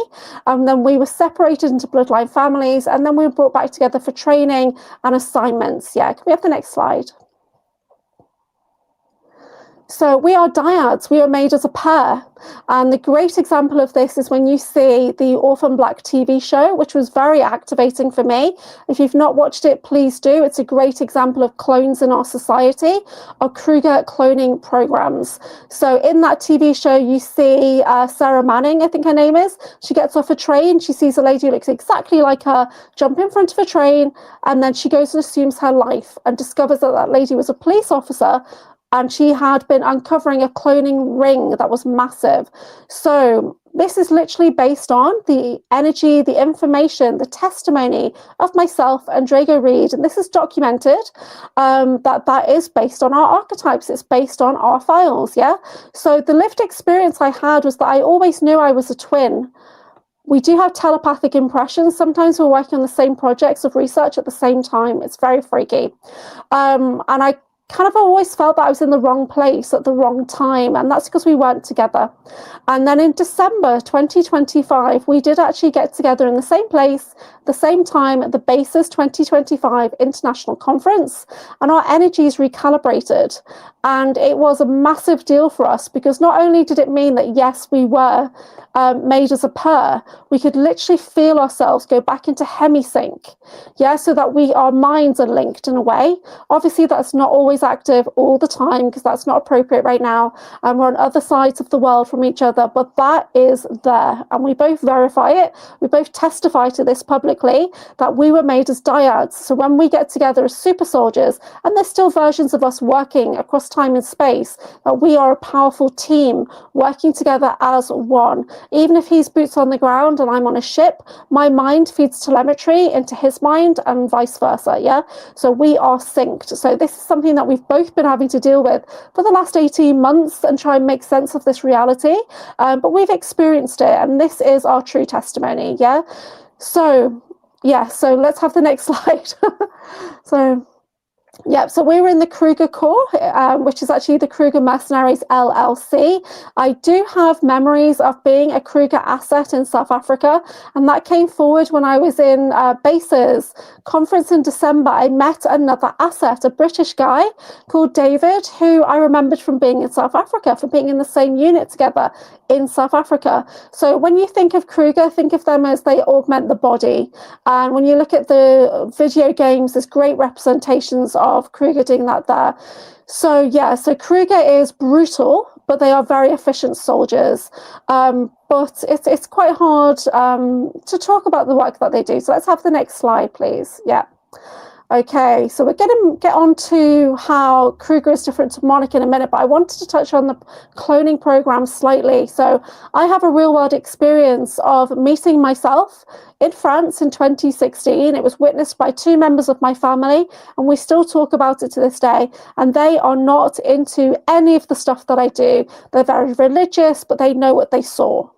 Yeah, there was a lady who looked exactly like me, just across the street. She was not far away. So we were at Disneyland Paris. We were waiting for the shuttle bus to take us to the hotels. She was very pale, blonde looking, but she was me. And I knew it was me because I had a proximity alert in my body. So my soul alerted me to the fact that there was another piece of my soul across the street. So I got overwhelmed with kind of brain fog, nausea. I just felt awful. Can we go back a slide, please? And again. Yep, that one. Okay. Nope, go back, go forward. Onto the clones. One more. There we go. Let's stop. Back onto the clone women, please.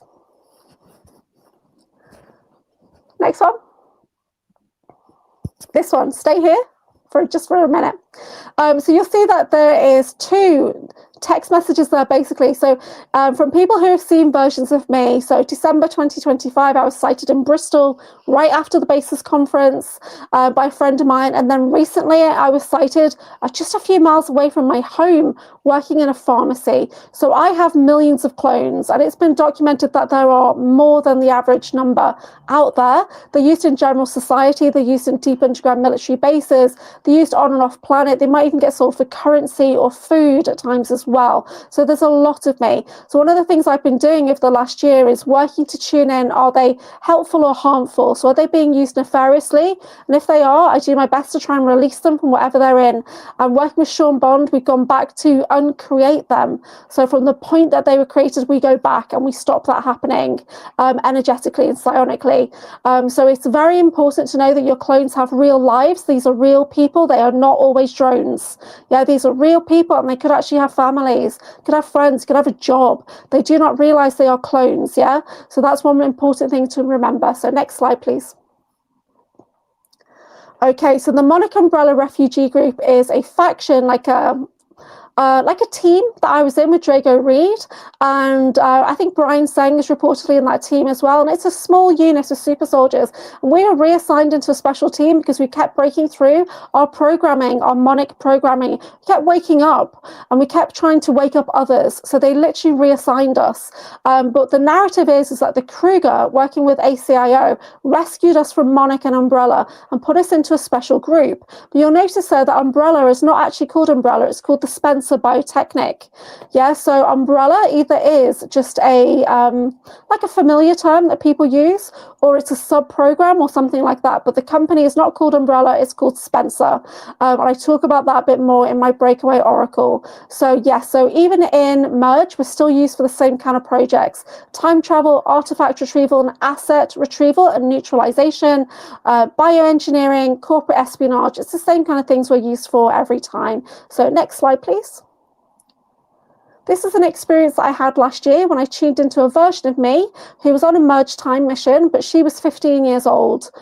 So that's me and my dyad, Drago Reed. We were jumping out of a plane. So I tuned into myself on the plane. She was sitting, looking opposite him. And I asked who I thought was a clone, "Where are you? How did you get here?" And she shared a memory of me of her stepping onto an Air Force plane.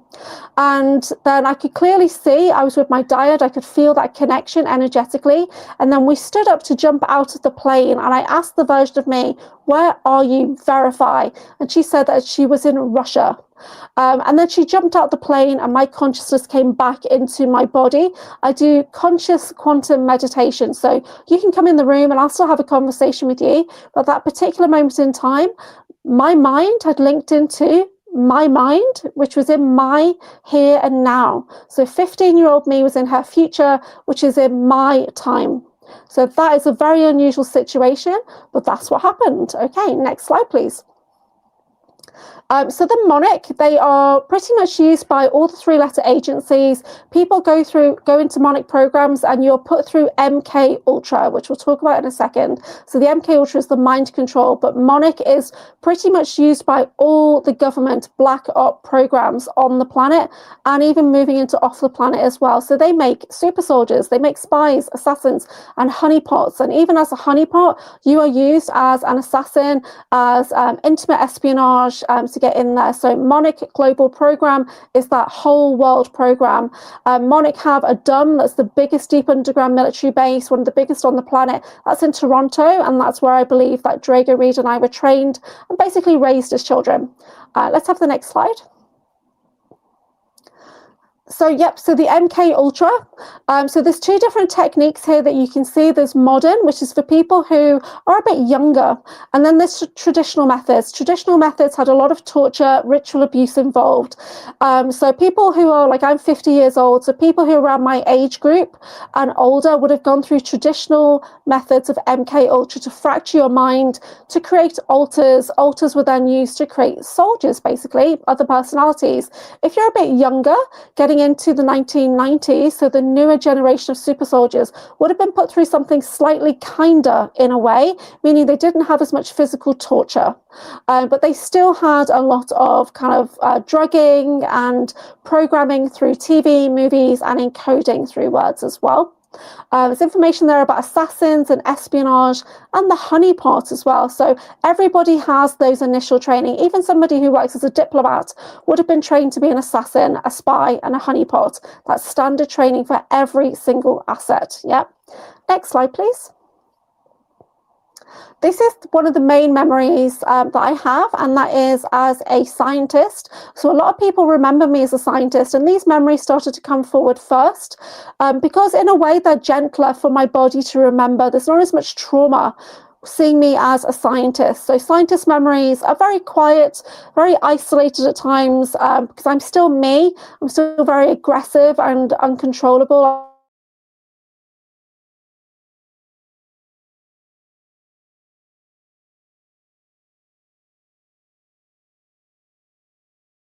And I can't see why I'm getting a call from Michael Koff. Let me log back in. Gina?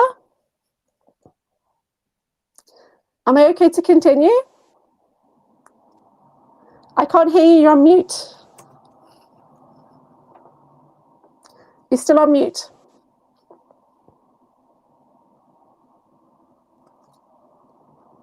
Can I hear you? I can't. There you go. I hear Hi, you now. everybody.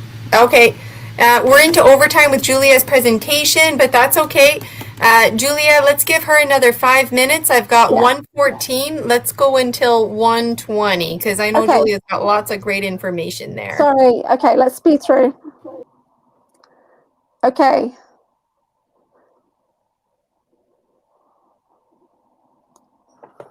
So we've got these scientist memories there. So if we can get back to that, that'd be great. So a lot of people remember the scientists. More women were used as scientists than men in the program. So next slide. So we've got the scientist, and you'll see the lived experience I have is that it enhances your IQ. You're very disassociated. I was using the Spencer, which is the umbrella, and they literally are the bio warfare on the planet. Let's have the next slide. So we've got the Russian SSP, which I cannot talk about, unfortunately, because I've recently had a really bad torture activation come through. So Mars, I have memories of being on Mars. There's different versions of me. I'm used as a clone scientist on Mars on a platform called Elysium. I'm also used as a soldier. So I'm used as a major on Mars who has extremely high authority in the war room. Let's have the next slide. So let's skip this one. So this is talking about the debrief process, which I'm going to recap in a second. Here we go. So we've got the breakaway oracles. We're right at the end here. So what I've done is I've created this deck of cards using the debrief process. So which is the trauma healing journey. Yeah.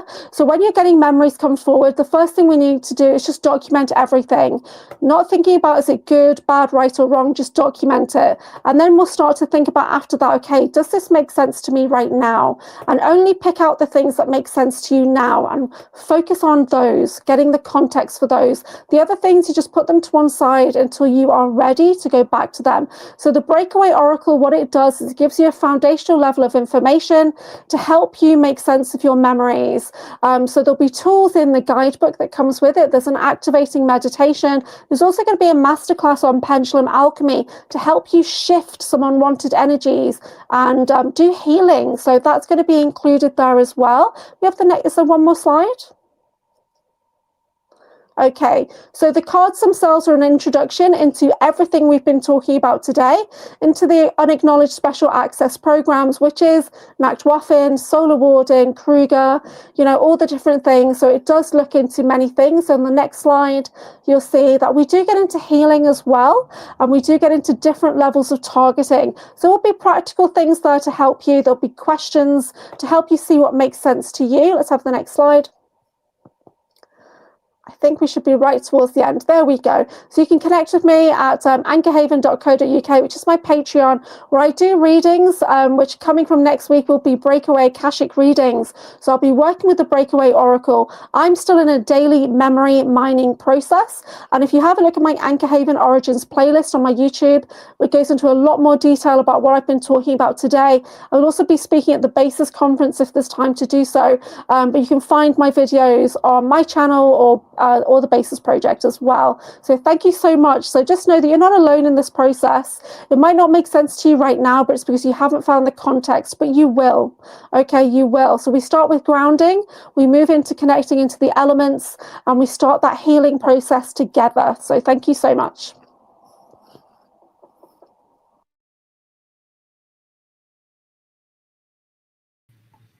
That was a great presentation, Julia. Thank you so much for that. I'm trying to remove your presentation. There we are. Make ourselves bigger here. Thank you for that. And I know Julia, she could easily go on and on and on about so much more information. A real wealth of information here. And we're having some tech issues here behind the scenes, which is only encouraging. It's talking coming in because I shouldn't be able to get calls when I'm on Do Not Disturb. So how I'm getting 2 calls in the middle of the presentation, it just doesn't make any sense. It shouldn't be allowed. Yeah. So I don't know why the break is up there. It does not want to come down, but hopefully it's just a little glitch and it will come down. Any questions for Julia? Let us know in the chat. Like always, I've got tons of questions here. We got a good 10 minutes until our break. Okay. So, where to start? So I appreciate all the mental health stigmas that you addressed. That was very powerful. And also the triangle of disempowerment when you were talking about handlers. Yeah. I mean, if there's a good guy, there's a bad guy. Somebody's got to be the victim. Somebody's got to be doing the damage, right? And so that's what this business of the handler reminded me of. Yeah, but everybody is the victim. Even the handler is a victim themselves. Yeah, so they have been either blackmailed into or they've been trained into thinking that they're doing the right thing. So what we can do is just send love to the handlers. And you know what? They don't like it, but we keep doing it. And maybe one day we'll convert them to our side as well. Yeah. And do you feel that the handlers are... it's like a generational thing, like parent, child, grandparent. So the very children that you have could be your handler, anybody around you.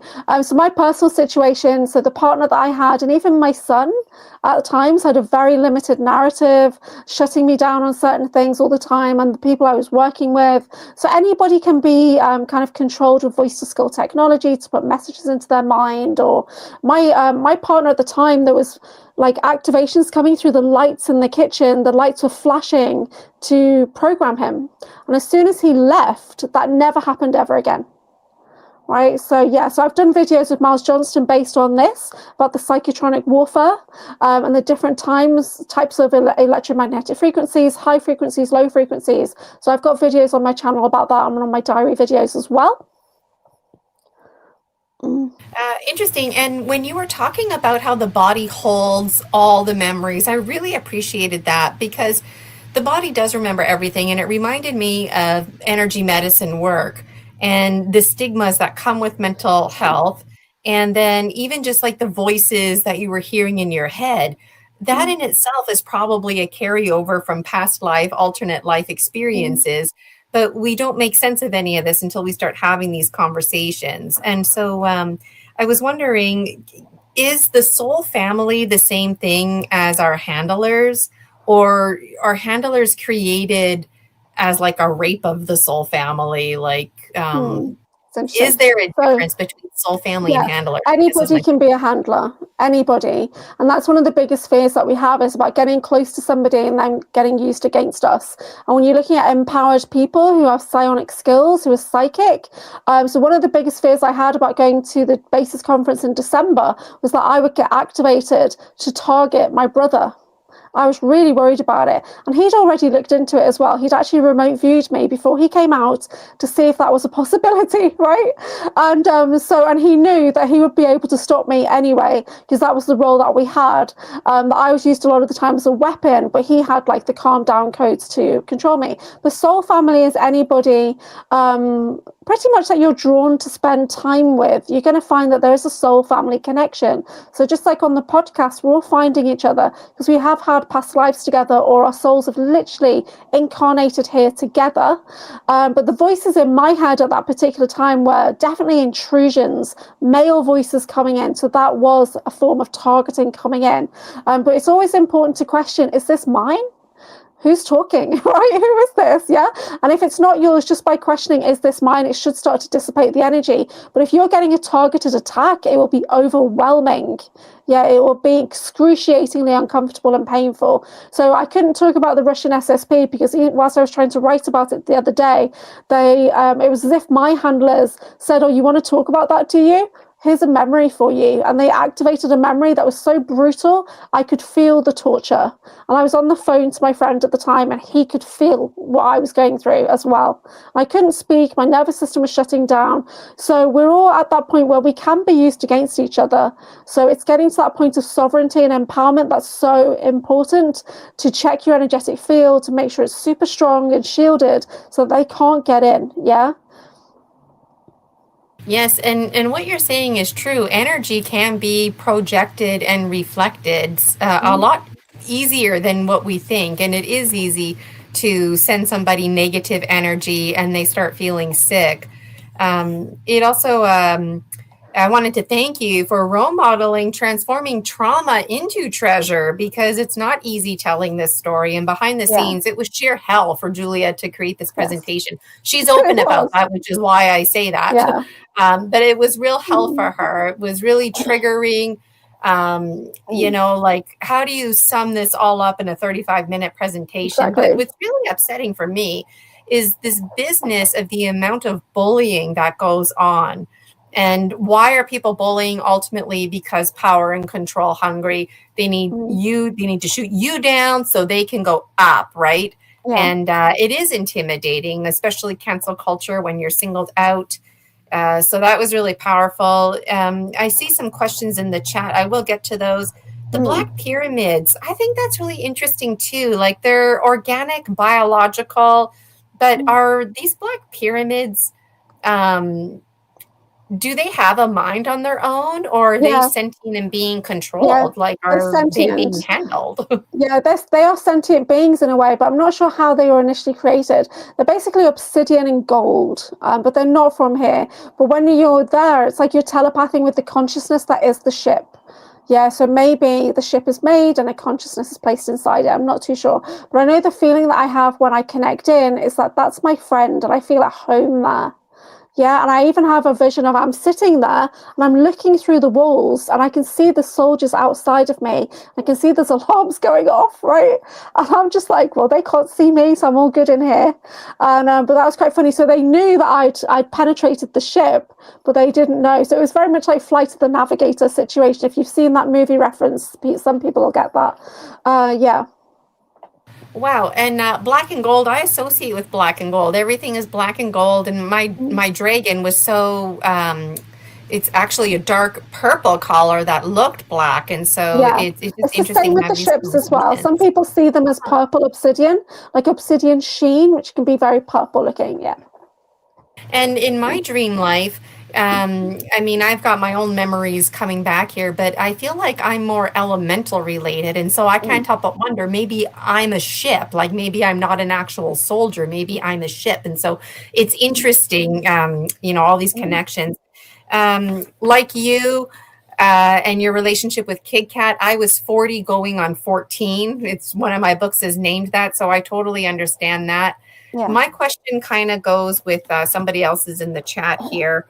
The aftercare program, is this like a holistic healing program, or is this an opportunity? It's a targeting program.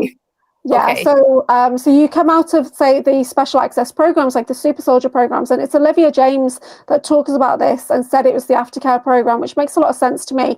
So it's imagine that your tour of duty is ending and you're going back to your everyday mundane life, but they've spent billions of dollars creating you as an asset, and they want to use you at any time.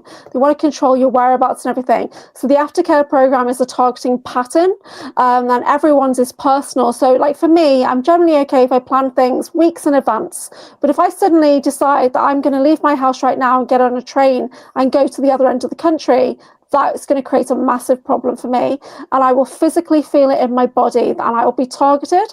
I've even had people come in that were clearly army, gang stalk me when I went on that sound healing course a few months back, and literally they looked Germanic, they looked like soldiers. and they're like, like coming close to me in the doorway, and the next day they're in the town and they're close to me, and I'm like, okay, what's going on here? So if I change my routine, then I have an issue. So the aftercare program is your personalized targeting pattern. It's the parameters of your life. It's your Truman Show, basically. The Truman Show, yes. And what made you want to start the mystical wellness? I guess like all of your experiences that you've had. Yeah. Tell us about that. Yeah. Someone was asking. So for me, mystical wellness starts with magic. And I've been a witch since I was 8 years old. My dad took me to get a broom and a black cat because I knew that something was different. But what I didn't know at the time was that I was in these programs and I was separated from like my brother died and things like that. So my dad, I guess he was a magical pagan person, but he didn't talk about that kind of thing. He did astral travel and things like that, but we didn't really talk about it. So he kind of set me up. And then I had a fascination with getting into reading books about vampires and witches and stuff like that. So I knew I was a magical person. I knew I contained a great power or strength within me, but I didn't know what to do. So it just made me more and more angry.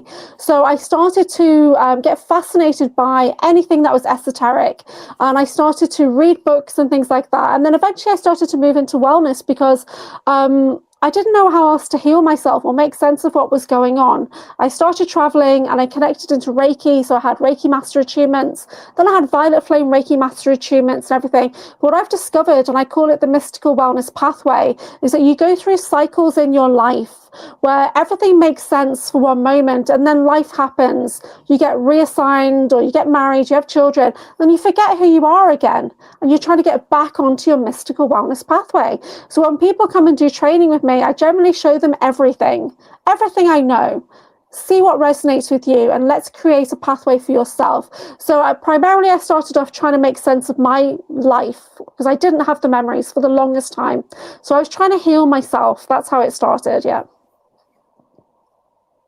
Well, Julia, we are already out of time, and I'm glad we got to sneak in some Q&As. And those of you behind the scenes, Julia's presentation was originally like 20 hours long, and the pre-recorded she sent me was a good 35.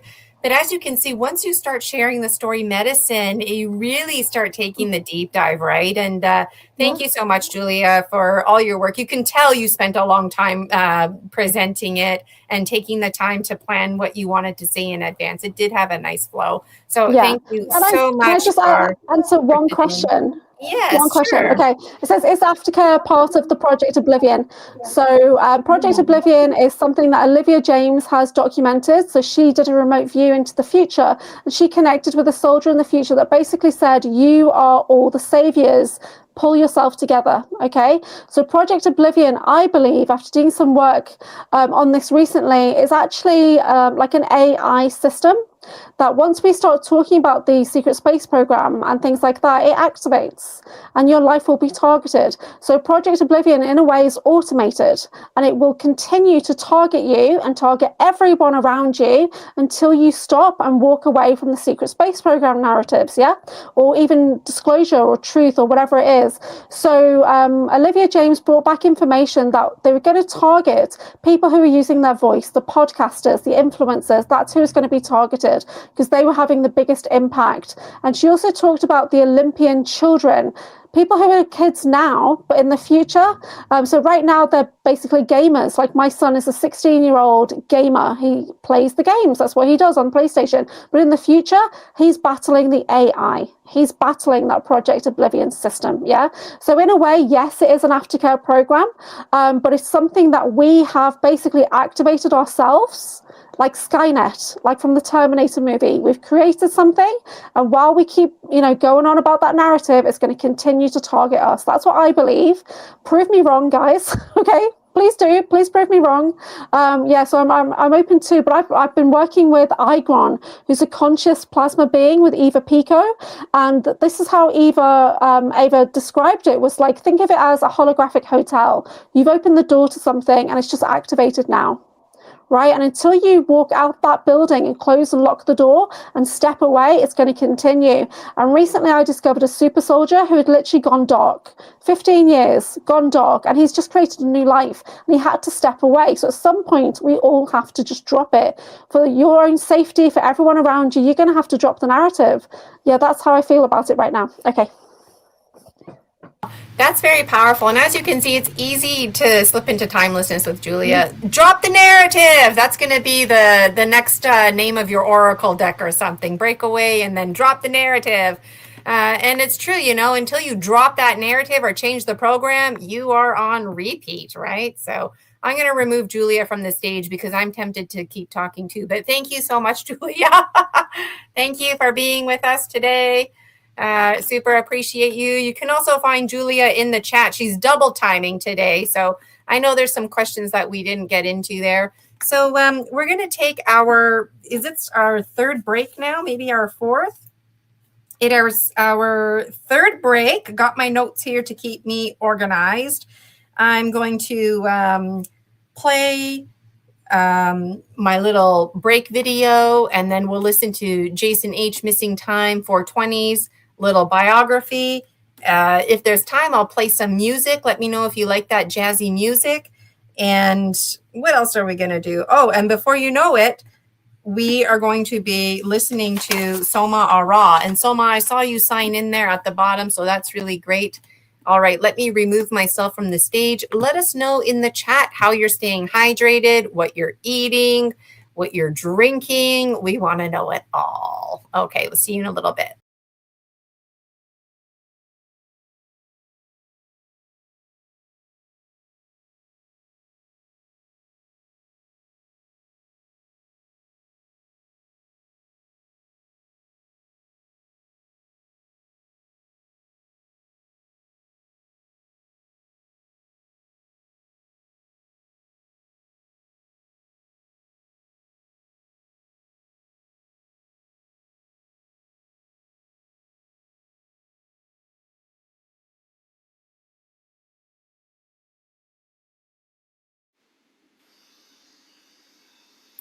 Hello again. This is video 3 of 5. And now I'm going to tell you about the Unmaker's tools, better known as the 2 sticks. This is found on page 99 of the Gnome King if you're following along at home.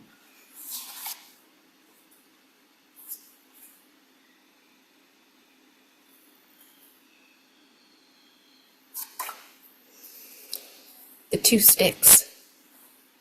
I carry 2 sticks with me that serve multiple purposes. The sticks function as makeshift utensils for eating and digging holes.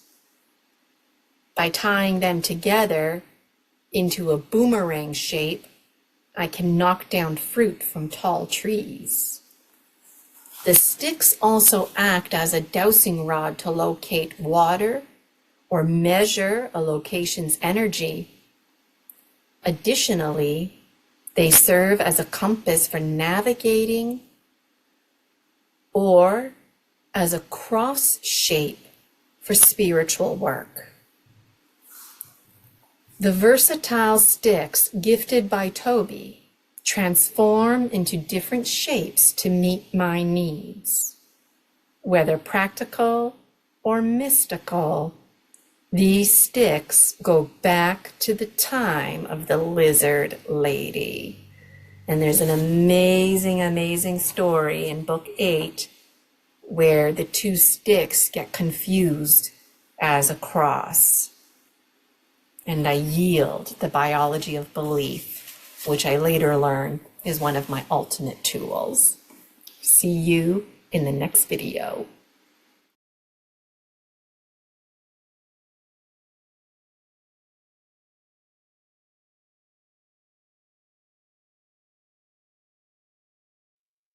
Gina, Virginia, Casella, and the Dragon Dreams Soul Tribe Collective. I'm pleased to introduce Jason H. Jason is better known online as Missing Time 420. He has a background in professional film and cinematography. Jason has a deep-rooted passion for certain plant medicine and a good story. He continues to explore the unknown and mysterious by supporting and monitoring many paranormal and UFO podcasts by guiding thoughtful conversation with humility, humor, and passion for uncovering new perspectives. Jason is also assisting behind the scenes in the making of the Dragon Dreams mini-movie series. Additionally, Jason is a Dragon monitor and provides tech support in honor of Project 30 ISIS Unity Consciousness. Be sure to say hi to Jason in the chat. Jason would like you to know that dreams are something you don't give up on, even when they become scary. Gina Virginia Casella and the Dragon Dreams Soul Tribe Collective. Thank you, Jason H., for dreaming with us so courageously. Thank you for being a dragon monitor and helping medicine bearers share their story. Additionally, while stepping in and up to manifest the Dragon Dreams mini-movie series. This helps us to create safer spaces to give and receive our story medicine. One of the best ways to heal is with the earth, and that's exactly what we do with each other. Gina Virginia Casella and the Dragon Dreams Soul Tribe Collective. Pleased to welcome Jason H.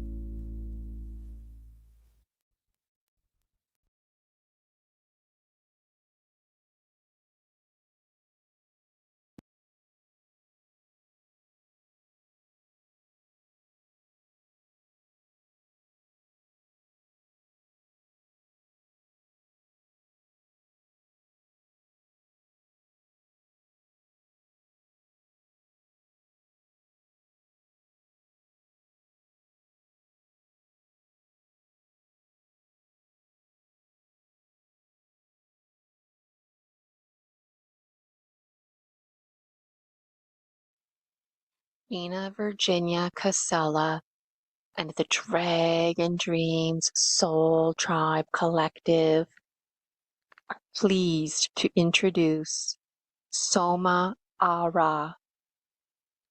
Soma is a Pleiadian Lyran starseed galactic light worker with a profound mission to assist humanity during this era of ascension. Known as a Pleiadian ambassador and warrior of the heart, she has served as a channel for the Pleiadians since childhood, sharing their wisdom to inspire, uplift, and guide humanity toward higher frequencies and a new earth. As a healer, visionary, and intuitive, Soma embodies many roles, such as ascension guide, psychic medium and starseed reader, light worker, and empath. She is a Reiki master, shamanic practitioner, and channel for the divine light. Her spiritual journey began at age 8, marked by a conscious connection with the Pleiadians. At age 12, a life-changing, out-of-body experience with Jesus redirected her path, leading her to meditate and study esoteric teachings. Guided by the Pleiadians, she received direct education through downloads, transmissions, and spiritual teachings, bypassing traditional schooling. Soma's work spans channeling, readings, courses, workshops, and books, including The Pleiadian Child and What's Really Going On. She is also the CEO of Cosmic Starseeds Academy. Soma would like you to know we are not alone. We have never been alone. We do not come from Earth. We are the ancient aliens. We are the Pleiadians. We are the children of light. We are the star seeds. Gina, Virginia, Casella, and the Dragon Dreams Soul Tribe Collective, thank you, Soma, for sharing your story medicine and for courageously dreaming with us. Thank you for being a dragon medicine bearer and for helping us to create safer spaces to give and receive our story medicine. One of the best ways to heal is with the earth. And that's exactly what we do with each other. Gina, Virginia, Casella, and the Dragon Dreams Soul Tribe Collective, pleased to welcome Soma Ara.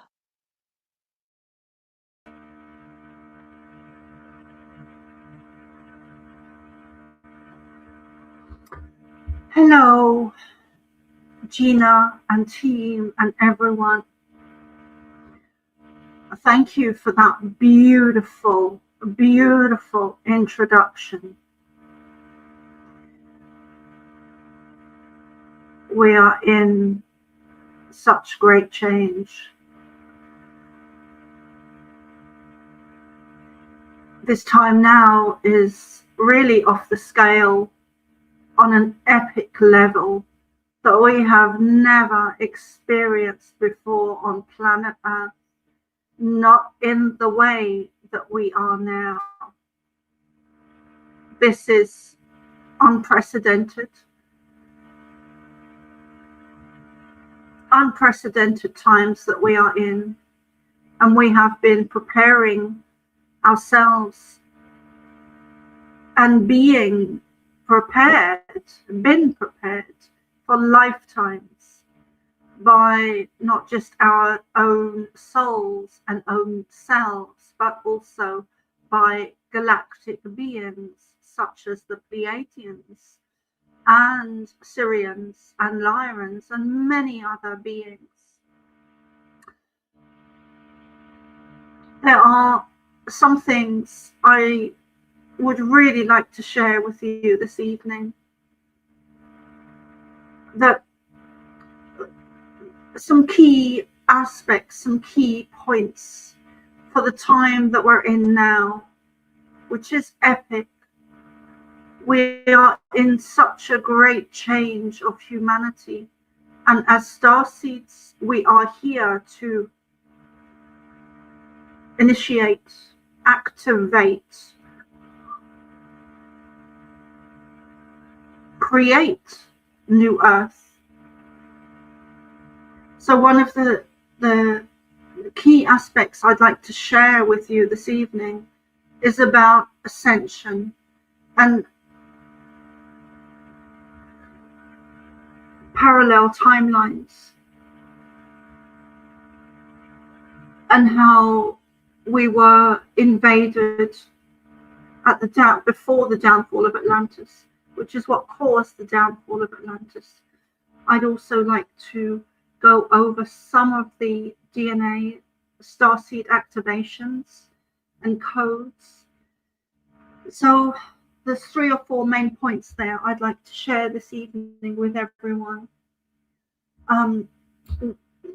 So let me start off by explaining and sharing some of the information with everyone that I have received, that I understand, and stand in the truth of the downfall of Atlantis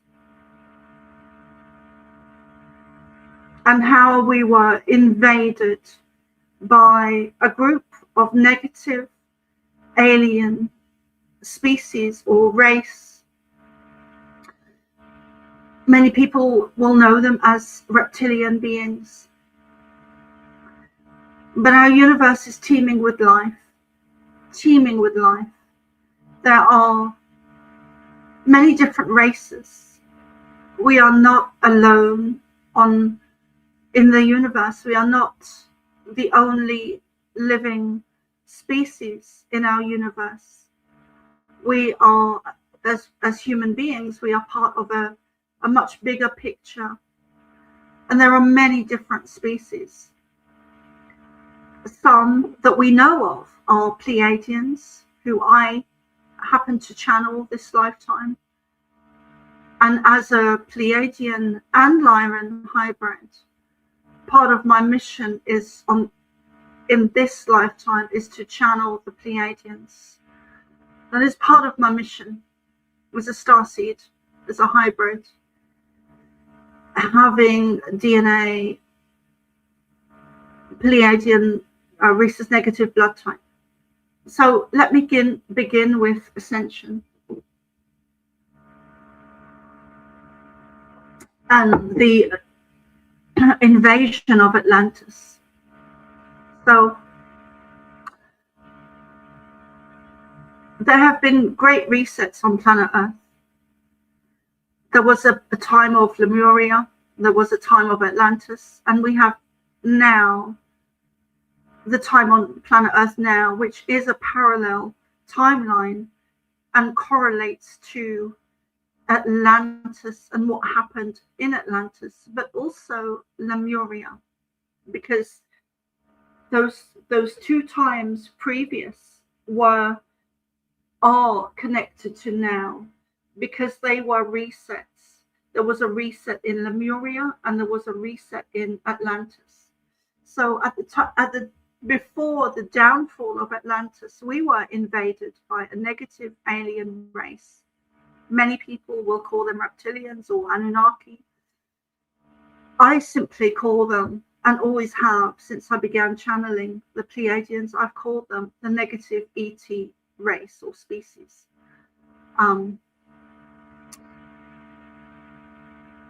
So we were invaded at Atlantis, which caused the downfall of Atlantis. And we are on a parallel timeline now. All the resets of Earth are parallel timelines where we get to choose. And now we are choosing to ascend, to move into ascension. There are DNA, starseeds, specific DNA starseed activation codes that we did not have during the time in Atlantis. Had we had those codes, activations and initiations, we would have chosen a more accelerated path. This time things are different on planet Earth. This time we make better choices, we make better decisions, we do get to choose a more evolved state of being. We do move into a Christ consciousness state of being. We do move into a new crystalline human being, a new DNA, a new activation, a new timeline, there's many different aspects involved here. But they have said to me that the DNA starseed activation codes that they have instilled into our, you could say, etheric bodies are essential this time in ensuring that we stay on track and that we evolve this time, that we choose the ascension timeline this time, and that we don't devolve like we did in Atlantis. We made wrong choices, although I don't believe there are any wrong choices. We made choices that we probably wouldn't make again if we were to experience that again, which we are experiencing it again. It's the timeline that is parallel to now. This is very important and very significant. It's not separate. We are on a parallel timeline to Atlantis, and this time we get to evolve and we choose a better way. But the crux of it is that we have been given an extra set of DNA starseed activation codes that correlate to each of the chakras as you go up the chakra system, and you're starting from the base right up to some of the crown chakras. There's 3 or 4 crown chakras as you go up. So I have been given one of the codes, which is correlated to the base chakra. The other codes I haven't been given yet, but that will come in time. The base chakra, the root chakra, is very much to do with grounding and connecting to Mother Earth.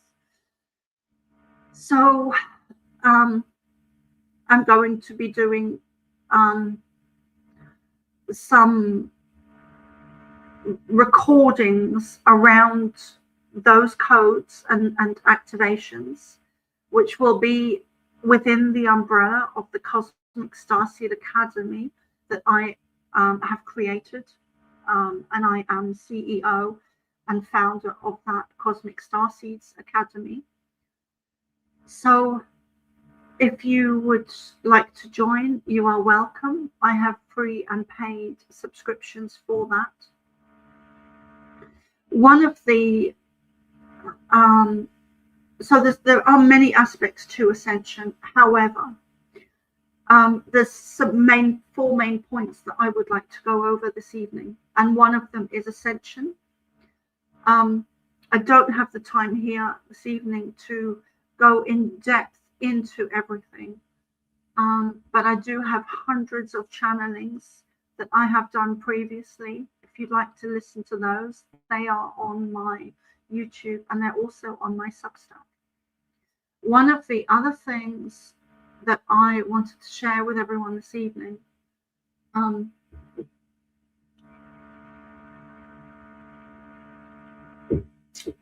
know how dark everything is at the moment. Things have gotten very dark.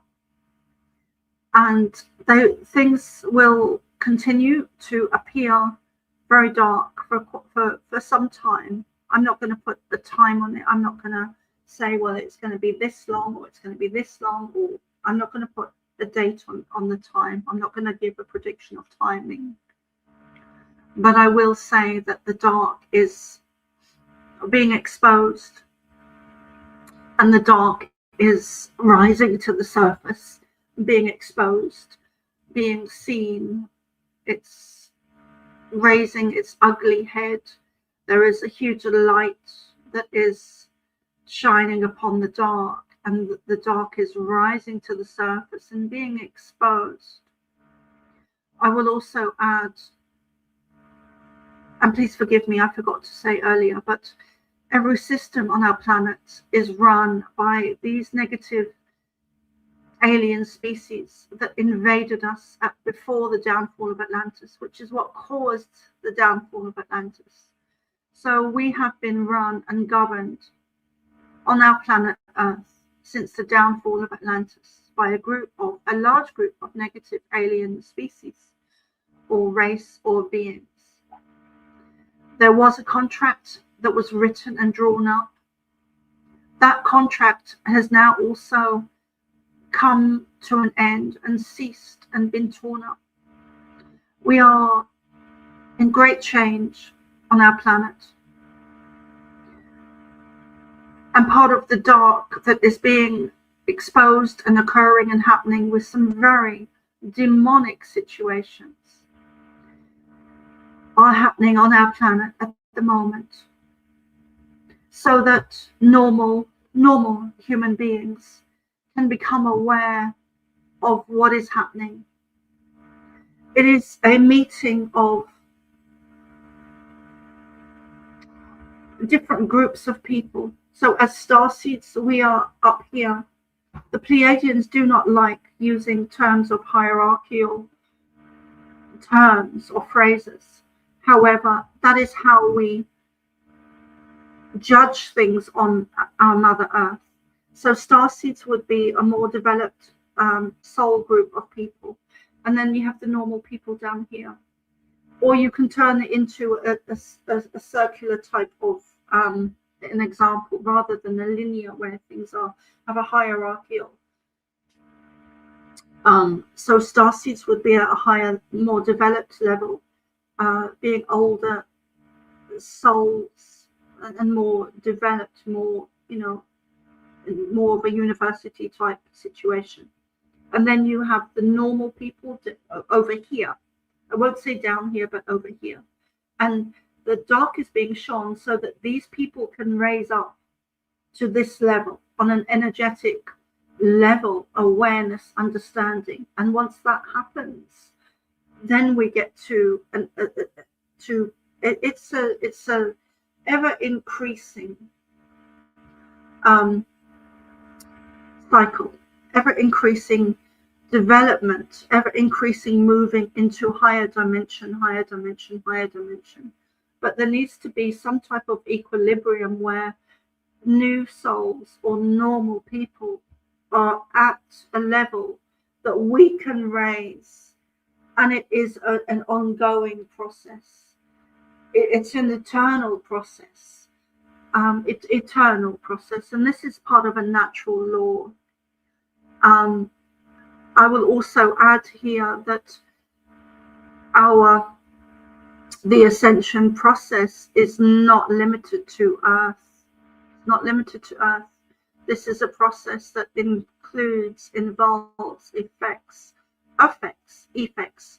the Pleiadians, the Lyrans, the Syrians, the Arcturians, all other species.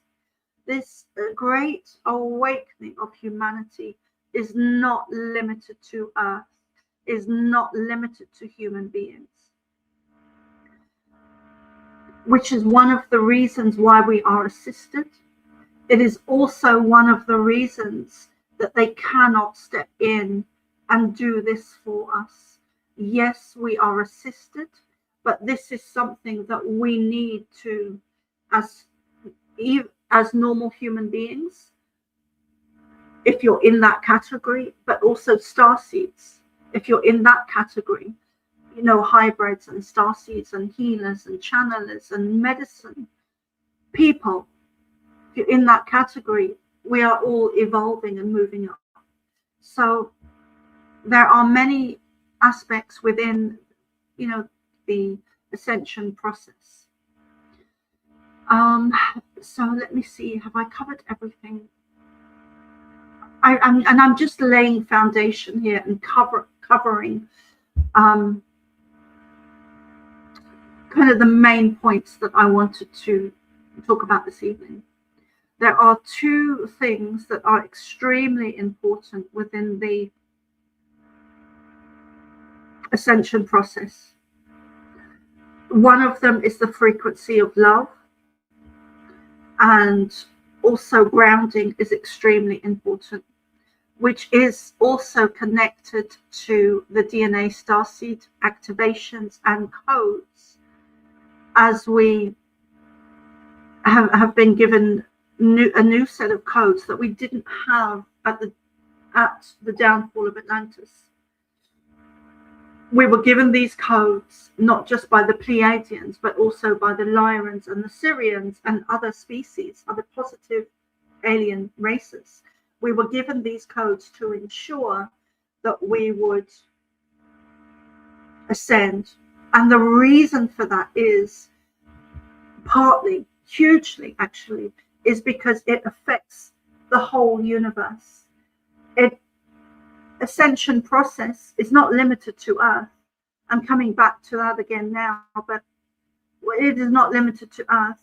So the Pleiadians and other races have ensured, in order for their own evolution, that we evolve this time, because it affects them, it affects the whole universe and all species. One of the other things that they have said to me, which I want to share with you, which is very important, is that they are us from the future, literally. So it is like a soul being in two different spaces or timelines or dimensions. They are literally us from the future.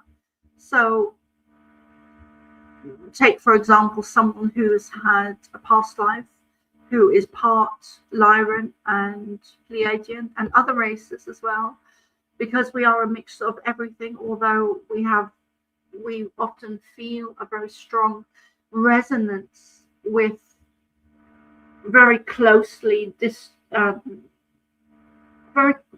so past lives. For example, if we've had a very recent past life on the Pleiades star system, which I have, then we will feel a very strong resonance with them, because it is close in proximity and time.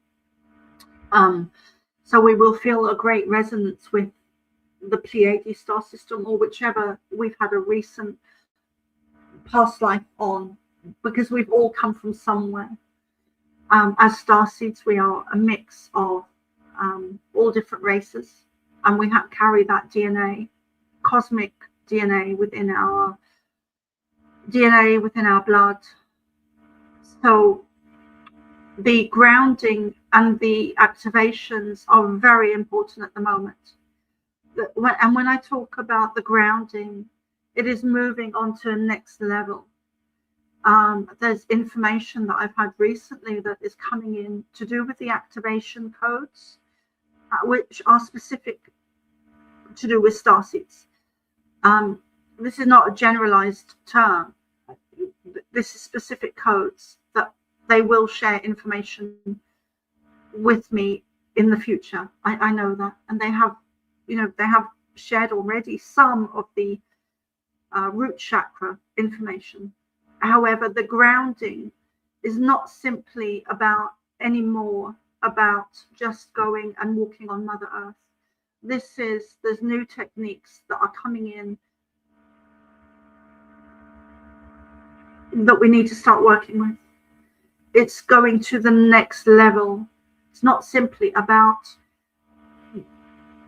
it's not simply about having your feet on the ground anymore.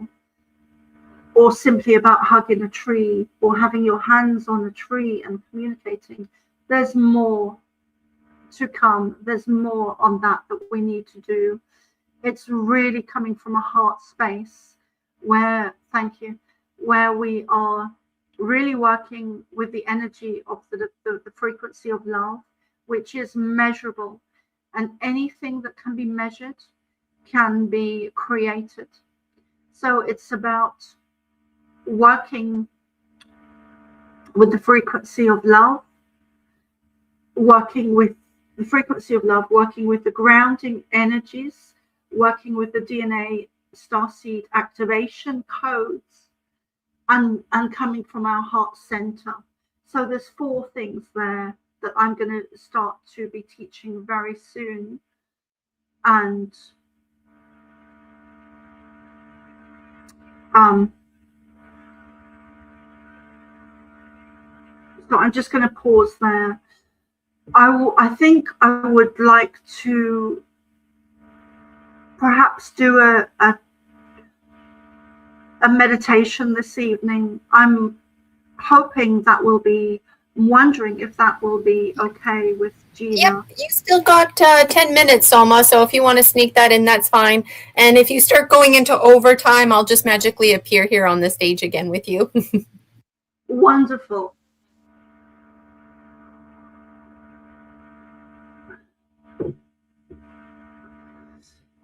Okay.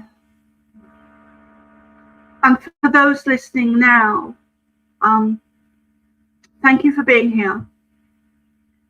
And you should be able to keep this and listen back to it if you feel that it is of benefit to you. So let us begin. And you can do this inside or outside. We recommend that, and when we say we are the Pleiadian collective with Ashtar as our spokesperson. And Soma Ara is now at a level that she is able to, after many years, as she connected with us as a child, she is able to channel with her eyes open in this state of her consciousness. So she does not need to go into a deep trance. She has been asked not to do a channeling this evening, and she's very aware of that. So let us begin by doing a meditation. We recommend that you do this outside. However, you can do it wherever you would like. Visualize yourself or be outside in a chair or on the ground, feet on Mother Earth. Breathe in through your nose and down to your belly and hold it. And do that 2 or 3 more times.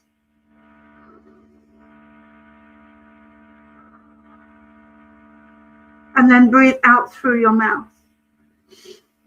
So in through your nose, down to your belly, and breathe out through your mouth. Hold it as long as possible in your belly. Sit comfortable, breathe. Breathe in the frequency of love, of compassion, of joy, of art. Breathe in the energy of Mother Earth, coming into your feet, chakras, up through your whole system, through your legs, your knees, your thighs, your hips, your root chakra, coming up through your whole body. And you can visualize a clockwise spiral going up your whole system, up your whole body, your arms, your hands, your fingers, as it raises and raises and raises. And you can visualize it connecting with us, a beam of white light or any color that you choose that is illuminescent, lit up. You can visualize this beam of light going up right to our ships, which are above your planet Earth.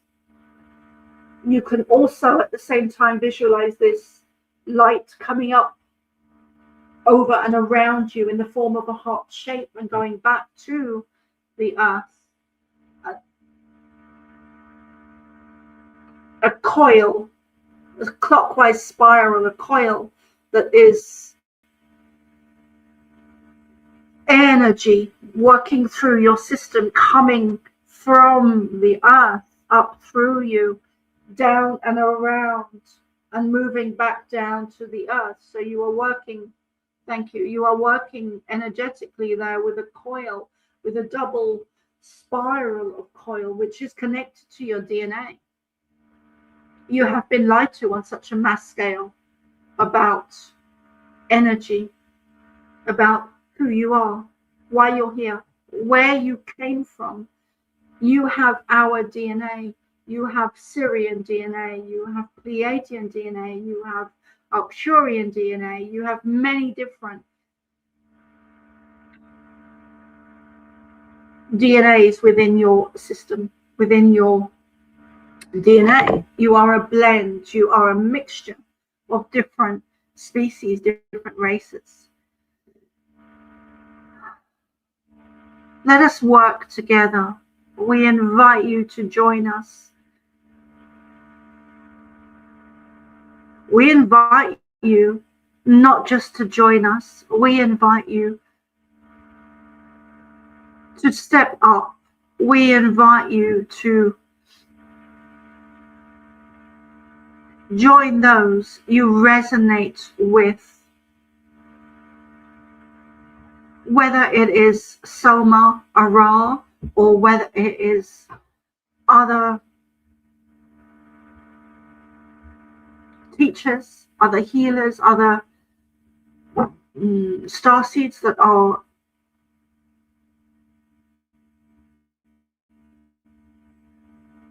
here to assist in whatever form they do that.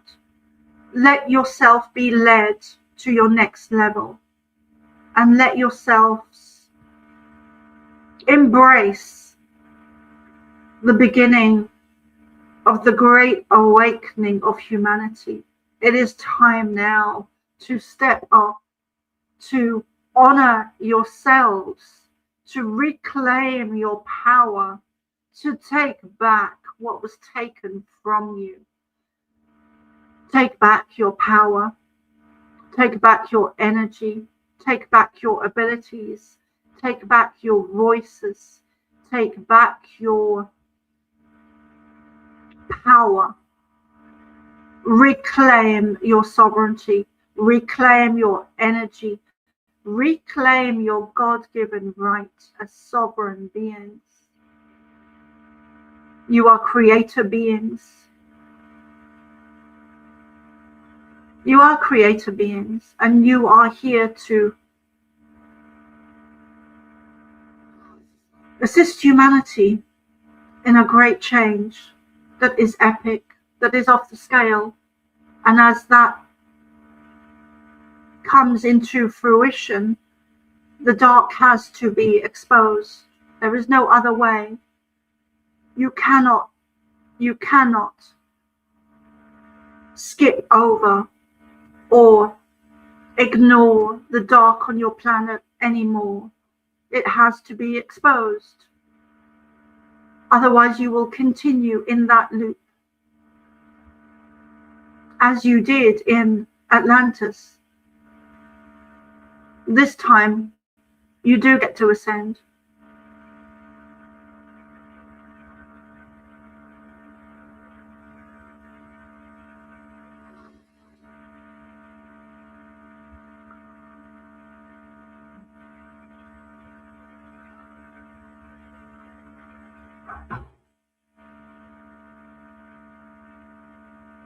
Sit in the energy with us.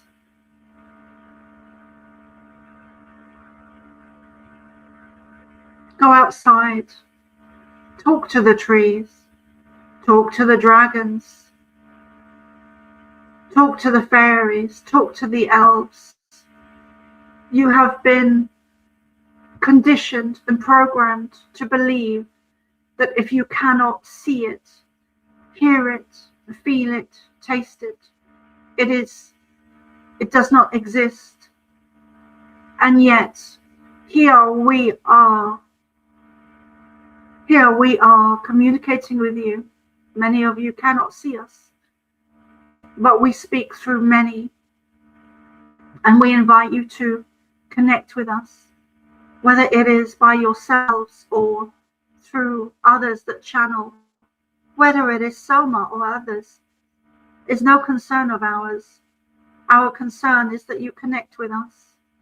Our concern is that you acknowledge the likes of dragons, elves and fairies, unicorns, Sasquatch, giants, many different beings that moved into higher dimensions in order to exist in a higher plane so that they would not become extinct on planet Earth. They moved into a different dimension. We invite you to join all of these beings and to acknowledge their existence. We leave you with love, light. We want you to remember who you are, why you're here, where you came from. We also want you to acknowledge the higher dimensions where some of these beings dwell, live, exist. We love you, and we will pause here for today.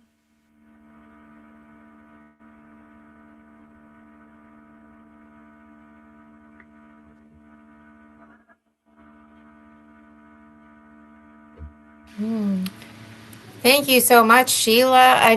Soma, and thank you so much to Pleiadians for joining us today and for leading us in that meditation. You know, I was having a little laugh here behind the scenes because I said to the Pleiadians, no channeling. So what did they do? Instead of channeling, they led us through a meditation.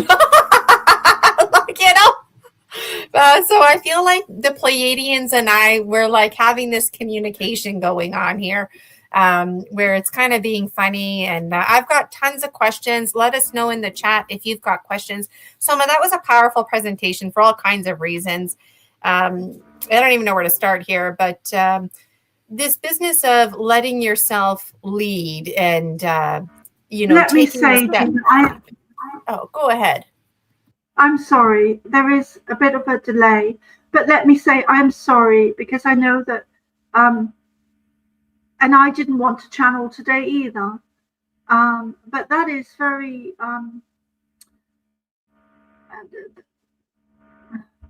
what is the word?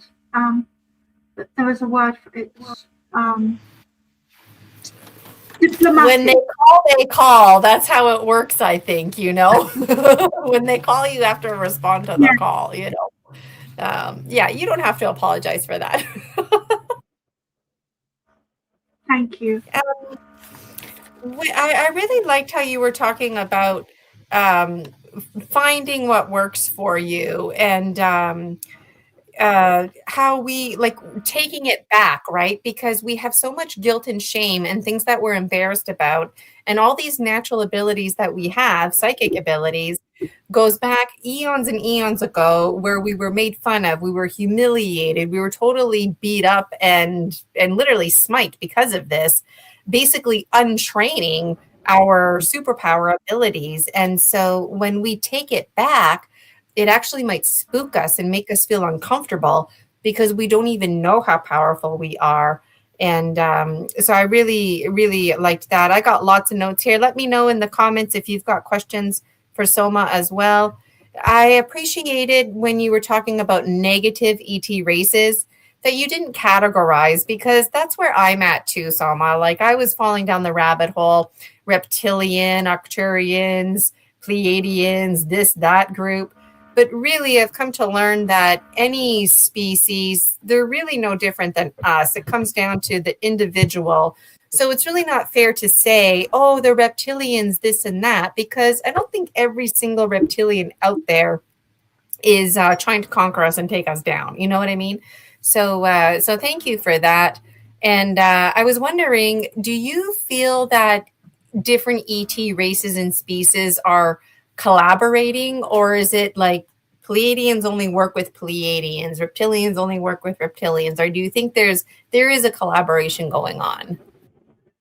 Absolutely, and that is something that's very important.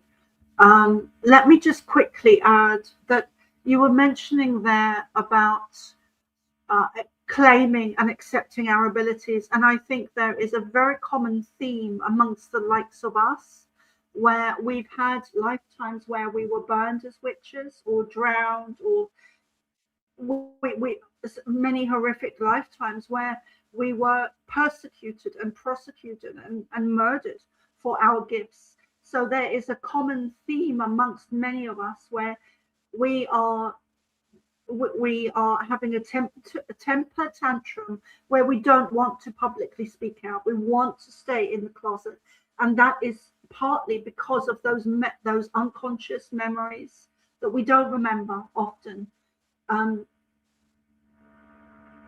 where we were murdered or drowned or burned at the stake. So that there's an aspect of that there to do with that.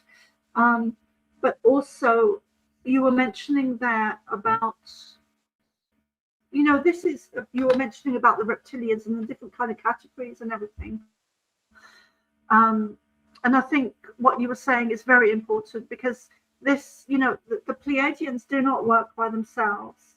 The Lyrans do not work by themselves. The humans do not work by themselves. Many of us as starseeds are working with the Pleiadians, as the Pleiadians are working with the Syrians, as Yeshua or Jesus works with many of us, works through many of us. So this is a collaboration of many different starseeds, hybrids, Pleiadians. This is a collective, galactic, cosmic ascension process. It's not just about Earth, although Earth is a huge part of it, and everything is kind of, everyone and everything is kind of looking at Earth, because Earth is, I would say, it is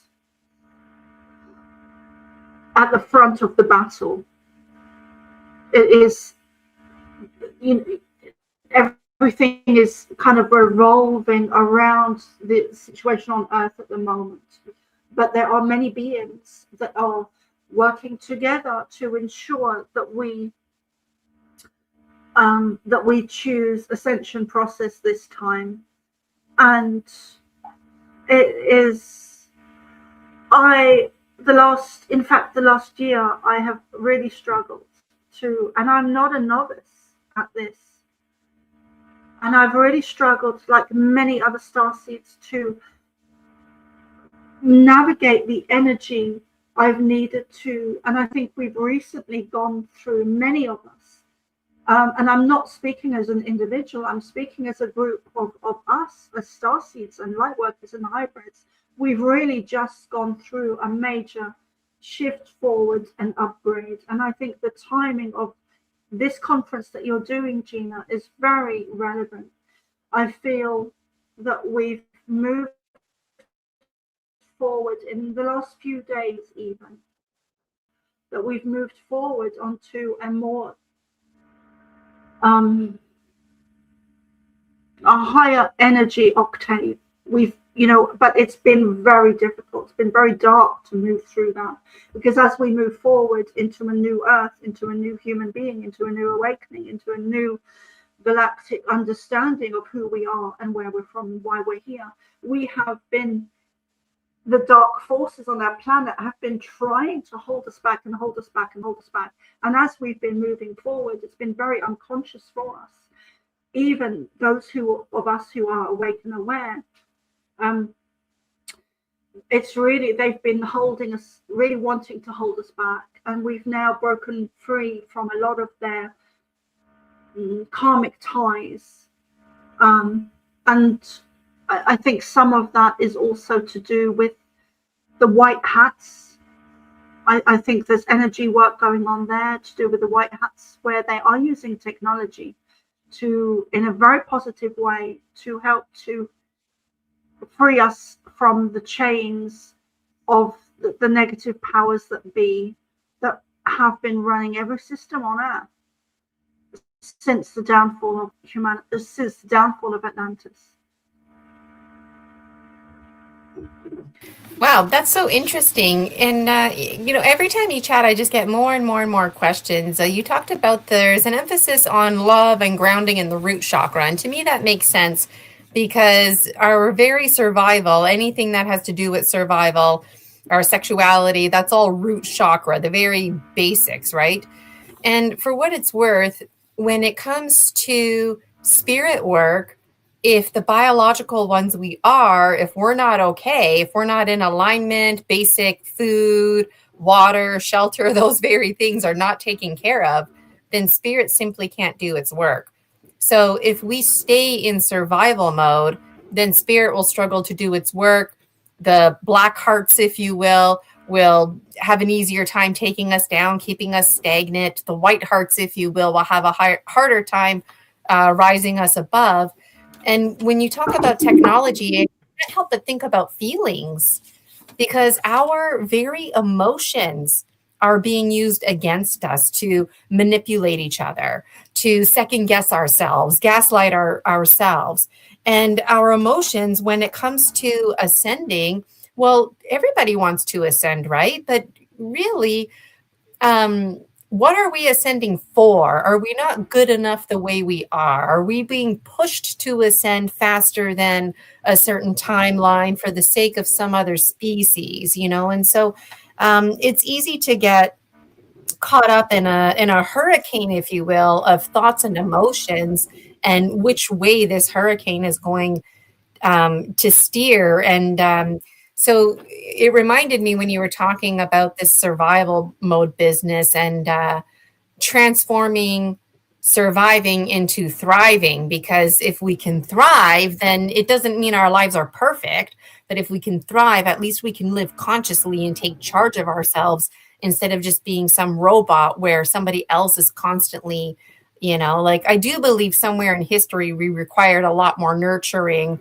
for the ascension process. But I know I just threw a lot at you there, but can you talk a little bit more about surviving and thriving, and why the root heart chakra are so important, and feelings? Anything you need to say? I know I always throw a lot at my guests. That is great. I think, some of the, everything that you've just mentioned just now is really important. We have been programmed to and indoctrinated to be in survival mode, and a lack of a poverty consciousness. All of that is a program. And alongside that, and there's a couple of other aspects to do with that, but alongside that, the powers that be, such as the elites and the Rothschilds, have been using black magic on money. So I feel that many of us are just about are in the first steps of breaking free from a lot of that. There is a shift of energy on the planet at the moment with starseeds who have been targeted and have been living within survival mode for so long, and we're really coming away from that now. These are epic changes that we are in. It's no longer something that's happening in the future. It's happening now. It's happening now, and many of us, thousands of us, are stepping away from survival mode literally now and moving into our next level, moving into more abundance, more thriving, being able to reach more people, stepping forward, finding our voices. It's no longer about the bare basics, the bare minimum, the bare, like you were saying just now, the bare, the essentials like food and water and housing. It's no longer about that. The energy on our planet, Mother Earth, has shifted over the last couple of 4 days.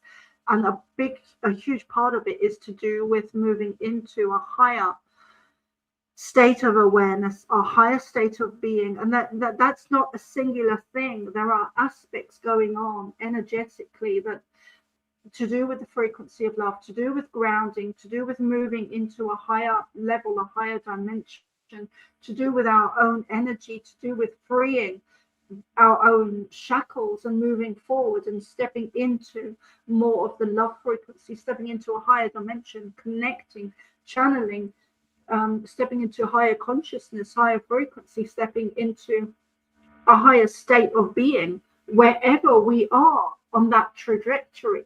So, and part of that is moving into a higher, more abundant state of being so that we can bring our missions to more people.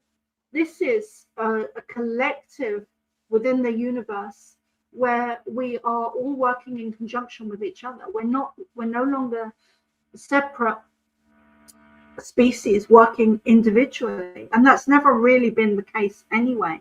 The Pleiadians, we worked with the Pleiadians when they, in my understanding, when they built the pyramids and they built the Sphinx and they built Giza, and we had a lifetime, many of us had a lifetime there where we worked together to help create the pyramids, using sound, using technology to levitate stones into place. So there is so much going on here and many different aspects. And also one of those aspects is the black magic that we've been put under, to do with money as well, is leaving our planet. Because as you move into ascension, that everything is falling away, including the spell, including the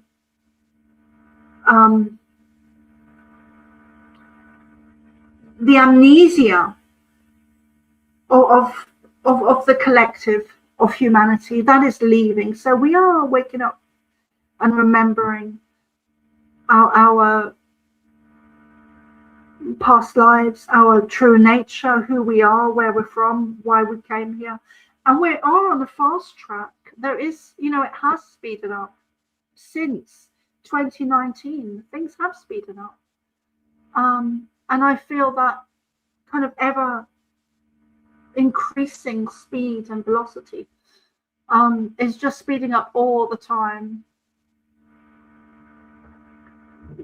Interesting. Thank you so much for that. And, as I listen to you, it keeps getting reinforced in my mind that what's familiar, the mind perceives as not safe. And so it's almost to the advantage of the black hearts, if you will, that we're scared and that we are fear-based. And when we start ascending, well, that's unfamiliar. So we start to get scared, and then it's something that they can utilize to keep us down. So I find this very fascinating.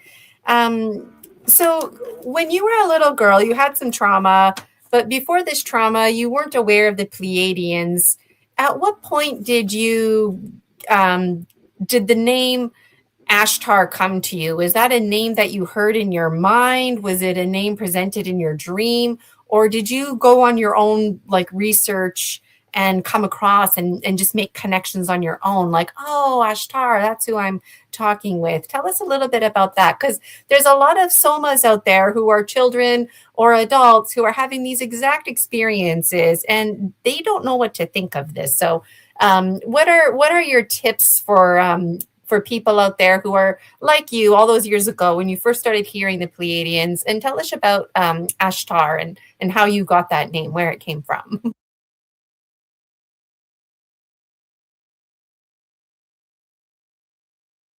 And I think Soma is frozen. Soma, let me remove you from the stage. Oh, no, you're not frozen anymore. Can you Are you? hear me, Gina? Yes, I can, but you were frozen. Yes. Did you As hear anything I said? soon as my no, I didn't. As soon as you mentioned the name Ashtar, Yeah. my computer went crazy Oh. and was making a very loud noise. Yeah, Hopefully that's a good my thing. I don't know. laptop. Ashtar, your name. I said it. um, Yeah, Tell us it was. about, because when you were a little girl, like you never heard about Pleiadians before, right? And then you had a traumatic experience, and then you became in communication with the Pleiadians. But at what point were the Pleiadians like, we're the Pleiadians? At what point was Ashtar like, my name is Ashtar, this is what you can call me? Like, how did that information get communicated to you? Well, I have a huge backstory. I didn't suddenly wake up one day and appear on the stage channeling Ashtar. Things don't work like that on our planet. Unfortunately, wouldn't it be great if they did? No, we go through processes, we go through changes, we go through challenges, we go through experiences that lead us to new beginnings and new experiences and new experiences. We are ever evolving. So I have a huge backstory as a child, where I had a lot of trauma as a child, and I left my body and I connected to Pleiadians and specifically Ashtar at the time when I was 8. I had no idea who they were. I just knew that I was safe. I was loved. I was protected. I was out of my body. And so I continued as I grew up as a child, I continued to have a lot of spiritual experiences. And then at the age of 16, I left home and I forgot a lot of my experiences. And then jumping forward into my life, to 2009, I had moved to the west coast of Ireland, and I was living in Lewisburg in the west coast of Mayo, which is a beautiful place, very remote. And I actually received an email from Joshua Shapiro, who at the time I had no idea who he was. My first initial thought was, this guy's crazy. And it turns out that he was never crazy. But at the time, that was my first initial thought. But he sent me an email saying, hi, I was given your name by the Pleiadians and I think we should work together. And within 4 days of me receiving that email, I began to channel Ashtar, and Ashtar turned up behind me, in the center of my back, behind me. And then there were other Pleiadian beings behind him. And I didn't know who they were. I'd forgotten a lot of my childhood because of the abuse. Because the mind, when it's traumatized, it will block out memories. It as a safety mechanism for us to cope with trauma. That's what happens to the brain, the mind. We forget the trauma. We forget what happened until we are in a space where we're solid enough, where the mind is able to remember. So that is part of my story. But I also had, as a child, I also had a lot of training, a lot of communication with spirit, with my guides, with the angelic realm, with angels, with fairies, with elves. I was very in touch with nature from a very young age, in clear, direct communication with many different elemental and nature spirits. So I was blessed that my mum moved from Namibia to and South Africa, because she moved around. I was blessed that she brought me to Ireland and I feel that now I'm at an understanding where I understand that she brought me to Ireland so that I could really open up and connect to nature spirits, that I wouldn't have been I would not have had the opportunity to spend the time outside in Namibia that I did in Ireland, partly because of the sun, you know. So I was just allowed to stay outside within our garden in Ireland and just do my own thing and communicate. So my childhood was a great foundation, and of course I didn't have the normal secondary education, which is also to do with the Pleiadians. But so when I was sent that initial email by Joshua Shapiro, I then went on to do shamanic training, and I then began to have memories of having connected to them as a child because of the trauma that I had forgotten. So my story is very back to front. It wasn't a linear. It was natural to me, but it wasn't a linear process of of channeling. It's kind of back to front with me, and I just had forgotten many memories. That's very powerful, especially the reality about trauma. It really does throw off your senses. You forget things that you never thought you would forget. How could you forget? But you do, right? We're a minute into break time, but can we sneak in this one last question? How do we determine where to find the activation codes that resonate with us when so many are claiming to have the codes? Like, how do we know what our code is? Through the heart. Through the heart. In fact, the activation codes, we do not need anything outside of ourselves, although they can help assist us. And I'm no exception. So for far too long, we have been taught to look outside of ourselves, to the doctor or the lawyer or the politician or the school teacher or the whoever. That is part of a program. So we, in fact, now need to look to Mother Earth, to sit down, to meditate, to communicate with the trees, with all of nature, and reconnect with our guides, our Native American guides, spirit guides, who we've had past lives with. That is why they are spirit guides, not random. We are connected to our spirit guides, also our animal spirit guides from many previous incarnations, whether it be the Hopi or Lakota or whichever tribe on earth. We've had many past lives, so we do, and we've been programmed to look outside of ourselves, to over there. He can help me, he can save me, he can has the answer, where in fact we do not need to do that anymore. In fact, what we need to do is step into ourselves, step into our sovereignty, is to step into our heart space and connect with Mother Earth and sit in stillness. No phone, no laptop, no computer, no technology, and communicate with our Earth, our Mother Earth, a divine, beautiful planet that has her own consciousness, her own awareness, her own heartbeat.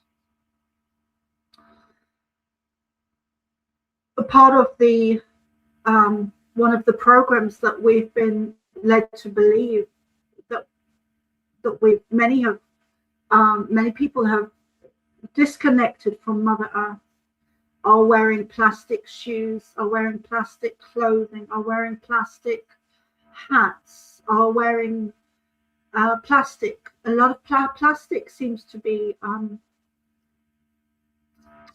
one of the technologies that they have used to disconnect us from Mother Earth. Plastic shoes will disconnect you from Mother Earth. get outside barefoot, you know, and even clothing is coming to light now that polyester and many different types of fabrics are affecting our health. These are all good points. And you know, it's not just the plastic, it's the dyes that are used as well in our shoes, right? We could clearly talk to Soma forever, but Soma, we're going to say, well, we don't have to say goodbye to you. You just have to remove you from the stage, but you're more than welcome to hang out with us. And thank you so much, Soma, for your story medicine. I thoroughly enjoyed it. I enjoyed the meditation from the Pleiadians, and I feel excited that there was technological stuff going on when I said Ashtar's name. So it makes me feel alive within. And so thank you so much, Soma. I'm going to remove you here from this stage. Really appreciate you being a medicine bearer today on our live stream here. And we've got Slavka, the natural sentient, who is now behind the scenes. Hi, Slavka. I see you there. Ooh, she's got a nice fancy background. All right, so we are officially on a break. So I'm going to put up our break slide. And just so you know, Slavka is presenter number 5 of 6. So we've got Slavka, Missy, and then it's all over already. So let me know how you're doing in the chat, what motions you're going through.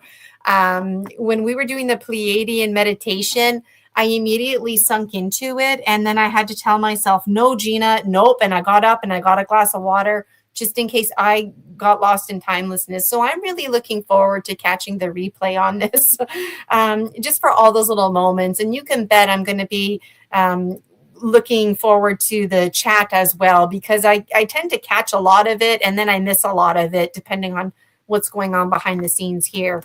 So have a happy break. Let us know what you're munching on, what you're drinking. I like to be nosy like that. And how come this isn't going on here? Okay, I'm having, what's going on here? More layouts. All right, well, I got another video for you, and I also got my biography. I've played everybody's but mine. We'll play Slavka's when it's her turn and Missy when it's her turn. So, okay, bear with me here. Okay, the break slide, it's giving me a hard time. I'm not going to let that get the best of me. It's all about the power of the now. Okay, so it's trying to be trying. And the menu here. Okay, where's my video? All right, and this is the nice part about being live. And I'm not editing this, by the way, unless something like major like goes super wrong. But okay, the Unmaker's Tools. Here's video number 4 for you. Enjoy your break, Dragon Dream.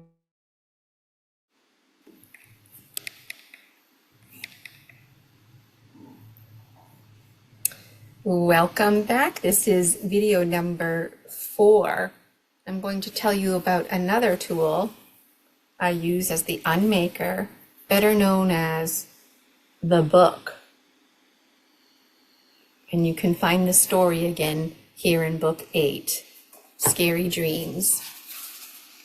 And if you're following along at home, I'm reading from the bottom of page 99 of the Gnome King book 4. So all versions of Gina across different dimensions share the same book, which allows them to awaken to their interconnectedness, though at times confusing as the book contains varying dimensional Gina stories.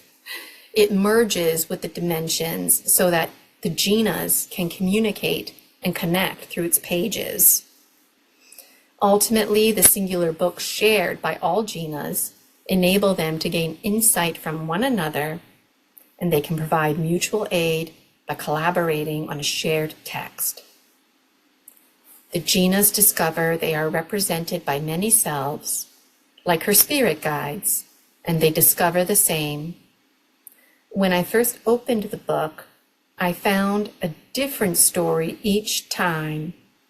I realized this book provides insight and conversation with my spirit guide and higher self. The book can present any information I need or provide insight when requested. Its pages can also transform into blank sheets Depending on my needs, the book alters itself to serve me. Often it becomes a journal where I write random stories, draw plants and animals, and jot down recipes. Later, I learned this book is also an Akashic record. At first, the book makes me uneasy, and because of its uncertainty, it also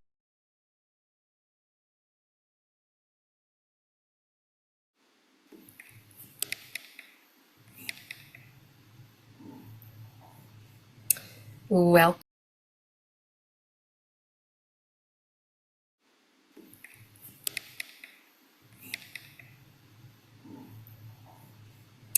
Welcome back. This is video number 4.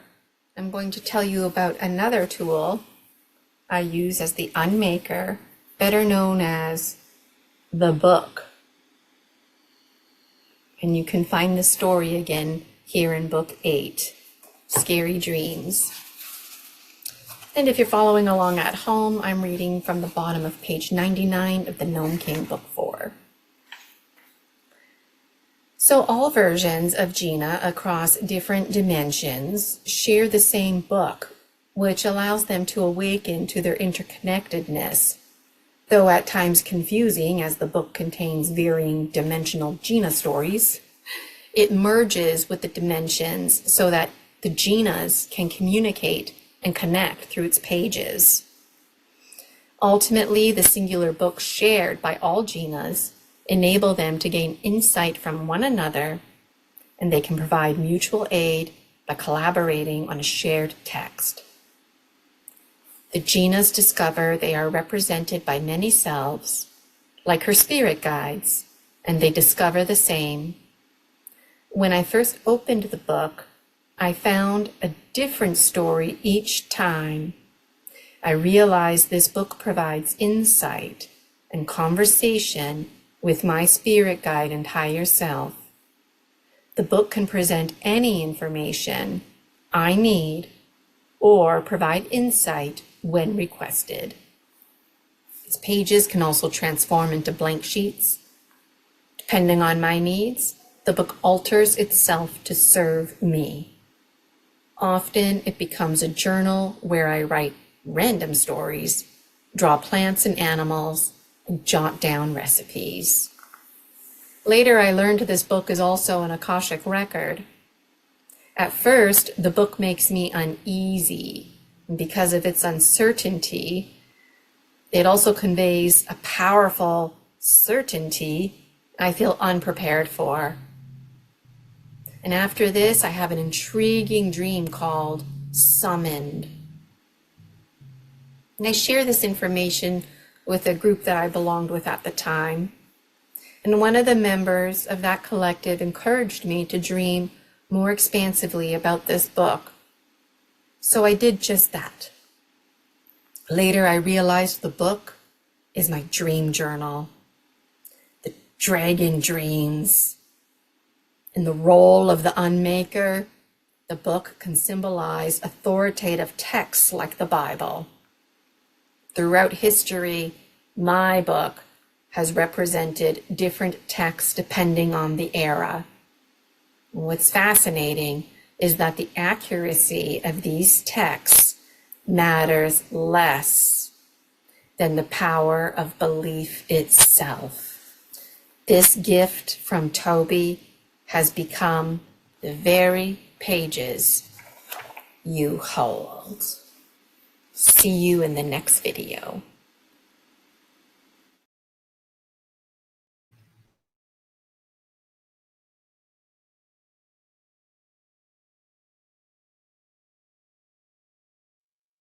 Gina, Virginia, Casella, and the Dragon Dreams Soul Tribe Collective. Pleased to welcome Gina, Virginia, Casella. Gina is a spiritual biz entrepreneur. She serves as a multidimensional healer offering shamanic services and intuitive insights through her Dragon Dreams Oracle and unique gemstone readings. Gina is a master practitioner of energy medicine and a hypnotherapist specializing in mind reprogramming, balancing chakras, providing safe extractions of intrusive entities, and clearing affinities. She is the visionary behind Project 30am-6 Unity Consciousness, which includes all of her content merging together, all through the bridging of her real life and real dreams, half remembered and half misunderstood, now integrating as online conferences, mini films, and much more, honoring the Dragon Dreams Soul Tribe Collective. Notably, she fosters the Soul Tribe by creating safer spaces for sharing story medicine, advocating the belief that one of the most potent methods of healing is through our connection with the earth, which reflects our bond with each other. Within various spiritual communities, she is acknowledged for her contributions to mind reprogramming, energy healing, and her self-published series, Dragon Dreams, available on Amazon. Above all, Gina is celebrated for her authentic character and heart-centered approaches, empowering others to understand that their Akashic records are not permanent record, and that they can truly change their story to change their lives. Gina asserts, each of us is the master scribe of our stories, and we are to alchemize those stories, which is our birthright. Gina enjoys spending time in nature, in the kitchen, working with moon cycles, making flora, and feminine expression dancing. She also strives to be awake before the birds as she resonates in weaving her wisdom in the dark. Be sure to say hi to Gina in the chat and to leave a comment. She loves to receive them, even in years from now. Gina wants you to have the courage to be yourself and to be all you can be. Thank you, Gina, for courageously dreaming with us and for creating opportunities to share and receive story medicine. Thank you for being a dragon medicine bearer. One of the best ways to heal is with the earth, and that's exactly what we do with each other. Gina Virginia Casella and the Dragon Dreams Soul Tribe Collective. Pleased to welcome Gina Virginia Casella.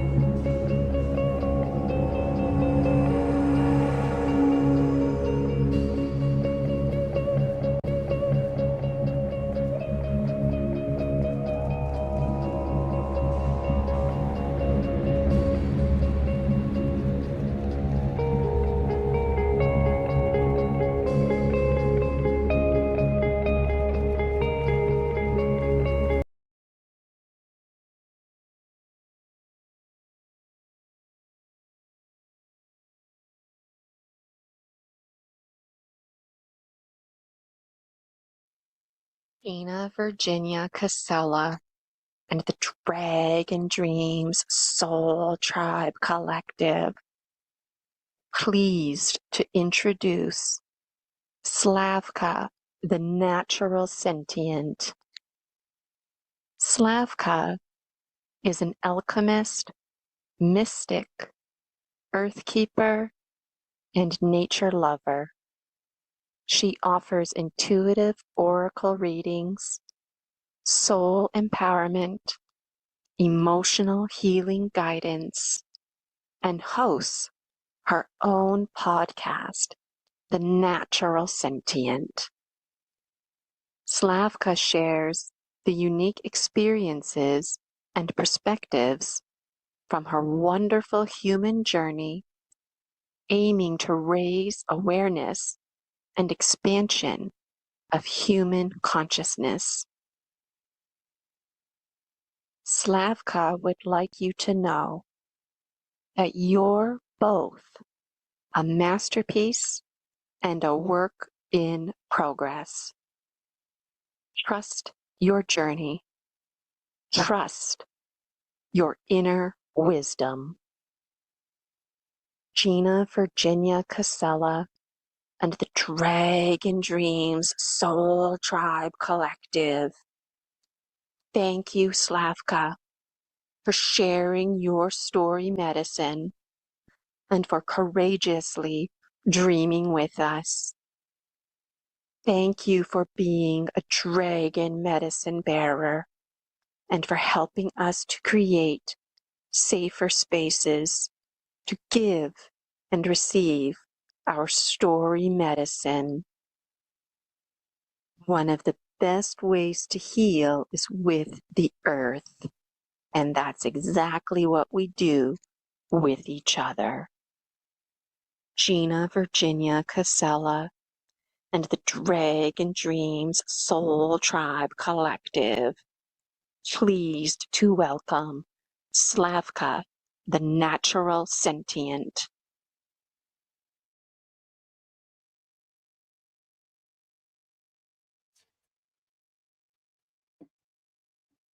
Okay, so let's start.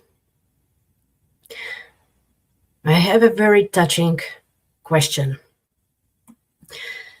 Put a number 1 in the chat if you have ever tried to run away or distract yourself from emotional pain.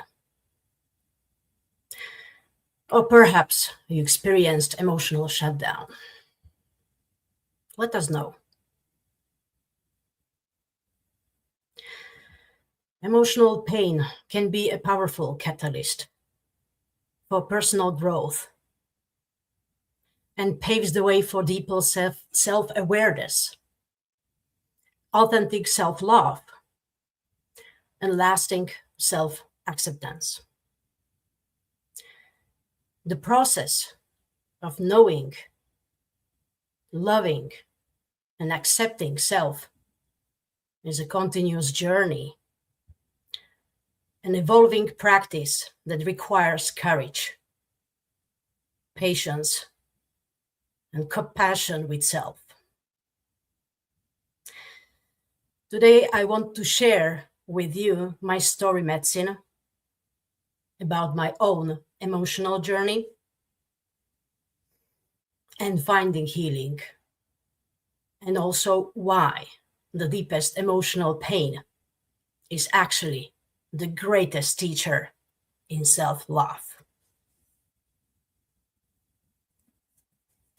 Emotional suppression.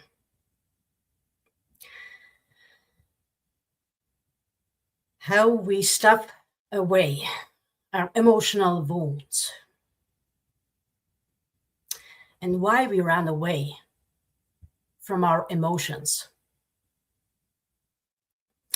The reason why we do this is to avoid pain and protect ourselves from being completely overwhelmed. We act like everything is okay. We live manufactured life as if on a hamster wheel, feeling trapped in a cycle of responsibilities, obligations, and we are not okay. We are not fine. The reason we run away from our problems goes much deeper. We always have some kind of painful emotions. Let me mention fear, anxiety, anger, frustration, sadness, grief, helplessness, shame, and so on.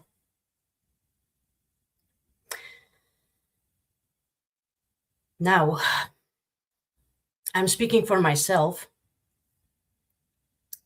so I'm going to be vulnerable.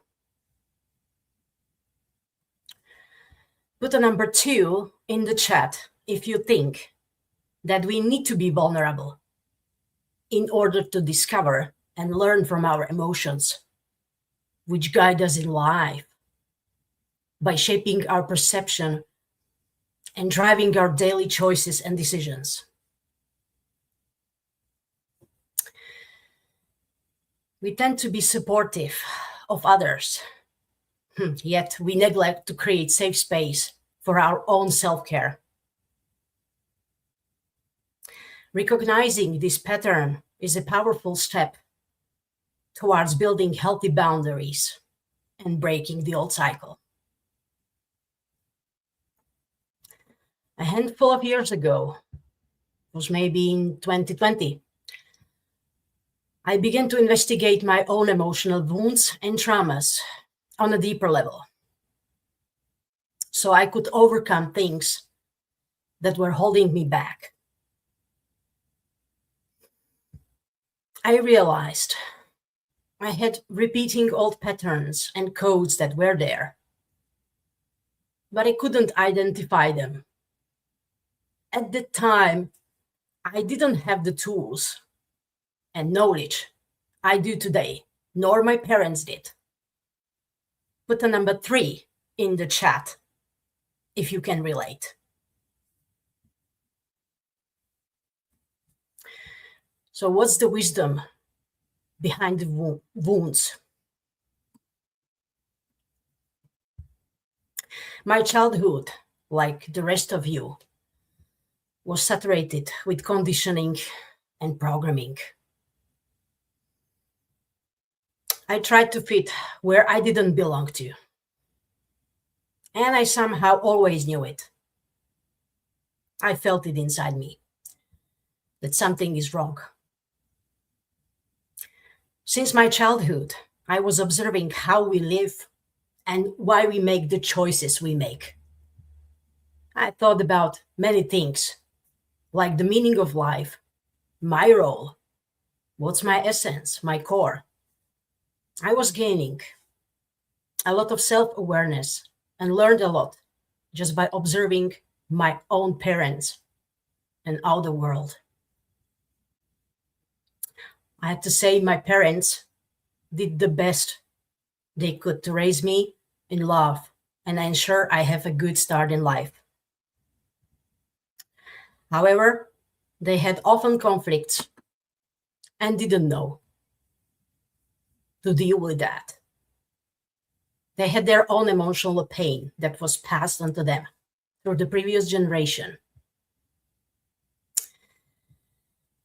My mother's side in particular has much wounds and trauma. And I recognize this as unhealed ancestral trauma.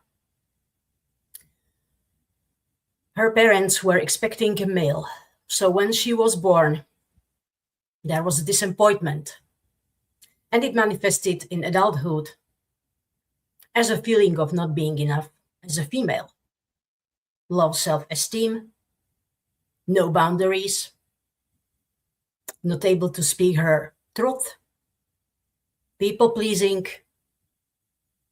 showing a facade that everything is okay, avoiding to speak out. She was in a victim mentality, feeling powerless, that she cannot change anything. When raising me, she was overprotective, as I was the only child. And because she was my primary role model to me since infancy, her overprotective nature and self-sabotage became part of my own programming. I did lots of things, just like my mother. I realized I was the same and was showing up in the world in ways I didn't want to. That it wasn't really me. I knew I needed the way to deal with all of that I mentioned, but I didn't know how. I felt stuck. And it was traumatizing not to be fully me, because I was expected to be someone else and behave differently.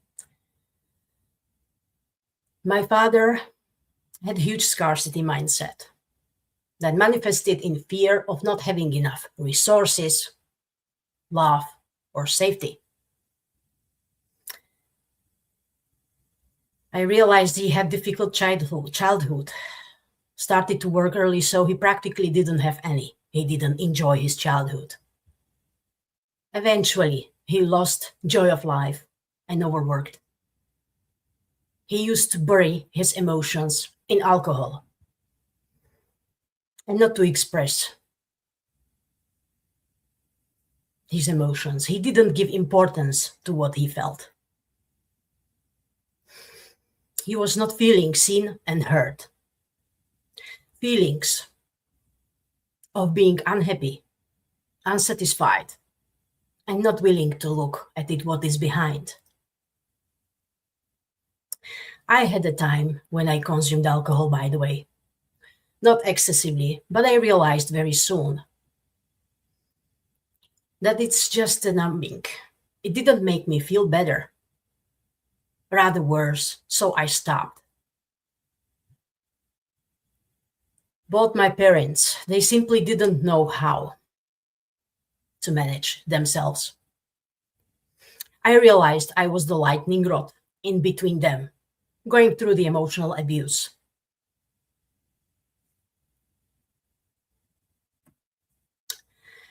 Going back to our essence, what that means, who we really are. What did we come here to do? I believe we came here to be happy, which is rooted in our self-awareness, knowing self. I came here to be myself, to free myself from all limitations and live in my fullness and authenticity, no matter what. I had all kinds of anxiety, fears, and scarcity mindset. Thoughts of not having enough or not being enough were passed down to me from both my parents. The feelings of scarcity were strong. We were stuck in a survival mode pattern, and I felt very judged, that I think differently and that I question everything.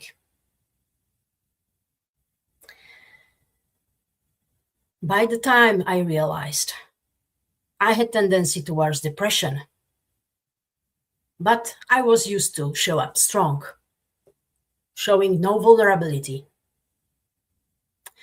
creating safe space for others and helping them, but ignoring myself.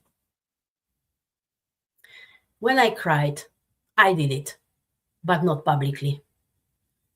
So going through that made me realize that I'm more powerful than I think. However, I needed healing. I see others being judged a lot, but we tend to be the worst judge of ourselves. I struggled with lots of things like fear, doubt, shame. My parents were setting the example for me. And this is what they were teaching me without being conscious of it. I didn't want to continue this pattern anymore. We need to recognize our emotions so we can honor them, making the necessary changes in life, recognize what they are teaching us. The things we can't see or don't want to see about ourselves, our blind spots. Those are hidden patterns and defense mechanisms that our minds create to protect us from all that enormous pain, shame, cognitive dissonance. And we get to investigate these very blind spots to find healing. Yet, it is painful to do so. So we avoid it and don't heal. I learned I needed to trust myself and love myself as I am. I kept searching for these things outside of myself, obviously. Like I needed some external validation. I learned everything outside me is a projection of everything inside of me. And the world I live in, and everything outside of me is within. We are one, hence each of us living in our own reality that we create for ourselves in our mind, with our thoughts, emotions, and actions. I asked myself, what is there? What is out of alignment? What needs to be alchemized, addressed, let go? Everything that is not part of me anymore.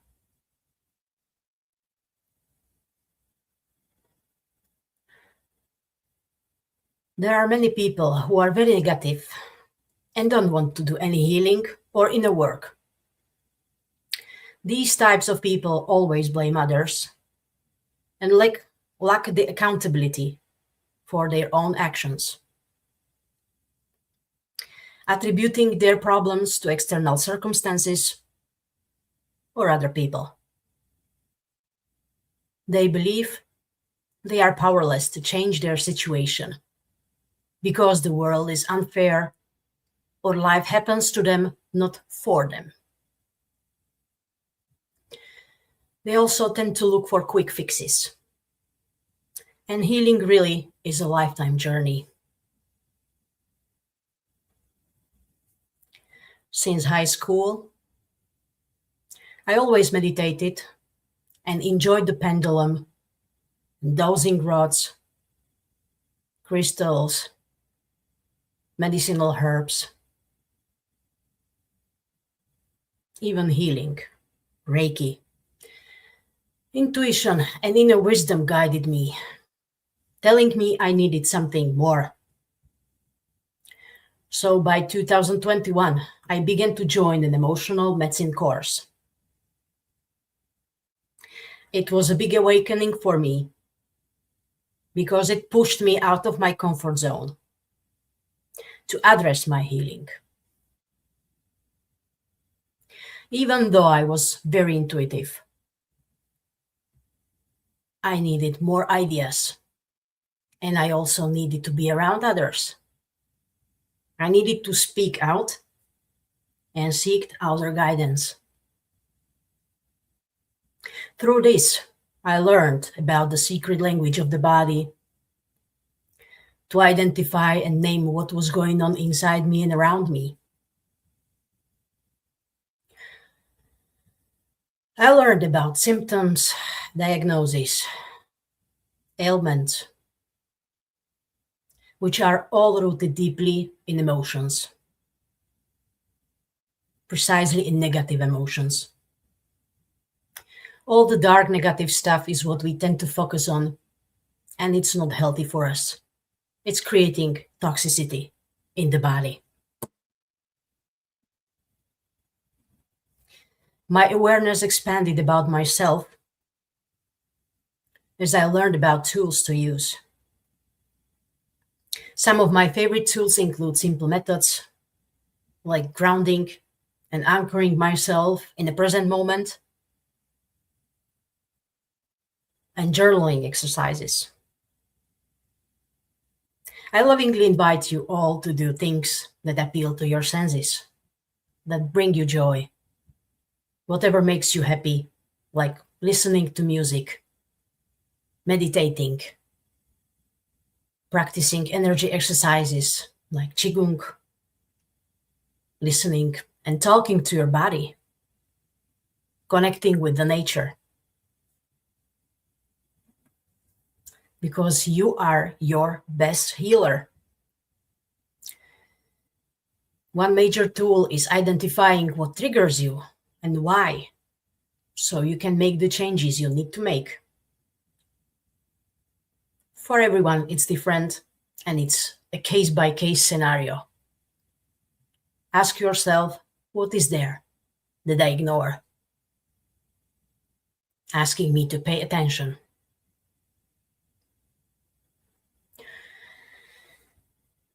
We have the power to create, explore, and innovate. By being able to identify what's going on in our spaces, we are able to unlock the way to higher perspective required to start this healing work. One activity I recommend is practicing daily affirmations for positive mindset. For example, write it down on the sticker and put it around you and say to yourself, I'm enough. I'm proud of myself. I love myself unconditionally. I accept myself as I am. I am deeply loved. I am beautiful. I am worthy. I am in charge of my life.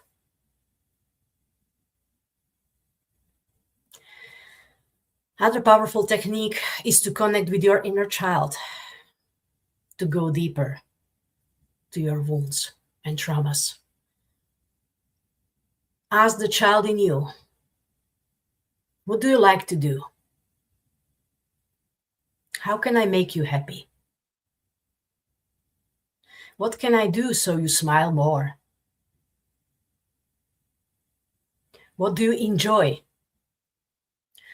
I got a lot of answers like being more playful and not to be so serious, to draw or paint, to have the freedom to go outside and smell the flowers, to smile with ease, to be free and to play without worrying about scarcity or personal security. Kids ask lots of questions, and I believe many children are being silenced because their parents discourage all the questions. Many parents don't have the time or patience, and so this in itself is part of childhood trauma because it translates into lack of attention, lack of love, lack of communication, lack of connection, lack of affection itself. And we sadly can begin to develop a lack of self-love, which is what happened to me. My soul felt like it was literally shrinking inside, and it seemed like all I did was self-sabotage. If we are always focused on survival, we can't breathe or grow. If we're in survival mode, we are stuck. We become a victim of circumstances and caught in the triangle of disempowerment. How we think and feel matters because it creates a loop that directs our actions, health, and reality, either in a positive or a negative way.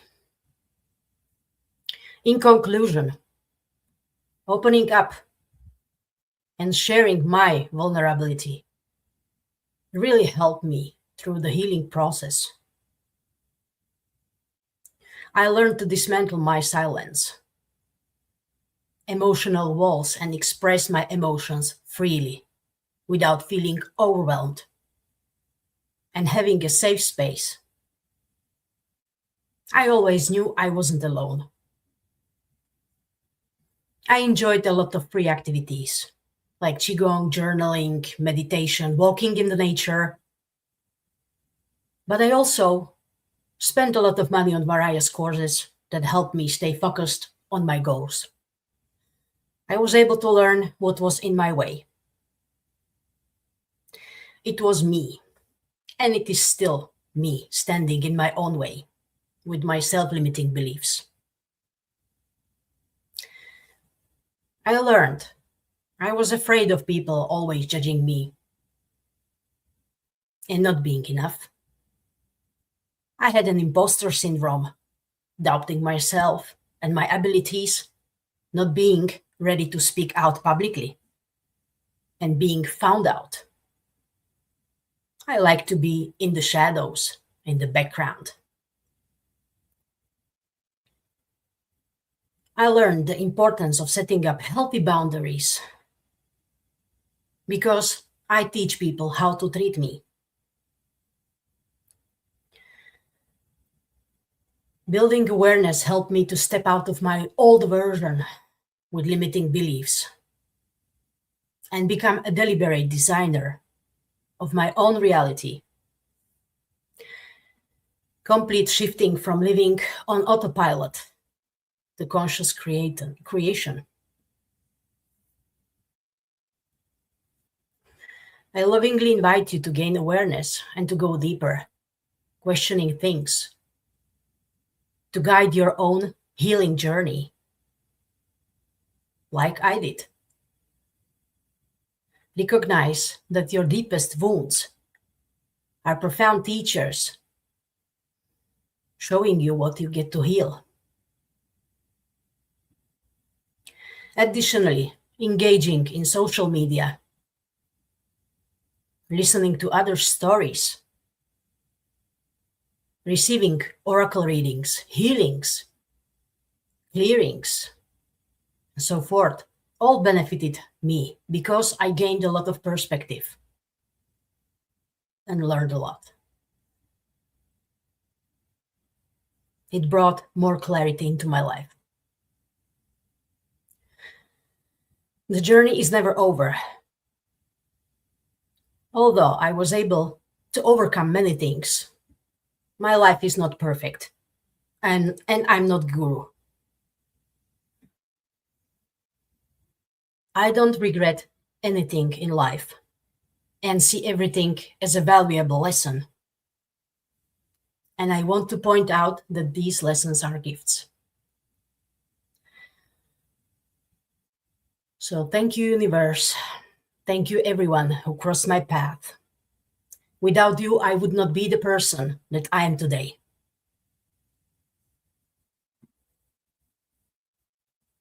These days, I host my own show, The Natural Sentient, where I create space for people who want to share their stories and experiences. So yeah, thank you very much. Thank you so much, Slavka, for presenting today. That was a phenomenal presentation. Your vulnerability coming straight from the heart. And, you know, emotional abuse is arguably one of the worst abuses, emotional, sexual, physical, because emotional abuse it's very focused on suppression and repression. So often people who are emotionally abused, they don't talk about things. They're notorious for putting on a mask. Their whole mind, body, spirit aura is wearing a mask. And because of the repression, the behaviors don't come out. So it's really powerful to admit that.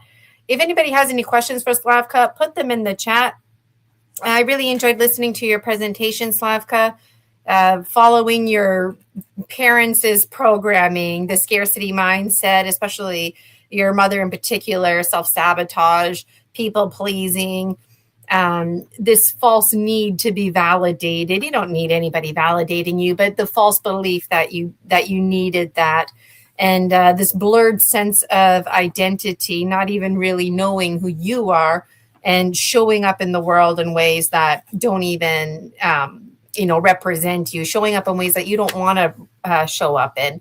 And then the drinking of the alcohol, you know what? Alcohol can be a tool. If you're having a bad day, have some drinks. It's a good time, right? But there is that slippery slope to the danger of becoming an alcoholic. And thankfully, Slavka, you were able to recognize that it actually made you feel numb. So it wasn't working as a tool. And you were able to stop drinking the alcohol before it even became a problem. Because when we're suffering, we turn to things like alcohol and other tools like qigong and meditation, for that matter, as a coping strategy. But when coping transforms into suffering, then we know we're in for trouble. I used to drink a lot of alcohol too, mostly to put myself to sleep. But then I would wake up and feel tired and hungover, and it wasn't helpful.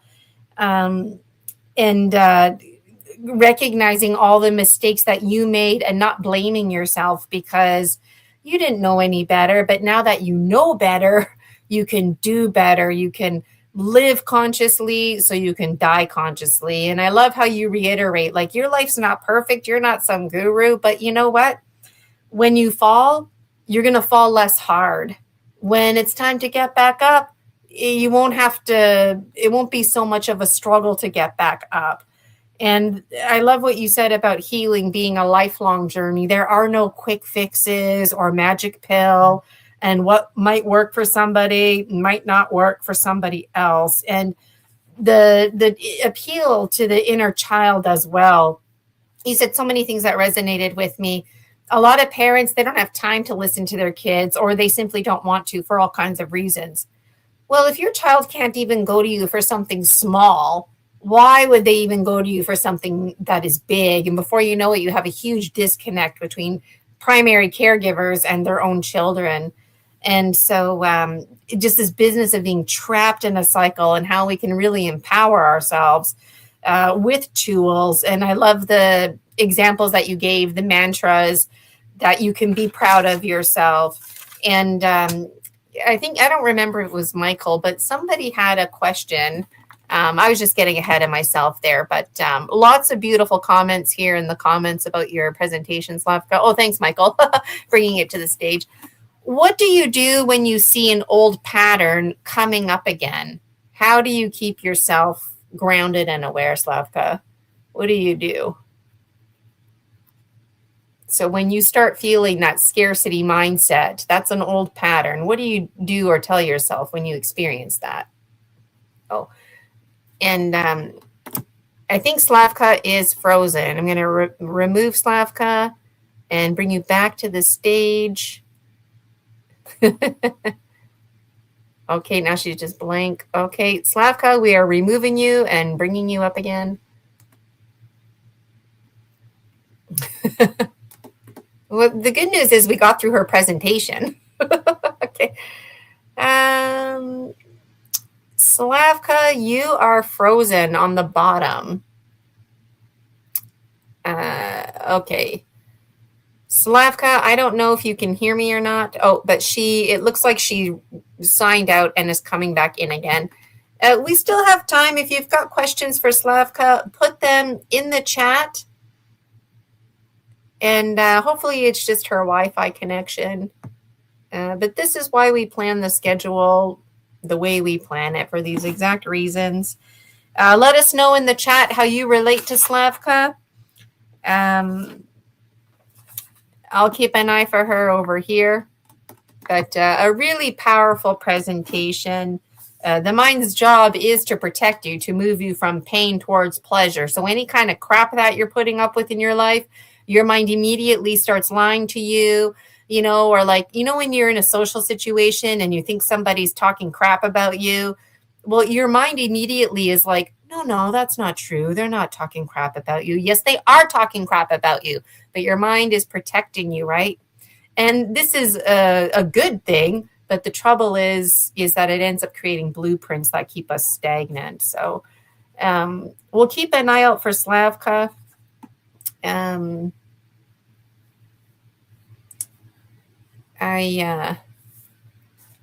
me just see here if I can get Slavka.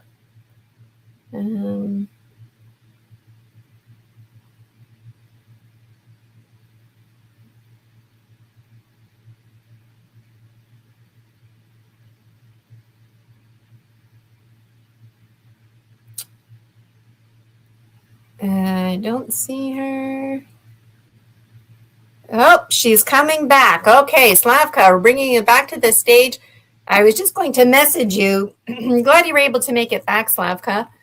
Yeah, I don't know. There was some outage. I apologize. I'm happy that I made it. That's okay. Actually wired. I go through the wires. So, and you see, it can happen even through the, some outage. But I'm happy, really, and grateful that I was able to complete my presentation. Yeah, or at least we got through the presentation. Woohoo! So, Slavka, when you are having a reoccurring old pattern, how do you keep yourself grounded and aware? Well, I can recognize that when something actually is coming up, some trigger. For example, if someone is not listening to me, lack of attention, yeah, I can identify when I'm hijacked, actually, because of the knowledge that I have, that I'm able to see when this happens, when something triggers me. When I see, those are the patterns as well. So when something triggers me, I stop myself, for a while, and then I just, I realize,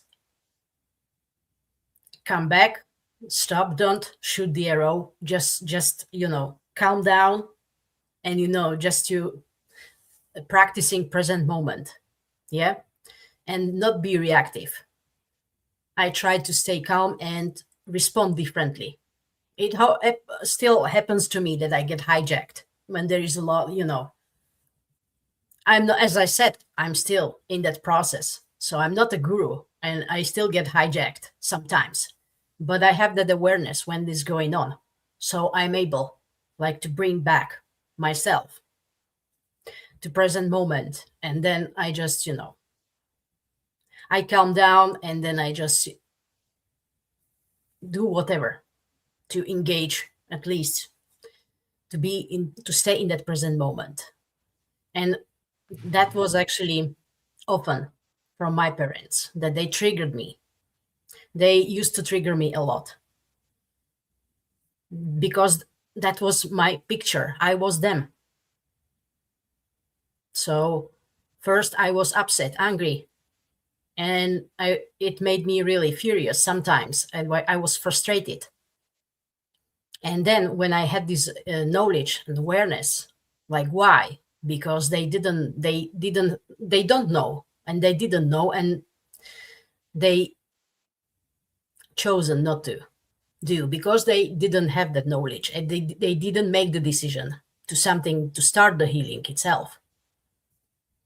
So then I accepted them as they are, with a lot of love, and I'm really grateful for showing me all of this stuff, all those triggers.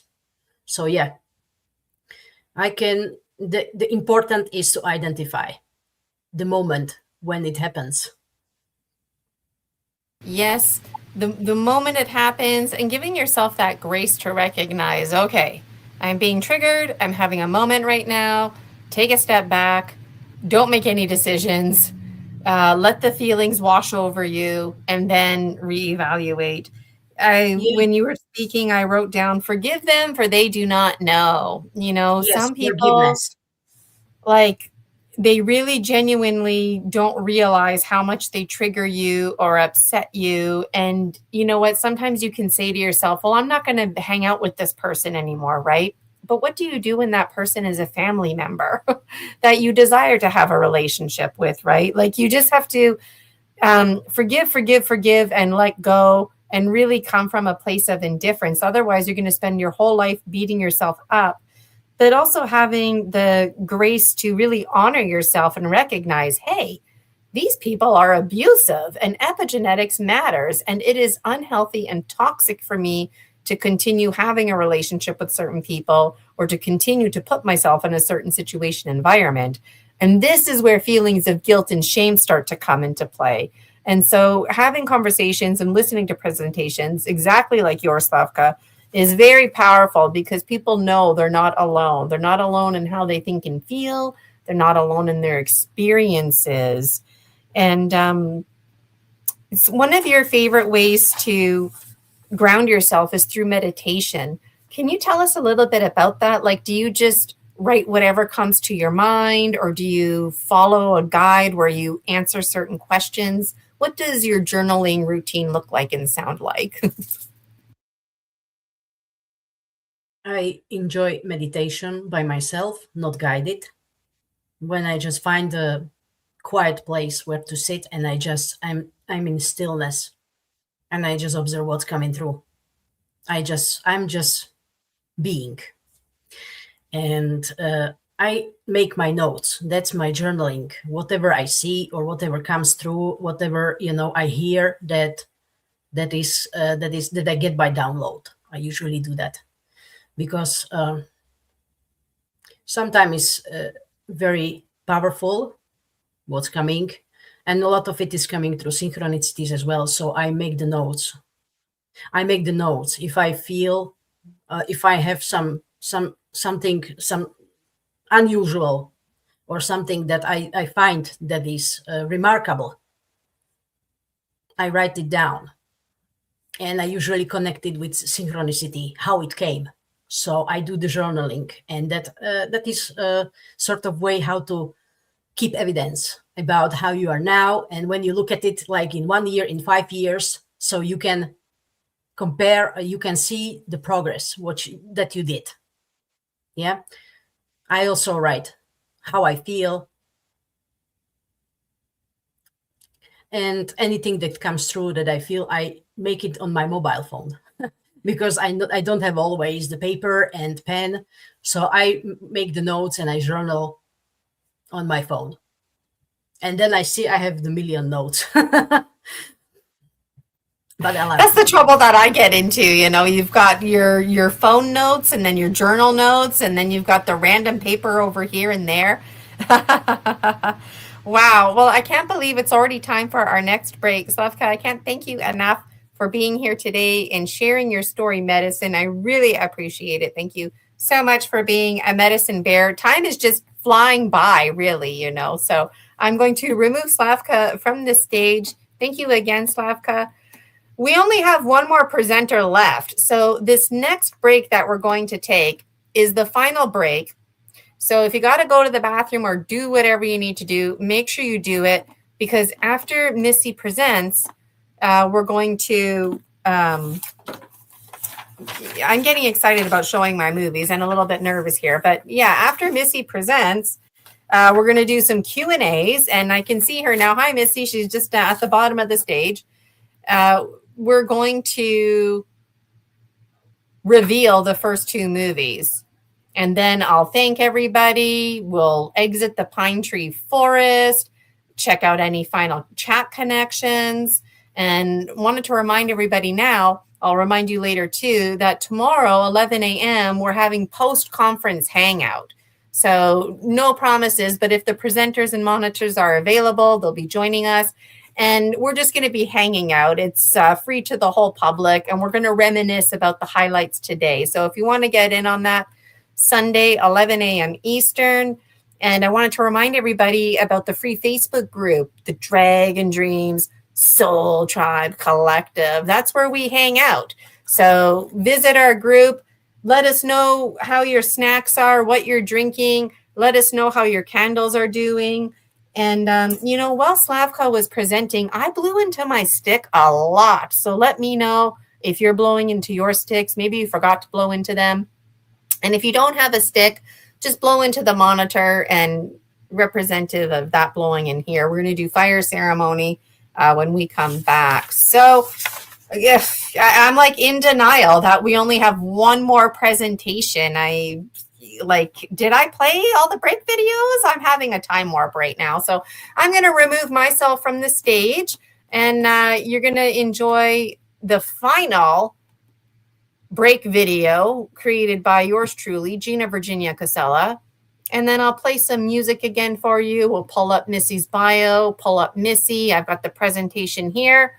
And I'm in denial. Let me know if you're in denial. I feel like I need to say more. I feel like maybe I skipped a presenter, but we're doing amazing for time here.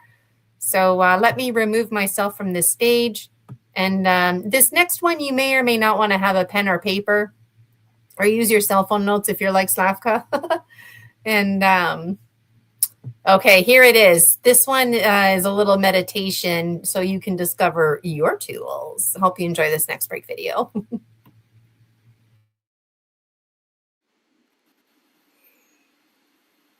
Okay, Dragon Dreamers. So I've told you about some of my tools. What about yours? Do you even know what they are? Maybe you do. Maybe you don't. Maybe there's more for you to investigate. I want you to close your eyes.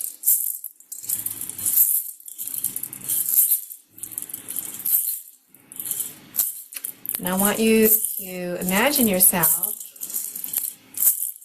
walking with the dog monkey folk, their special dog monkey folk buddy system, sipping on that dandelion wine. So tasty and sweet, fine as nectar.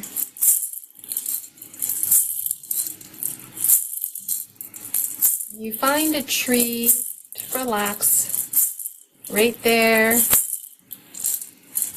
with your dog monkey folk, feeling completely safe, completely relaxed.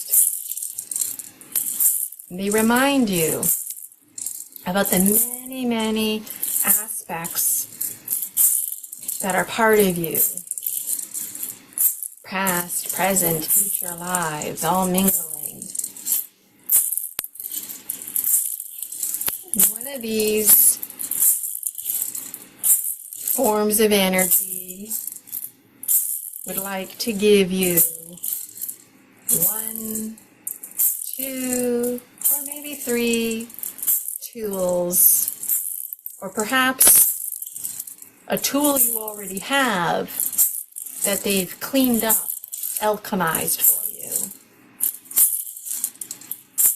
you. Whatever tool they want to give you, it's what you need the most right now.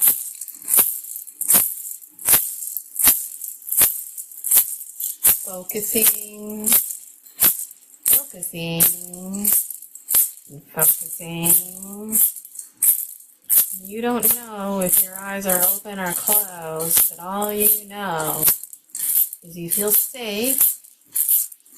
And something from the sun is coming towards you. There's 1, maybe 2, maybe 3. And they're balls of light. They present in front of you. They start to take shape and form. You see the shape of your tool.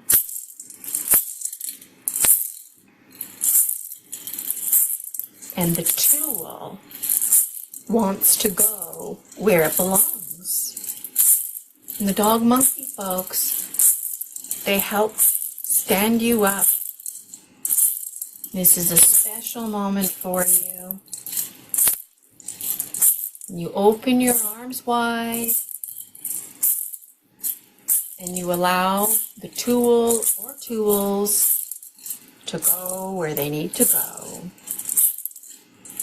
You see them, you feel them. Some of you might smell them. Some of you might even taste them. Maybe it tastes like metal or plastic, something made of nature. Only you would know, Dragon Dreamer.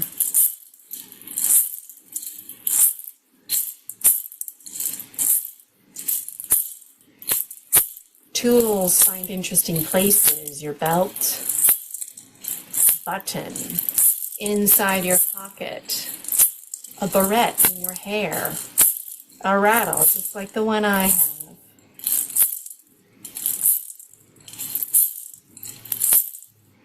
And you show the dog monkey folk your tool or tools. If it's a tool that was alchemized, something you already had, have a conversation with the dog monkey folk about it. And you thank the aspect of you who gave it to you. And you and the dog monkey folk make your way back to the stone circle where you enjoy more dandelion wine. You share with other dragon dreamers about your tools. And these tools are with you now and always.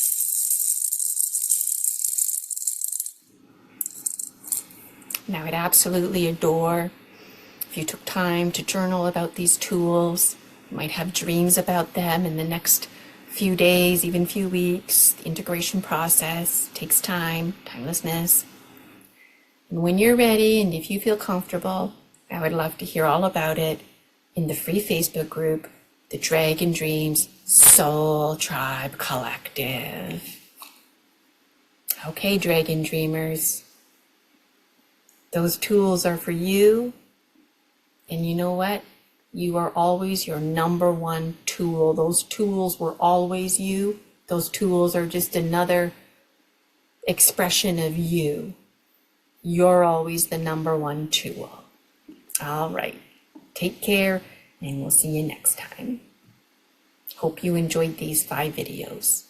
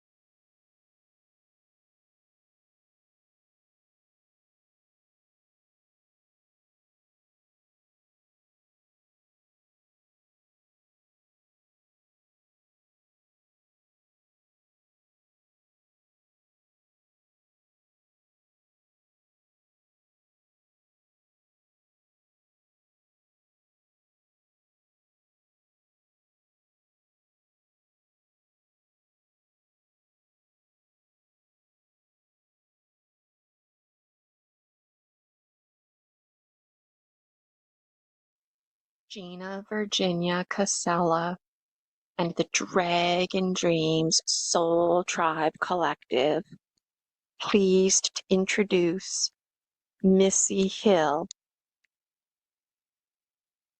Missy is a paranormal historian, psychic, grid reader, and galactic earth shaman. She has an innate ability to go on the land and immediately know the history of it, along with the location of the grid lines that run through it, which Missy has the ability to restore. Her footage has been used on the Travel Channel and History Channel. She is a speaker and has conducted many UFO tours, divine travels, legendary world that partner with Royal Caribbean and Princess. Missy is a regular guest on the Typical Skeptic podcast. Missy wants you to know that dreams are more than dreams. They are often memories of other timeline identities and soul aspects, some real and some fabricated in a controlled landscape. Gina, Virginia, Casella, and the Dragon Dreams Soul Tribe Collective. Thank you, Missy, for sharing your story medicine and for courageously dreaming with us. Thank you for being a dragon medicine bearer and for helping us to create safer spaces to give and receive our story medicine. One of the best ways to heal is with the earth, and that's exactly what we do with each other. Gina, Virginia, Casella, and the Dragon Dreams Soul Tribe Collective, pleased to welcome Missy Hill.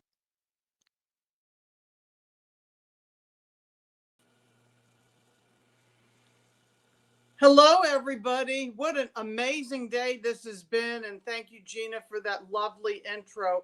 I can't believe where we are in time here, but there's been so much synchronicity today that I just want to share this with you, this eagle in flight, because we have a journey that we're going to go on.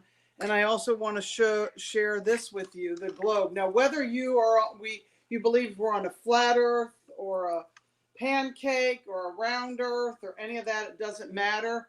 We're getting the bird's eye view today of my experience. I want to share with you so that it anchors into your reality as a somatic experience, because I was thinking, how am I going to get these things across to everyone in just 35 minutes? So I'd like us to expand on this whole pine tree forest, which is actually what we're going to do right now. And this is synchronistic in itself, because my experience was in the pine tree forest. So what I'd like you to do first is take some deep breaths and begin by gazing at the candle that you lit this morning, and think of your original intention when you lit this candle. Place your hands in awareness in the center of your heart space, your chest, and feel your sit bones supported beneath you and your feet resting firmly on the floor. Become aware of the room and your surroundings in the room. Breathe in the light, breathe out the love. Gently draw that flame that you're visualizing into your third eye, activating your pineal gland. And see a clear frequency from the blue sky above you. I hope you have a blue sky where you are, and see this descending down to meet you above the top of your head in your awareness, and meet this light symbol code of the flame within your third eye. As these energies connect, a spark is created. Send this spark down your body through your central vertical channel all the way into the core of the earth, where it gathers infra-pink frequencies. Feel that. That's the crystalline grid deep in the earth, inner earth caverns, plasma codes. Draw this energy back up through your central vertical channel and let it rest in your rib cage, and watch it as it builds into charge and becomes a luminous light green orb that is about the size of a grapefruit. This is a plasma body orb. This is going to be different than an astral projection. I know that we heard about the plasma orb coming out of the chest before. That is truly where this comes from, but all tools can be used for positive. So this orb, within this orb, you see a small version of yourself in the plasma form. It's a holographic version of you. Project this orb outward from your heart through your front door as we are traveling together as a group, yet each of us remains individually protected. Move beyond time and space and find yourself flying over the North Georgia mountains. It's a wooded area, so here's that pine tree forest. Just south of those mountains, you notice a wooded area beside a peaceful lake, and your plasma orb slowly descends and lands in a cozy cabin in the woods. Inside the cabin is a comfortable couch or bench. The orb expands until it becomes the size of your physical body. Breathe deeply into that holographic plasma form, filling it with love and awareness. As you sit comfortably, you notice an old map of the United States spread out before you. Your attention is drawn to the Four Corners region. Immerse yourself in the map as though you are physically there, sensing the ancient lands of the Navajo Nation and many indigenous peoples connected to this region. In one hand, you hold a warm cup of your favorite tea, and in the other, a beautiful quartz crystal pendulum that refracts rainbow light. The pendulum begins to move. It swings forward and back and side to side. It circles, makes spirals, going clockwise and counterclockwise. Its movement becomes more subtle until it vibrates gently, and then it comes to a complete stop. And you feel yourself becoming one with the crystal and one with the map, and yet you're the observer. So you're observing yourself in your plasma body orb as well as your physical body self that you are. A message arrives from spirit. This is your own inner guidance. So receive that message now. Take a deep breath, inhale, breathe out. My message that day was, you are being called to go over the road and travel and do grid work. As you sit with this guidance, your power animal appears. It may be a cat or dog or another sacred companion. In that time, it was my sweet, beloved cat, Soda, who you'll meet in just a little bit. Your animal brushes gently against your leg, grounding and reassuring you. You rise and step outside of the cabin. Nearby stands a man wearing a falconer's glove with a magnificent falcon perched upon his wrist. He gives a signal and the bird launches into flight. You experience yourself as the falconer, directing the bird just as you direct the course of your life. Then your perspective shifts and you become the bird. You feel its talons gripping into the glove. You feel the excitement of taking flight, of soaring through the air, of returning for nourishment and seeing the world from above. Through the bird's eyes, you observe the energetic grid lines of the land below, and you recognize their connection to the map of the United States and the patterns that you have been shown. After watching and learning and experience, you return back to the cabin where time does not exist here. You sit once again on the couch, taking a deep breath, allowing your plasma body to gently contract in that light green orb, now infused with aurora-like rainbow colors and codes of light and wisdom and messages you have received. This orb it's lifted effortlessly into the air and carries you back across time and space, and you return to where your physical body is seated. Bring the orb gently back into your heart center, placing your hands on your chest maybe. Allow its light and wisdom and frequencies to integrate through your entire being. Take some deep breaths and feel your sit bones on the floor. Become aware of your surroundings. Feel your feet on the floor. And when you're ready, gently open your eyes. And with that, I'm going to explain this first slide. This first slide was, most of you have heard my story that I went as an over-the-road truck driver. I went to truck driving school in 2000, and we went over the road as a truck driver, both of us, in 2001. And we worked for U.S. Express, hence the red truck. And we used to listen to Coast to Coast AM with Art Bell and George Norrie to keep us awake in the middle of the night. And that's the reason for Been Everywhere, Coast to Coast. Like the Willie Nelson song says, I've been everywhere.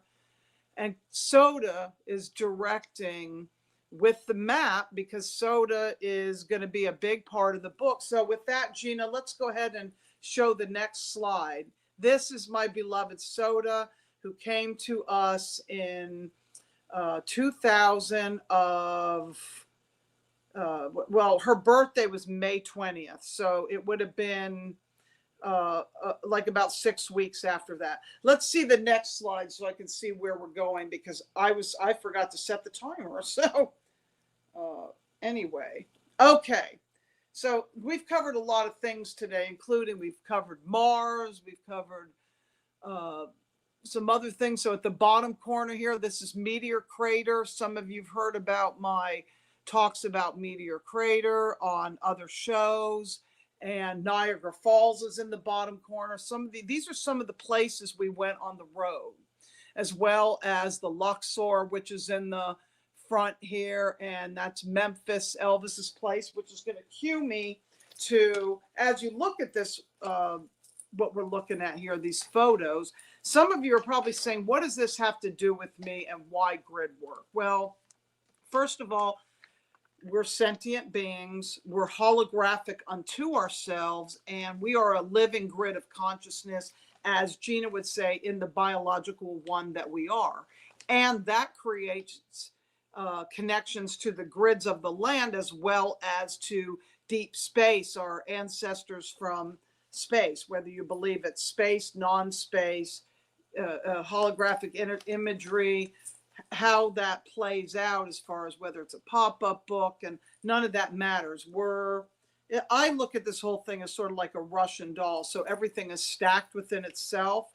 So the reason for grid work in this case is because the land is a memory bank that holds timelines holographically. And unfortunately, what seems to be held with the most energy is trauma. Just like we were talking about trauma in the body and releasing trauma in the body. It seems that negative energy from wars hold a lot of energy, as well as hauntings in the land.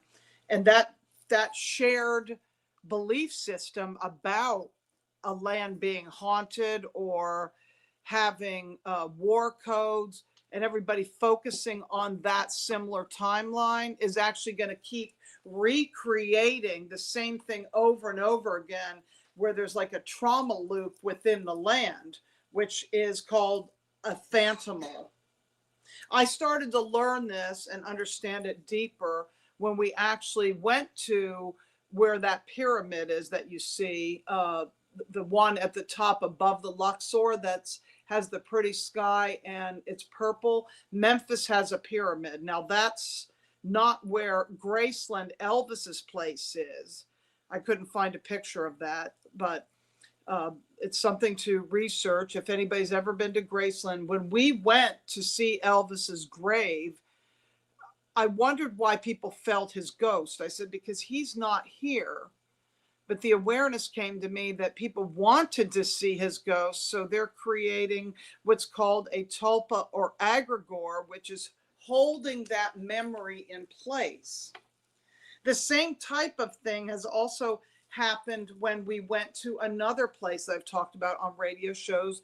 On Michael Koff's show, I talked about the Battle of Bull Run, which is when I went to Manassas. So one day, Ron and I actually happened to be driving our truck and wanting some coffee and wanting to take a walk. And in those days, we used to stop a lot of times at Barnes and Noble to, walk around, look at books, as well as grab a coffee. And we noticed it was a beautiful area. So we decided, why not take a hike behind the Barnes and Noble? We didn't know where we were. We had no idea that we were actually in Manassas National Park. And when we took the walk, and I started to feel and sense and see soldiers walking around in this circle, and I said, oh my God, I feel like there's a mass grave right here. Well, it turns out when we go back in the Barnes and Noble, and my husband Ron opens to this book, he turned to the very page where this certain battle that we were looking at happened.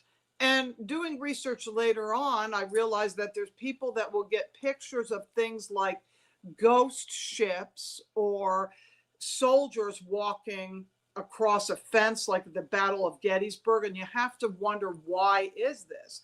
And it seems that the trauma of negativity, it holds a quick burst of energy. Okay, so which means somebody can use negative energy as fuel very quickly, and that's the reason for the higher ups that actually want to do what they do to children and needing that negative energy, because it's a quick fuel.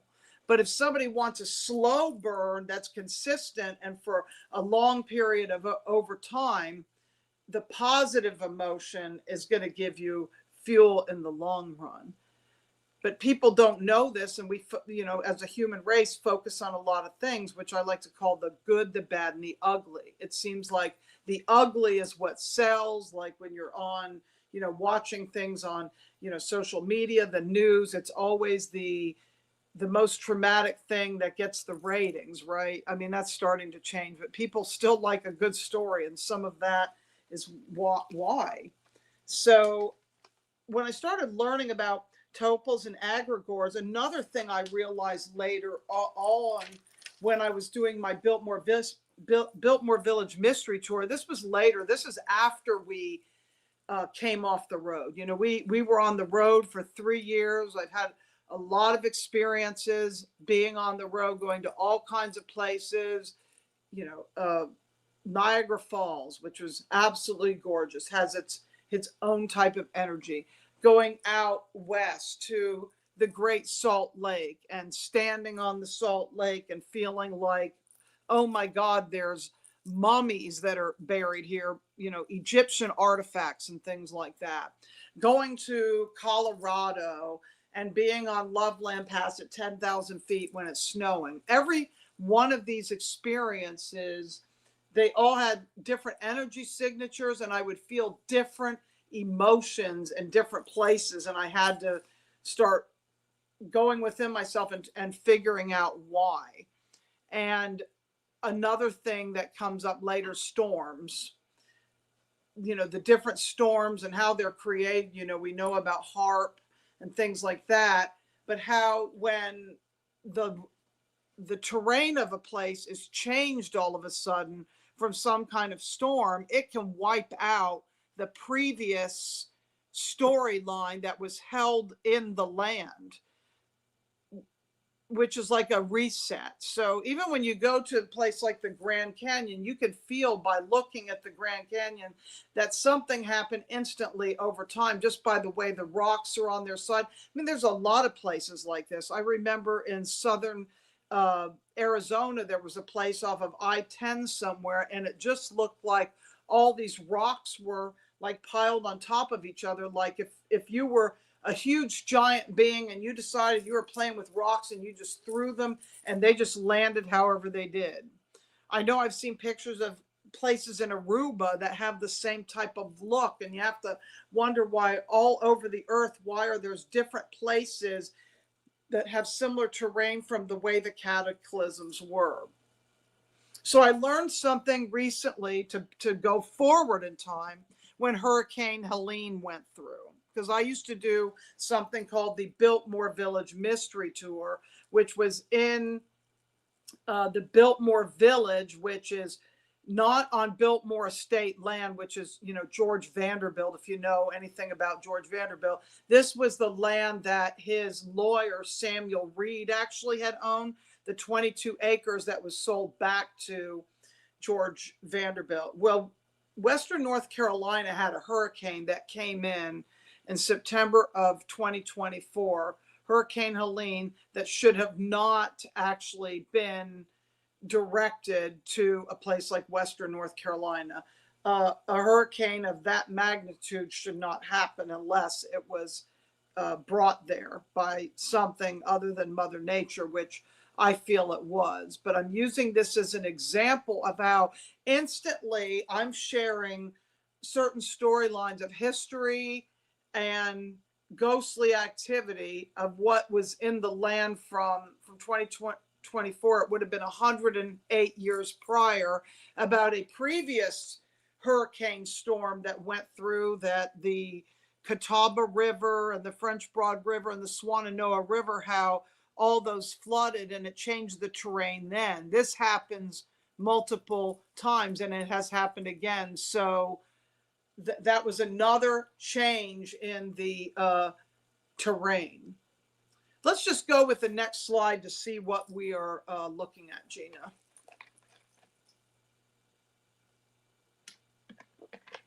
Next slide.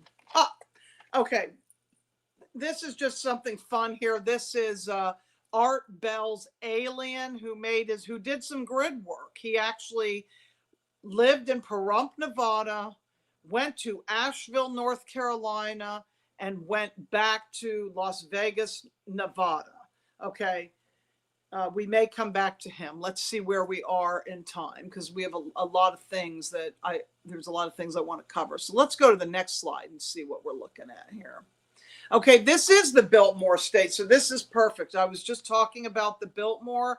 This is during their Festival of Flowers, their beautiful rhododendrons on their trail that goes down to a lake, which is kind of behind the where the greenhouses are and things. Okay, so let's go to the next slide. I just wanted to share some beauty. And here's on the Blue Ridge Parkway. So let's leave this up for a moment and take this in as part of our pine tree forest and part of our grid work. One thing I want to share about grid work is you being a living grid unto yourself, is your own grids of your property line are important. So grid work can be great or small. It doesn't have to be what I did or what my cat Soda did. My cat Soda actually went to 47 out of 48 states. The only state she did not get to was Vermont, okay? Now, Ron and I have both been to Vermont before, and interestingly enough, Ron and I, now separately, he went to Hawaii as a teenager, and so did I. The only island I didn't get to was Kauai. I'm pretty sure the same with him, and we've never been to Alaska. So that's something we want to do. Okay, let's go to the next slide, because I'm hoping this is Arthur. Oh, okay, this is Puerto Rico. Let's go one slide up, and then we're going to go back to this. Okay, this is Ireland. This is me. Yeah, go to this one. Oh, there's Arthur. Meet him. Go back a slide, please. Okay, this is Mount Mitchell, the highest peak east of the Mississippi River, standing at 6,684 feet. Okay, go back to a next slide, please. One more slide. Okay, this is one ahead. That's it. This is in Puerto Rico, La Garita del Diablo. This is called the Devil's Watchtower. This is going to be part of our next journey. I'm going to put you through another journey here because this is the best way to explain the grid work, is for you to have the experience. So this is going to be one of the points that we're actually going to fly to, but we're going to go back a slide, I think. No, we're going to go back one more. No, sorry about that. We're going to go forward. We're going to go forward. One more. Right there. Okay. Right there. That's it. Okay.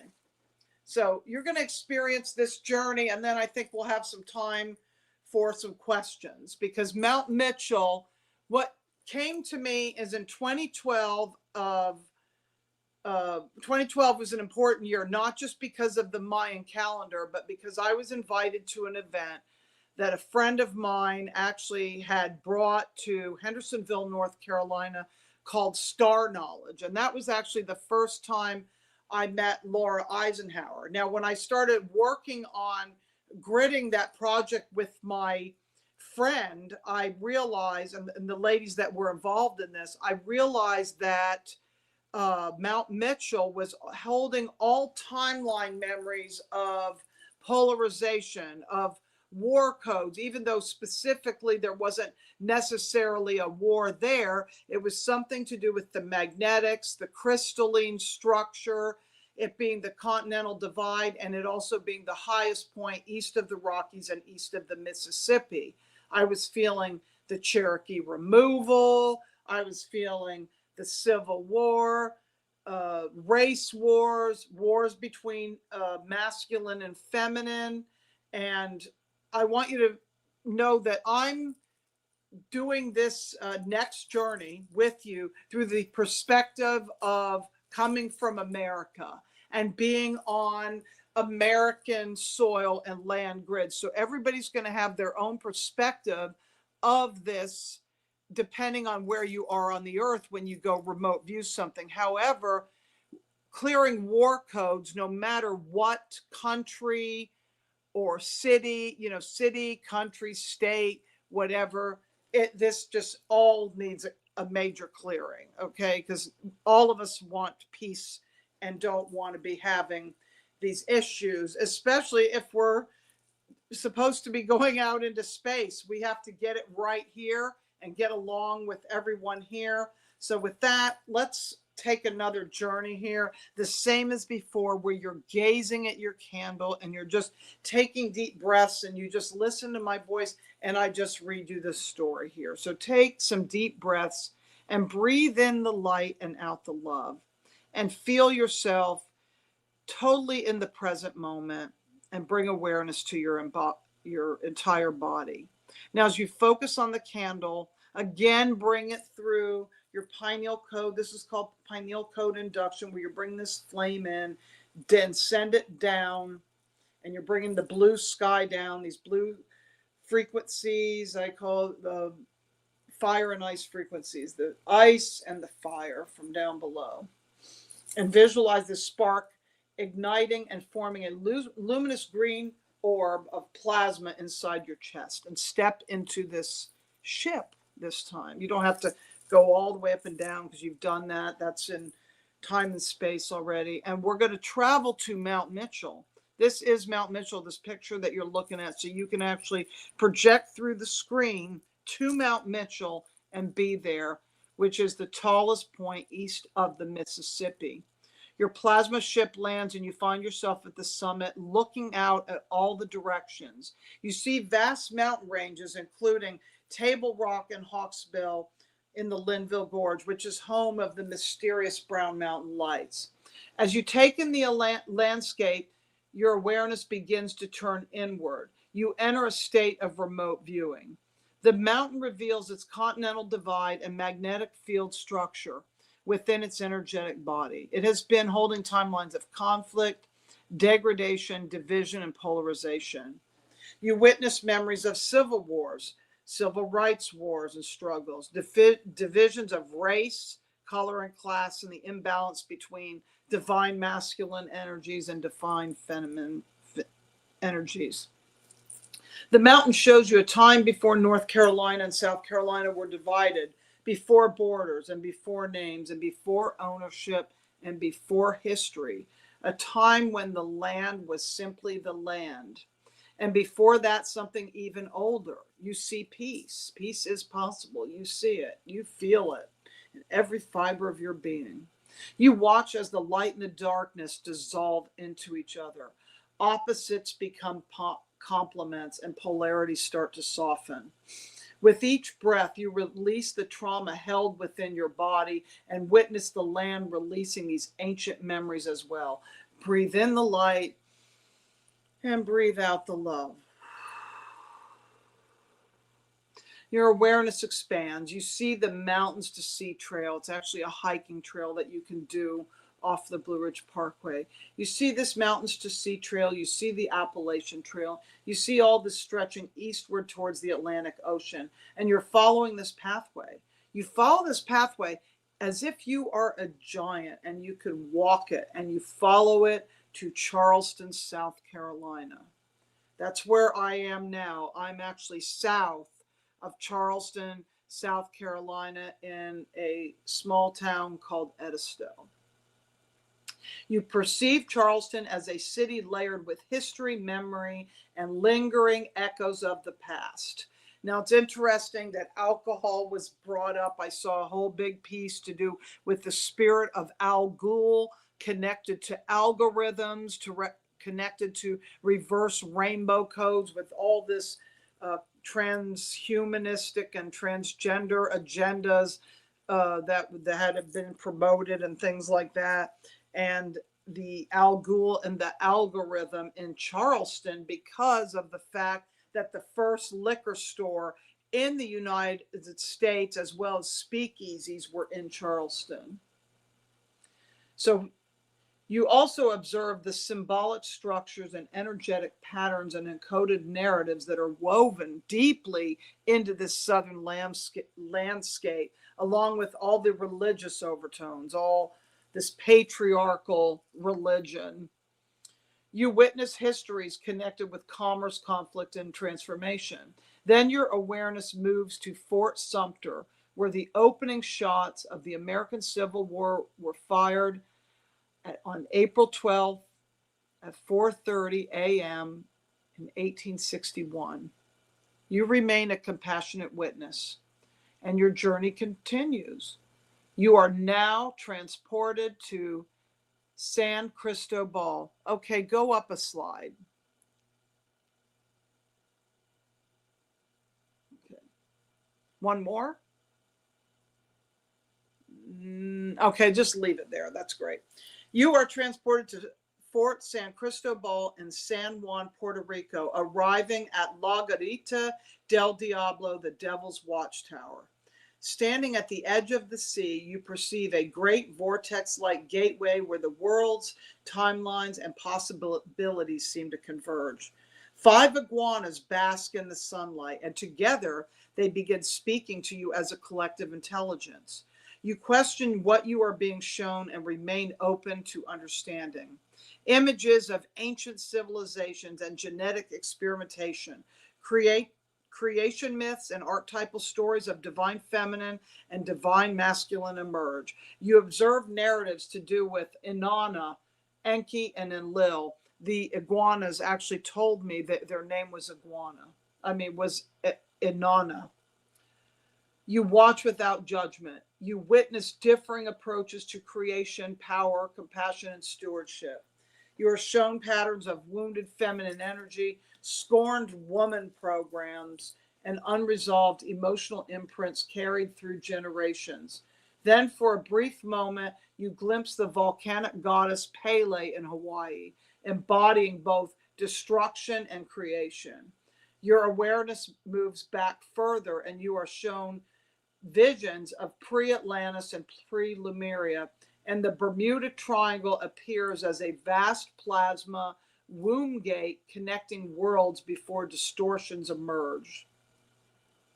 You witnessed a time when energetics currents flowed harmoniously and naturally, and then you observed how distortions gradually formed and how the gateway became altered over time. Then your journey continues to Key West. This is the water in Key West when we went on the Margaritaville cruise. We were in Key West, Florida, near the East Fort Martello Museum, which is at the edge of the peninsula, which houses Robert, the haunted doll, the doll of Robert Eugene Otto. But Robert was more than a haunted doll for me. For me, he was holographic in nature, reflecting back to me my own memories, my own awarenesses, things to do with the collective, to do with wars from the before the rise of the Industrial Revolution, World War I, World War II, things like that. And being at the East Fort Martello Museum, I also felt a time of peace where the energy and the waters of Stargate 3, the Bermuda Triangle, that feminine womb vortex that had been demonized, been called the Devil's Triangle, is being recoded and dissolving into Siesta Key, Sarasota, Florida's Stargate 2, that was dark flowering, seeing them dissolving into each other, where they both meld and it just becomes for the positive, for the highest timeline possible. Then the journey continues, and I'm aware of across the pond, for those of you across the pond, and feeling the whole Atlantic Ocean, and feeling the energies of the UK, and feeling the energies of Avalon, and the rise of King Arthur and Guinevere, as far as divine masculine feminine ruling together, that are possibly in stasis, which are those dragon lines that we heard about earlier today, that they were actually could be dragons themselves that were frozen in time, that became rocks. This goes back to seeing what were these, those Easter Island heads, those Moai heads, all these things, that are all over. So you perceive the meeting of the oceans, of the currents, of the timelines, of the energetic pathways, and you become aware of the Michael Mary lines and King Arthur, Atlantis, memories, myths, histories. Timelines begin to dissolve into each other. Everything merges, everything connects. Breathe in the light and out the love. Now your awareness is carried back even further. You enter Hyperborean timelines. Remote viewing takes you across ice-covered regions of northern Norway, Iceland, Greenland, and the North Pole. You observe ancient frozen landscapes and forgotten histories. You perceive shifts in planetary spin, magnetic structures, and energetic currents. You gather information regarding ancient artifacts, lost weather technologies, weather modification systems, and mysterious craft from distant ages. And that goes into the Azores, down to Antarctica, all these places. As you emerge, a realization emerges. Every piece of the puzzle connects.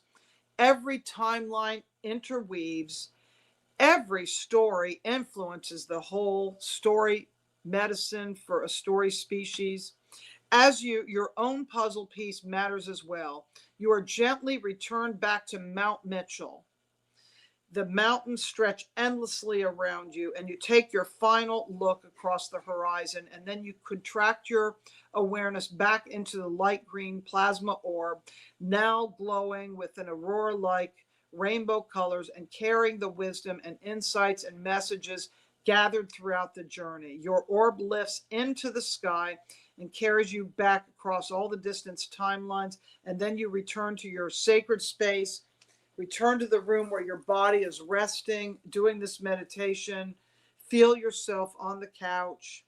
Bring the orb back into your heart center and allow it to integrate its wisdom throughout your entire being. When you take your deep breaths and feel your body and your feet, and you realize that your grid, your corner of the world, your personal healing affect the greater whole. It's the butterfly effect. Everything is connected. When you are ready, gently open your eyes with renewed awareness, clarity, and presence. So this is the keys. Go back a slide, Gina, please. This is Arthur. That's at one of the summits at Mount Mitchell. Go back further. That's me at Mount Mitchell. That's where we took off from. Go back further. I want to show them, look. Okay, that's me in Ireland, so that's across the pond. We didn't get to talk about that. Go back again.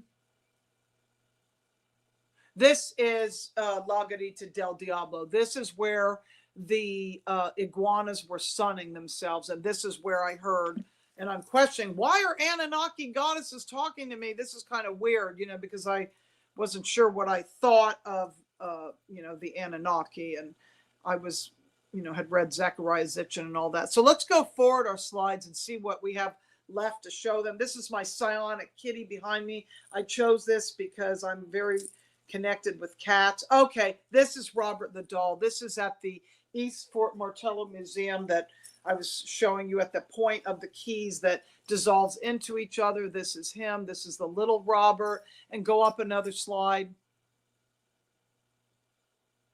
And now we're back to this again. So yeah, actually, I can't believe it. I did it in 35 minutes. So I can actually start taking questions now. That'd be good because I condensed this so much. I was so worried about it.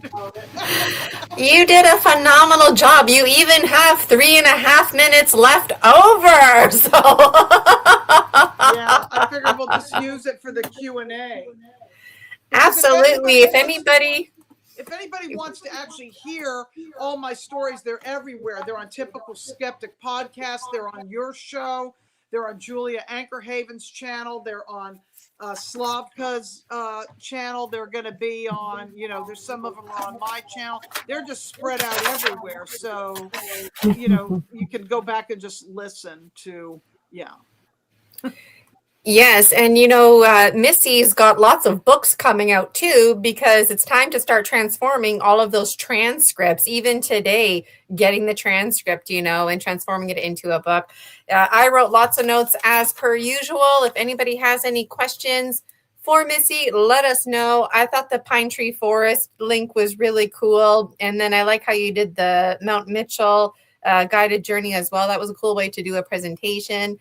When you talked about Phantom Land, that really struck me as interesting because, you know, people, for example, who have an arm or a leg amputated experience phantom pain because right. It's like, well, how can you possibly feel pain if your arm is no longer there?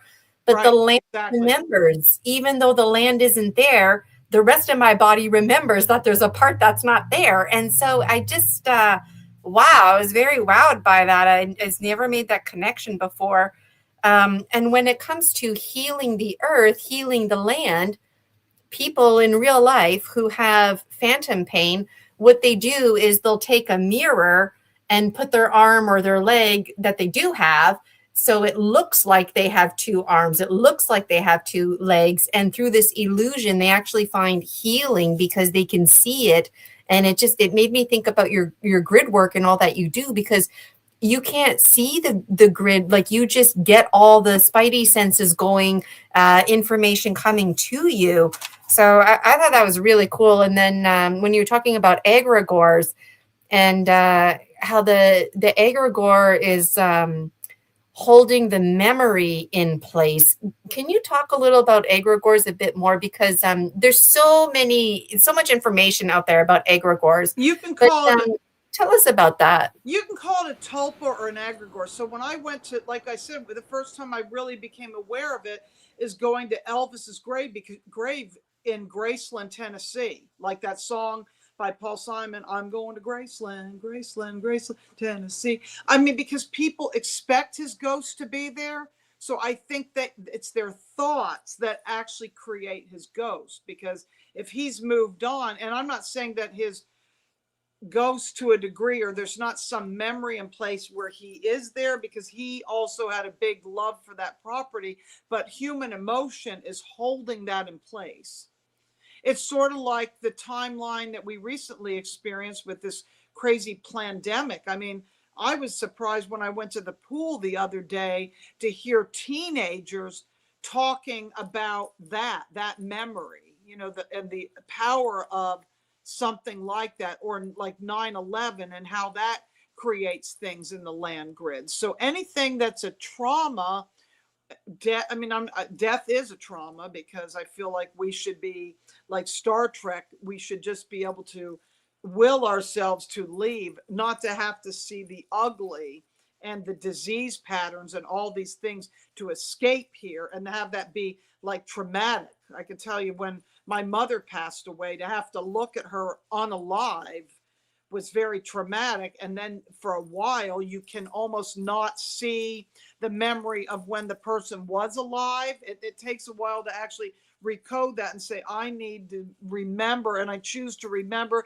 when this person was young and healthy, and see the ones that control, that are obsessed with a death culture, have written things for us to, I don't know if this is answering your question, but this is all to do with the phantoms and the dark spaces, because it's all to do with the dark, the stuff that we are innately afraid of. And I think that's because we are subconscious. I don't feel we should be subconscious. I feel everything should be conscious, but we bury all the stuff like in our body. It's like in us. The body remembers everything. I think we've heard that a few times today, even if we don't hear. The body remembers, right? So the body and the body, the energy field, like if somebody's missing their leg, it's not even their brain, it's their energy field. The energy field remembers that limb was there. The energy of the energy field of the earth remembers that trauma of those soldiers battling it out and their bloodshed on the land. The earth is remembering that holographically.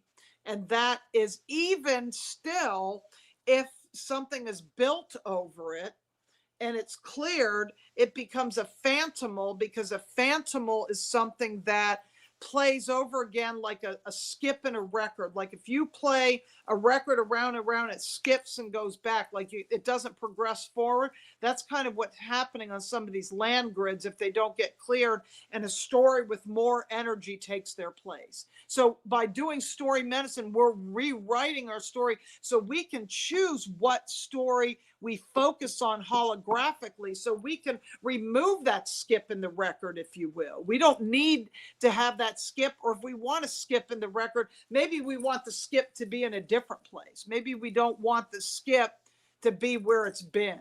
Maybe it need, like with what happened with Helene, there was a skip in the record, but fortunately or unfortunately, that skip has changed. For me, I can't do the Biltmore Village Mystery Tour in the way, not only because half those businesses were closed, some of them are never coming back, and part of the town never reopened because of what happened with the Swananoa River.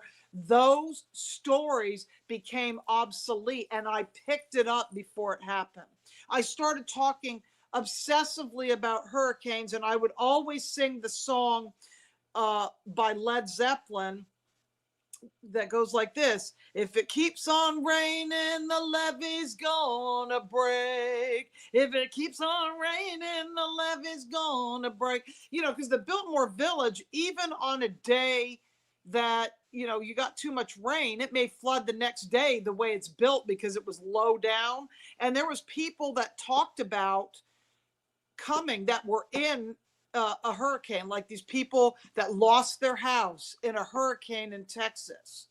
And the guy that owns the tour, Joshua, lived in Puerto Rico at the time, and he was lucky to leave Puerto Rico, where you saw in San Juan there. He actually lived on the other side of the coast that I went to a year later from when I went to that tour that we did with him, which was called Boca Raton. When we hung out with him the first time, it was one side of the island. Next time it was Boca Raton, which is the west side of the island. So yeah, he was directed to leave right before Hurricane Maria went through. And Hurricane Maria, it took a long time for them to get get back online with their power and with all that stuff.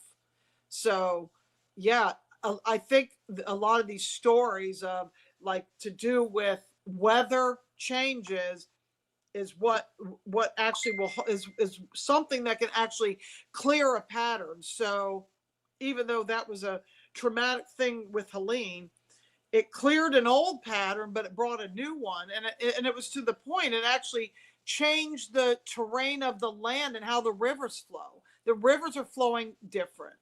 At one time, I heard that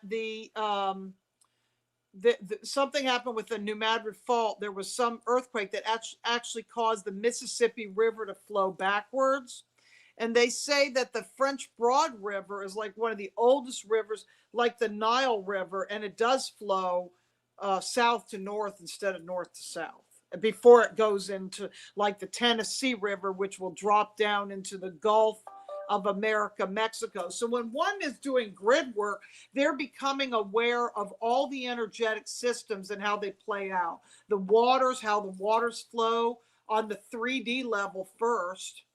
And the land, the terrain, how many meters or feet you are above sea level, the mountain ranges, all these things, because you always look at the natural first. It's like when I did paranormal investigations, when people want to know about ghostly activity, I would always rule out first what was happening on a physical level before I would say whether a place was haunted. But what I noticed is that if a place was haunted, it always had something physically going on. I'll give you an example. It would have possibly an issue of mold and mildew.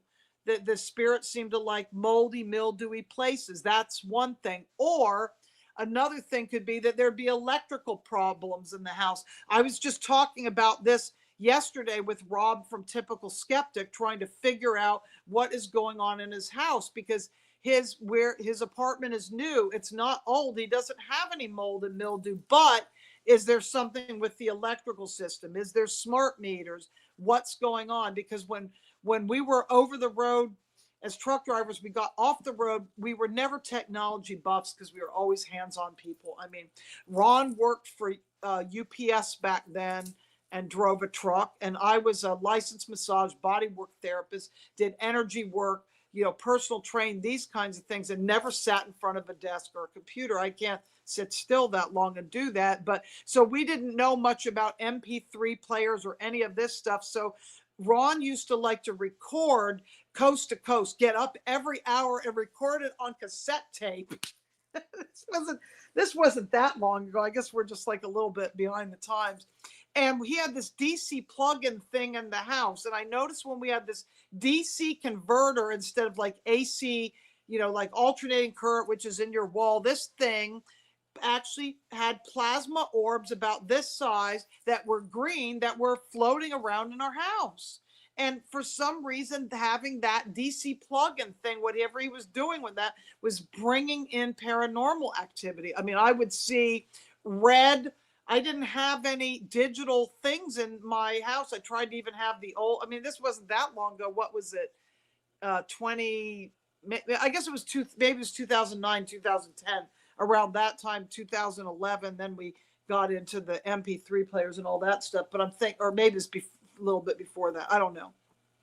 But seeing like little like red dots of light and different things in the house, like digital things where digital things weren't, like smoke alarm things, like where they have these red lights. I'm like, why am I seeing these red light things in different parts of the house? I think it was all connected to this DC plug-in, because when this DC plug-in, when we took it out of the house, some of that activity was gone.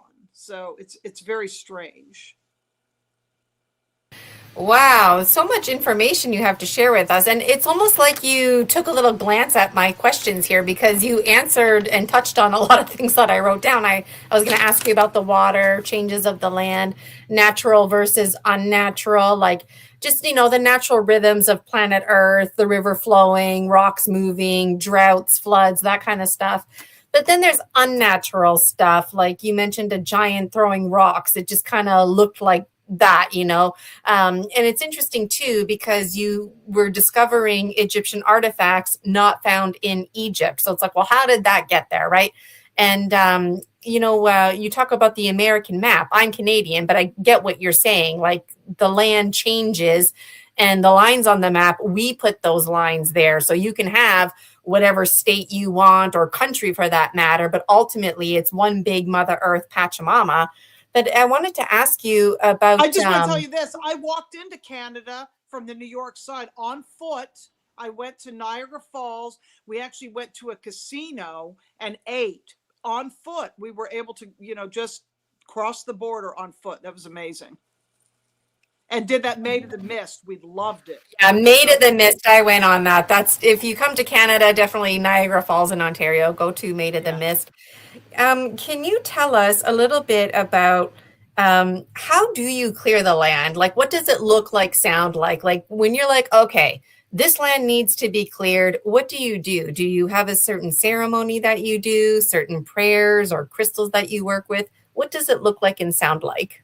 Sometimes it doesn't even happen all at once. Sometimes it happens over time, just same way I do sessions, which means I might not even be guided to do anything but observe it while I'm there and work on it when I leave. Because if I do too much, sometimes it's like this. When I went to the Georgia Guidestones, when I was with these two other women, we couldn't do a clearing. We tried. We were not really allowed to do it, but it was sort of like loosening, like in the Jenga game. If you know anything about Jenga and you pull those sticks out, if you pull everything out at once, it's going to crash down. But if you slowly pull it out, it's like a controlled burn. So I kind of do it that way where I feel it in my body, because if I do it all at once, then it affects me negatively. So sometimes it's just being a grid hunter and getting the story, and then later the clearing happens and I may not even do it. Somebody else may show up and do it. If that makes any sense. Yes, that does make sense. And I've heard all kinds of beautiful stories where people like yourself go to places and you do your thing, and then there's like elders and whatnot in the community that they're like, what's going on? Somebody's doing something, because all of the sudden they're in communication with ancestors that they haven't heard from in like, decades, or they haven't heard from ever, because it's just like a name that they've heard of. And it's because people like you are doing this work. So people do notice, right?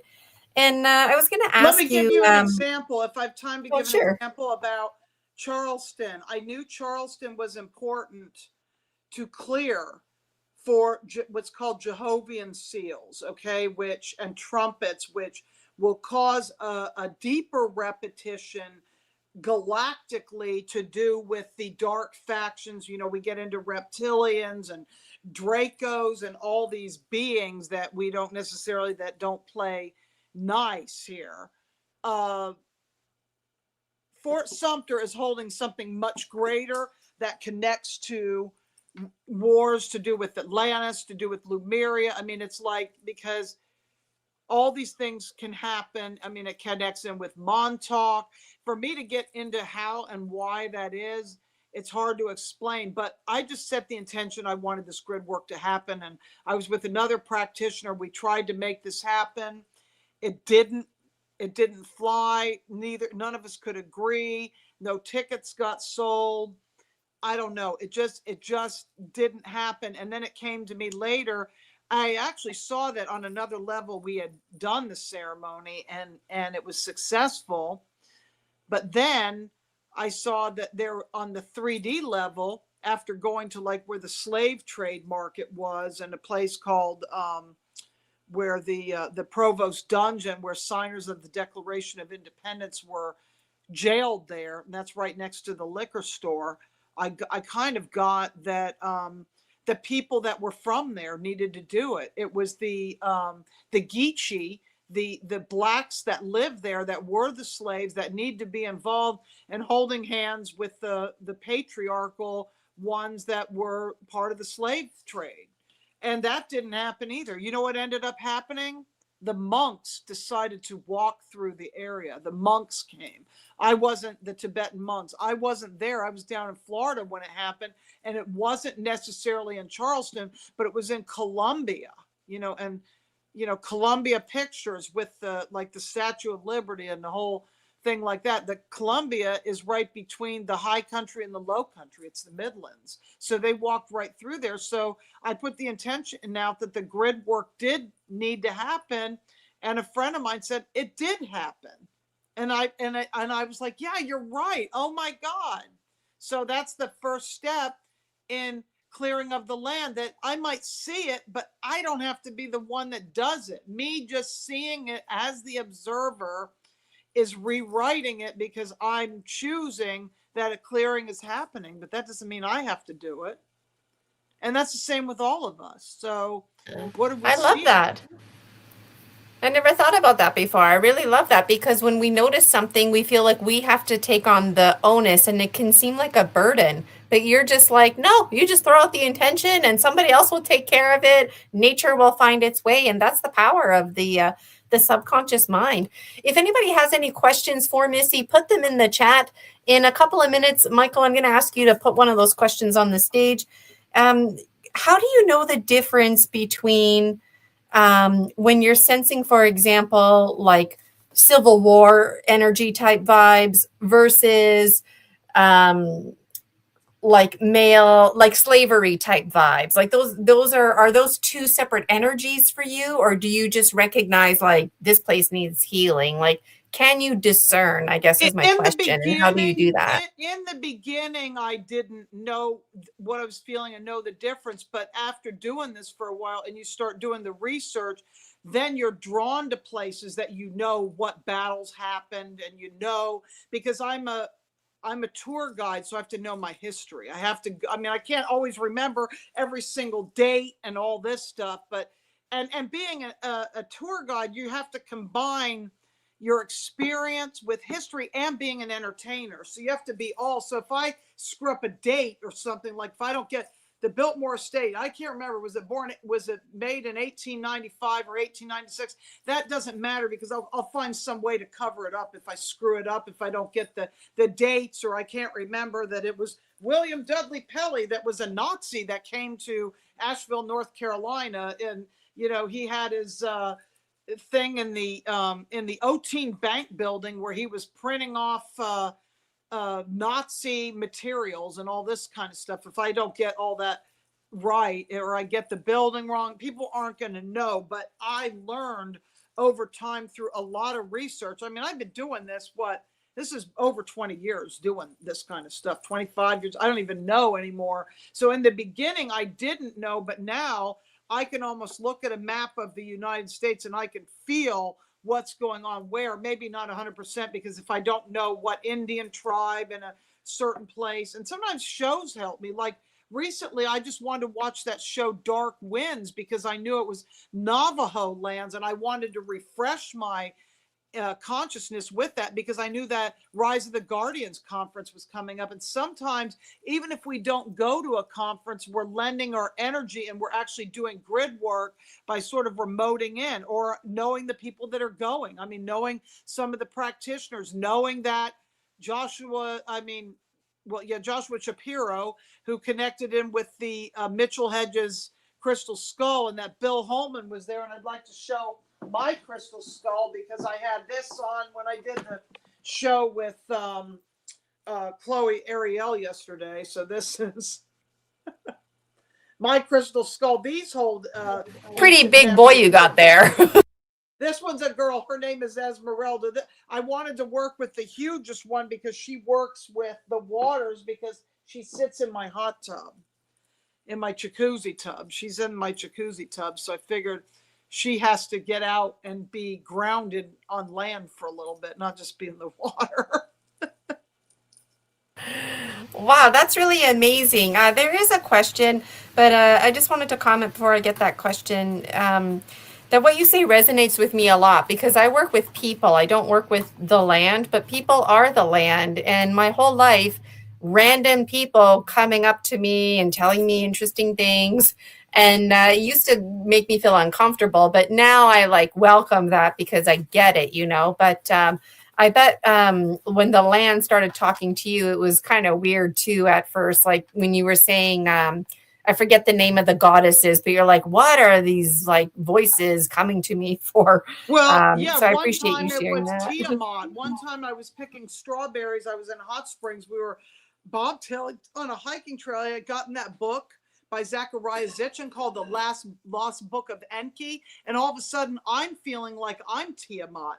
I hadn't read any of Ashiana Dean's stuff then. I didn't understand, but I was getting glimpses of like one of these Marvel movies where these planets or whatever they are actually are like demigods. I can't remember. If anybody knows the name of what that movie is, drop it in the chat. But there is a movie where if this demigod comes to life on this planet, it'll kill everybody else. It'll kill them. What does Wizard Whitka say? That's a question for you. So finish your thought, and then we can get to this question here, unless you want to take it now. Well, I don't like going, sometimes when I was down in South Florida last year,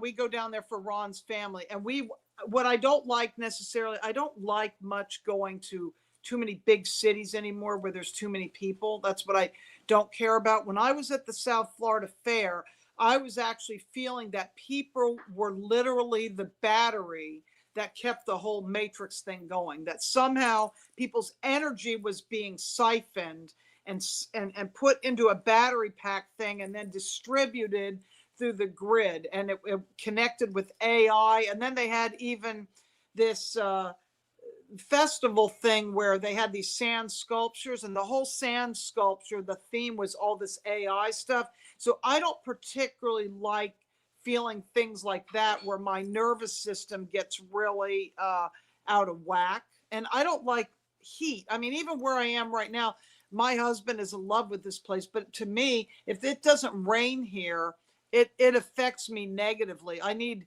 a lot of rain and yin energy because I feel like it has to discharge. If it's too much sand and salt water because close to the ocean, it actually needs to discharge because it's not enough soil and dirt and rocks and like freshwater streams that's just me. I need that for myself. So I'm looking forward to being by streams. And my concern with the weather modification and creating these storms, even Western North Carolina, it's changed.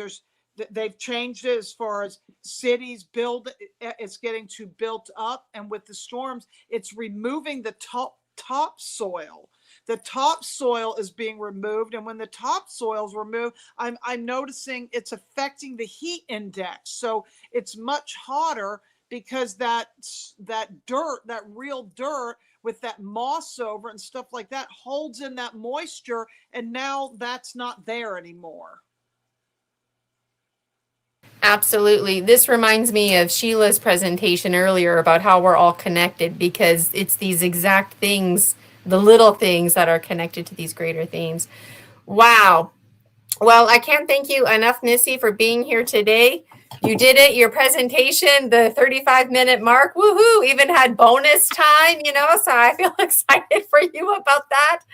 And really just can't thank you enough. I know it was challenging for you to put this together, and I appreciated helping others to really embrace their own story medicine. If somebody out there is listening to you and they're like, that girl is just like me, the land's talking to me, they know now they're not alone. They have somebody like you that they can connect with. They're not losing their mind. This kind of stuff is real. And especially that piece about the phantom land really spoke to me. So thank you so much, Missy. Going to remove you here from this stage. So, wow, what a phenomenal conference, right? But it's not over yet. And we are doing really, really good for time. So when I planned things, I planned just in case we fell behind a little bit or whatever. So we're doing really good. So now, I'm feeling kind of nervous. I'm going to be playing the 2 mini movies. Okay, we're not going to have a break. We'll just end probably in about the next 15 minutes or so. So you're going to hear both of Laura's songs. Laura's been with us all day here behind the scenes, but I don't see her now. So isn't that how it works? Hopefully she'll join us. but this will be on the replay as well. So the first mini movie is based on a real nightmare that I had. It's called Lushing. And then the next movie is called Project 30, ISIS Unity Consciousness. So I'm just going to play them back to back for what they are. Enjoy them. And I can't wait to connect with you a little bit after and close sacred space. All right, here goes movie number 1, Mini Movie Medicine, coming your way.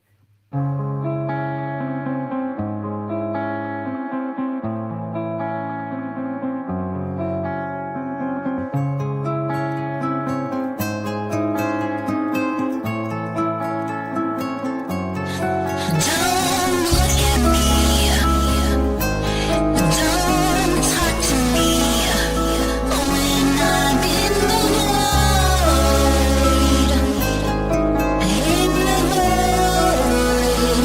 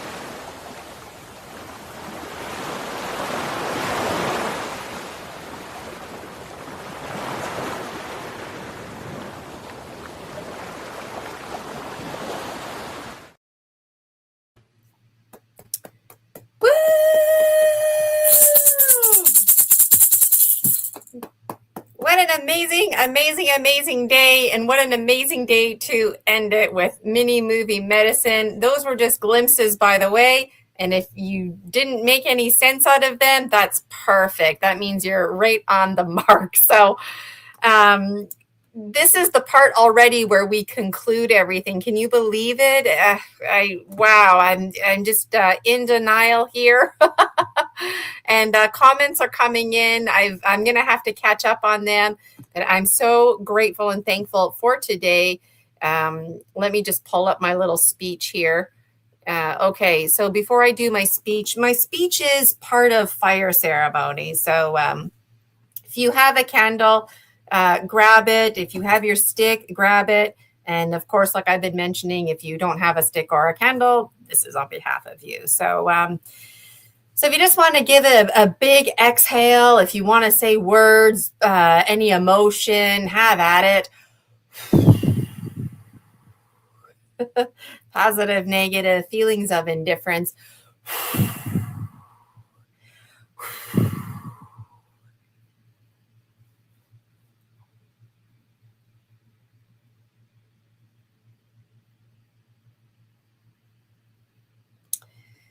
All right. So if you feel compelled to light your stick now, you can. But I want to read my little speech, and then I'm going to light it and formally close sacred space. So today was hands down an outstanding smash hit success of a day. Dragons really shined their light, and I know we got a strong dose of dragon medicine. As anticipated, the level of integrity, authenticity, respect over the course of the day took on a force of its own. The content presented, the delivery and demeanor of the presenters and healers alike, exactly like I imagined. We got countless compliments throughout the day in the chat. That really meant a lot to me. I know it meant a lot to the presenters as well. There was a lot of behind the scenes planning, and it paid off. It made for a phenomenal day in honor of the Dragon Dreams Soul Tribe Collective. What was really special was the ongoing connection in the chat and bearing witness to the dragon medicine bearers for sharing their story medicine. And those of you watching the replay, connect in the comments with us. Even if you're catching this replay in 40 years from now, I always delight in receiving the comments. And remember, we also have the free Facebook group, the Dragon Dreams Soul Tribe Collective. And I just have to say it again, this would not be possible without the commitment of the dragons involved. And it would not be possible without the enthusiasm and participation of people in the chat. So I really thank you from the bottom of my heart for tuning in. I thank those of you who are catching the replay.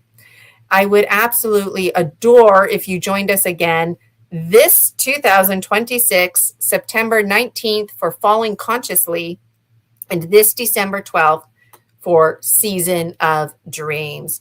It is with deep gratitude, deep dragon dreamer gratitude that we now do our fire ceremony and close sacred space. And so cheers to everybody for today, making today possible. I see the comments flooding in. I will catch up on those. Just because I'm in the spotlight right now, I'm going to stay focused with my sacred space. One last blow.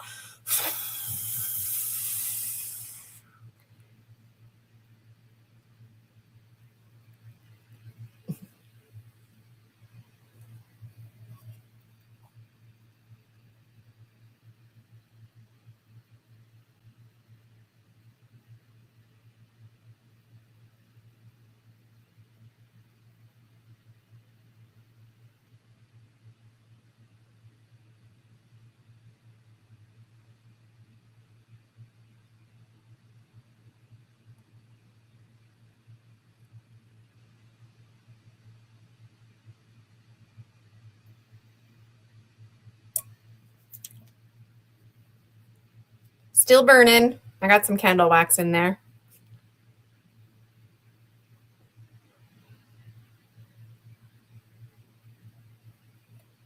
and the glow is gone.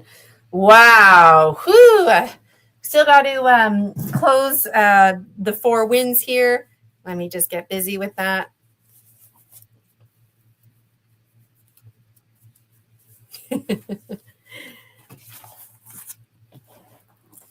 And we start in the south. I'll just be using my hand like last time.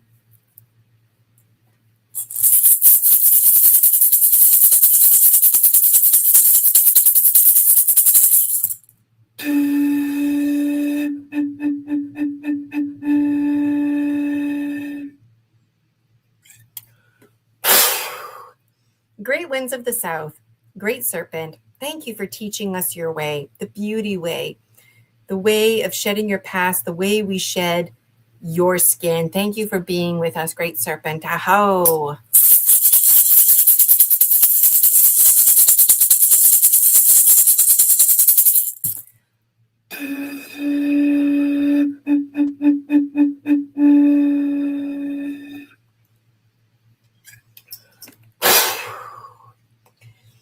To the winds of the west, Mother Jaguar, Sister Jaguar, thank you for protecting our medicine space today. Thank you for teaching us the ways of peace, of fearlessness, the journey beyond death. Accompany us as we go back to our homes, our villages, and our loved ones. Teach us your gentleness. Aho.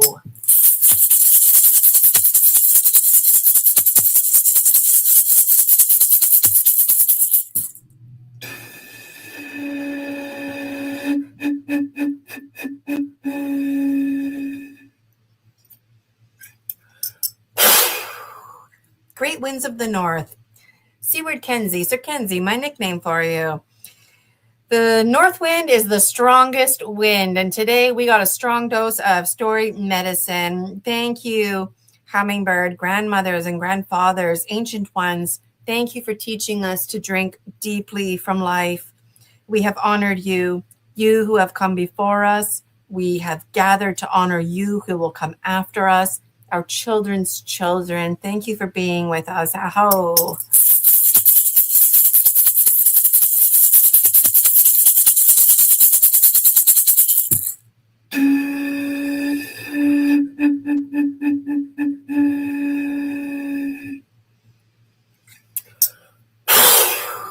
To the winds of the east, great eagle condor, thank you, Mother, for holding us under your wings, for nudging us out of the nest when our time comes, that we may find our own wings and always fly wingtip to wingtip with the Great Spirit. Aho.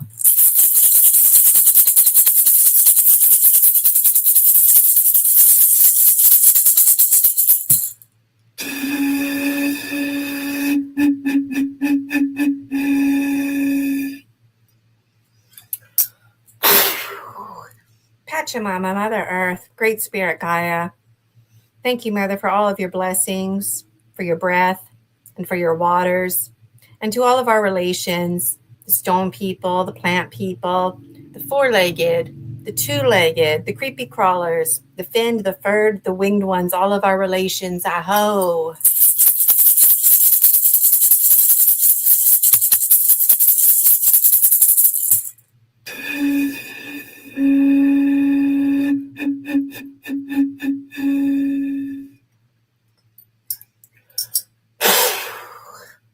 Father, Son, Grandmother Moon, and to the star nations, the sacred mountains of this earth, Great Spirit, you who are known by 1,000 names, and you who are known as the Unnameable One, thank you for bringing us together, for blessing our ways. Aho. Woo, almost got emotional there at one point, closing sacred space. It would have been okay if I got emotional, but we all did a fantastic, phenomenal job. Just a few more things on my list here. Those of you who are sensitive to energy, you might actually feel this. I'm going to be now bringing back my Viracocha. So I'm remember that nice golden light I put around you? I'm taking it back now. This part always kind of gets me laughing. But there it is. It's lifting. That's the medicine space Jaguar was protecting. Coming back to me. Woo! informing my chakras, nourishing that back down to Mother Earth. Okay, now I'm going to be closing my own medicine space. Wiracocha.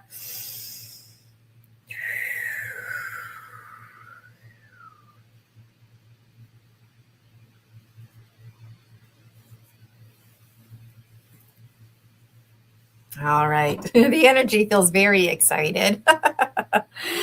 All right, let me just check my checklist. We're doing really good here for time. It's just like I imagined, better than I ever could have imagined today's unfolding. So I showed you the videos, we closed sacred space, final chat connections. I see lots of people there, lots of thank yous. I do see them. You're most welcome for a day like today. It really means a lot to me.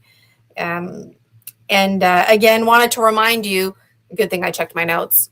Tomorrow, 11 a.m. Eastern, we're going to be live. It's free to the public, highlighting all of the highlights from the conference.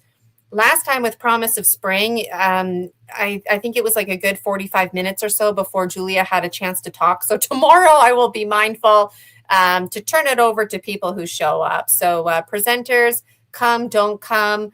I know that some of the presenters have obligations and whatnot, but those who can make it, they're going to be joining us tomorrow, 11 a.m. live.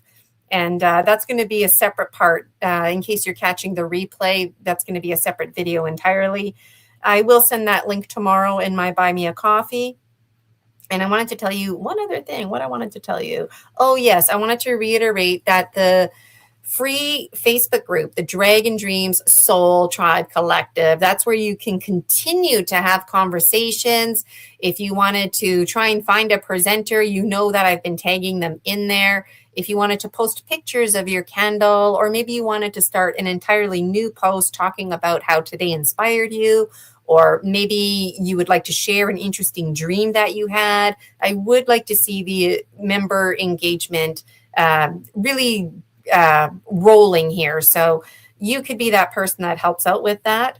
And in closing, thank you for making today such a phenomenal day. I can't say it enough. It would not be possible without you.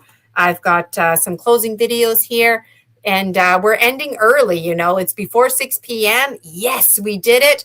Even if we had to go until 6 o'clock or 6:05, I know that everybody here would have supported that and helped to hold down the energy. And I thank you for helping me to hold this energy today. It was quite the privilege for me, and really looking forward to the next conference, Falling Consciously, this September. Reach out to me if you'd like to be a speaker. And of course, December, we've got summer or season of dreams to look forward to. All right, everybody. Thank you for a great day. Gina Virginia Casella here, signing out. See you in dreams. Thank you for courageously dreaming with me.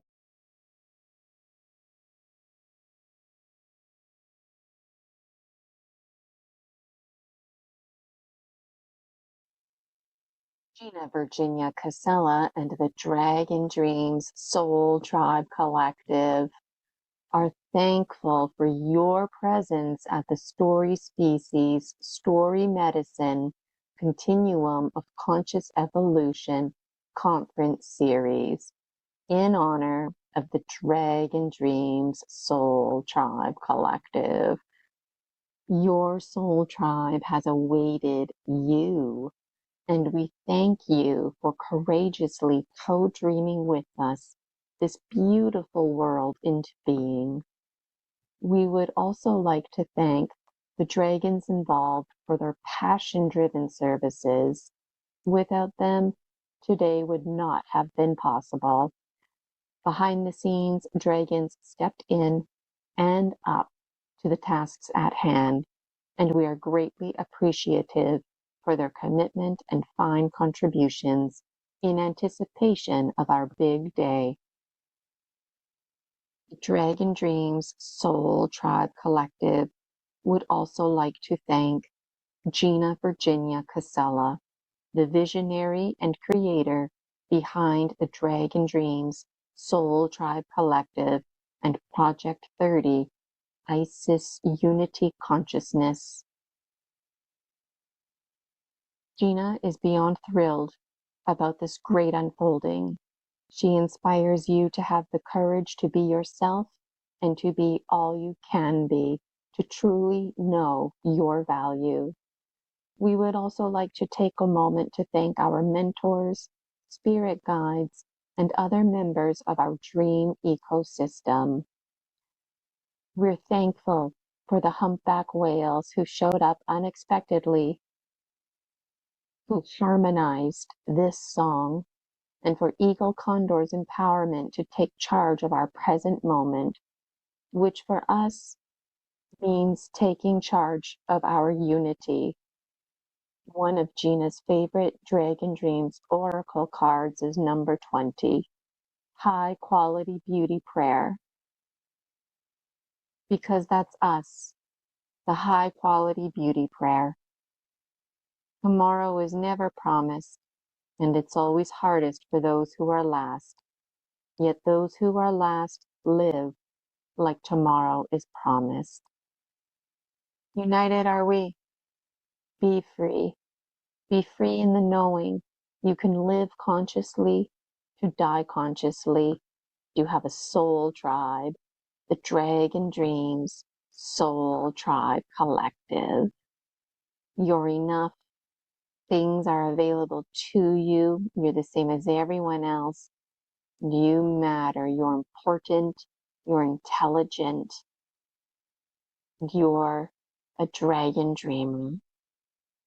Visit GinaVirginiaCasella.com to order your books and to get your very own copy of Dragon Dreams Oracle. You can also visit Gina's Buy Me a Coffee to get in on the collective membership. Thank you, thank you, thank you again. Many, many thank yous. Thank you, thank you, thank you.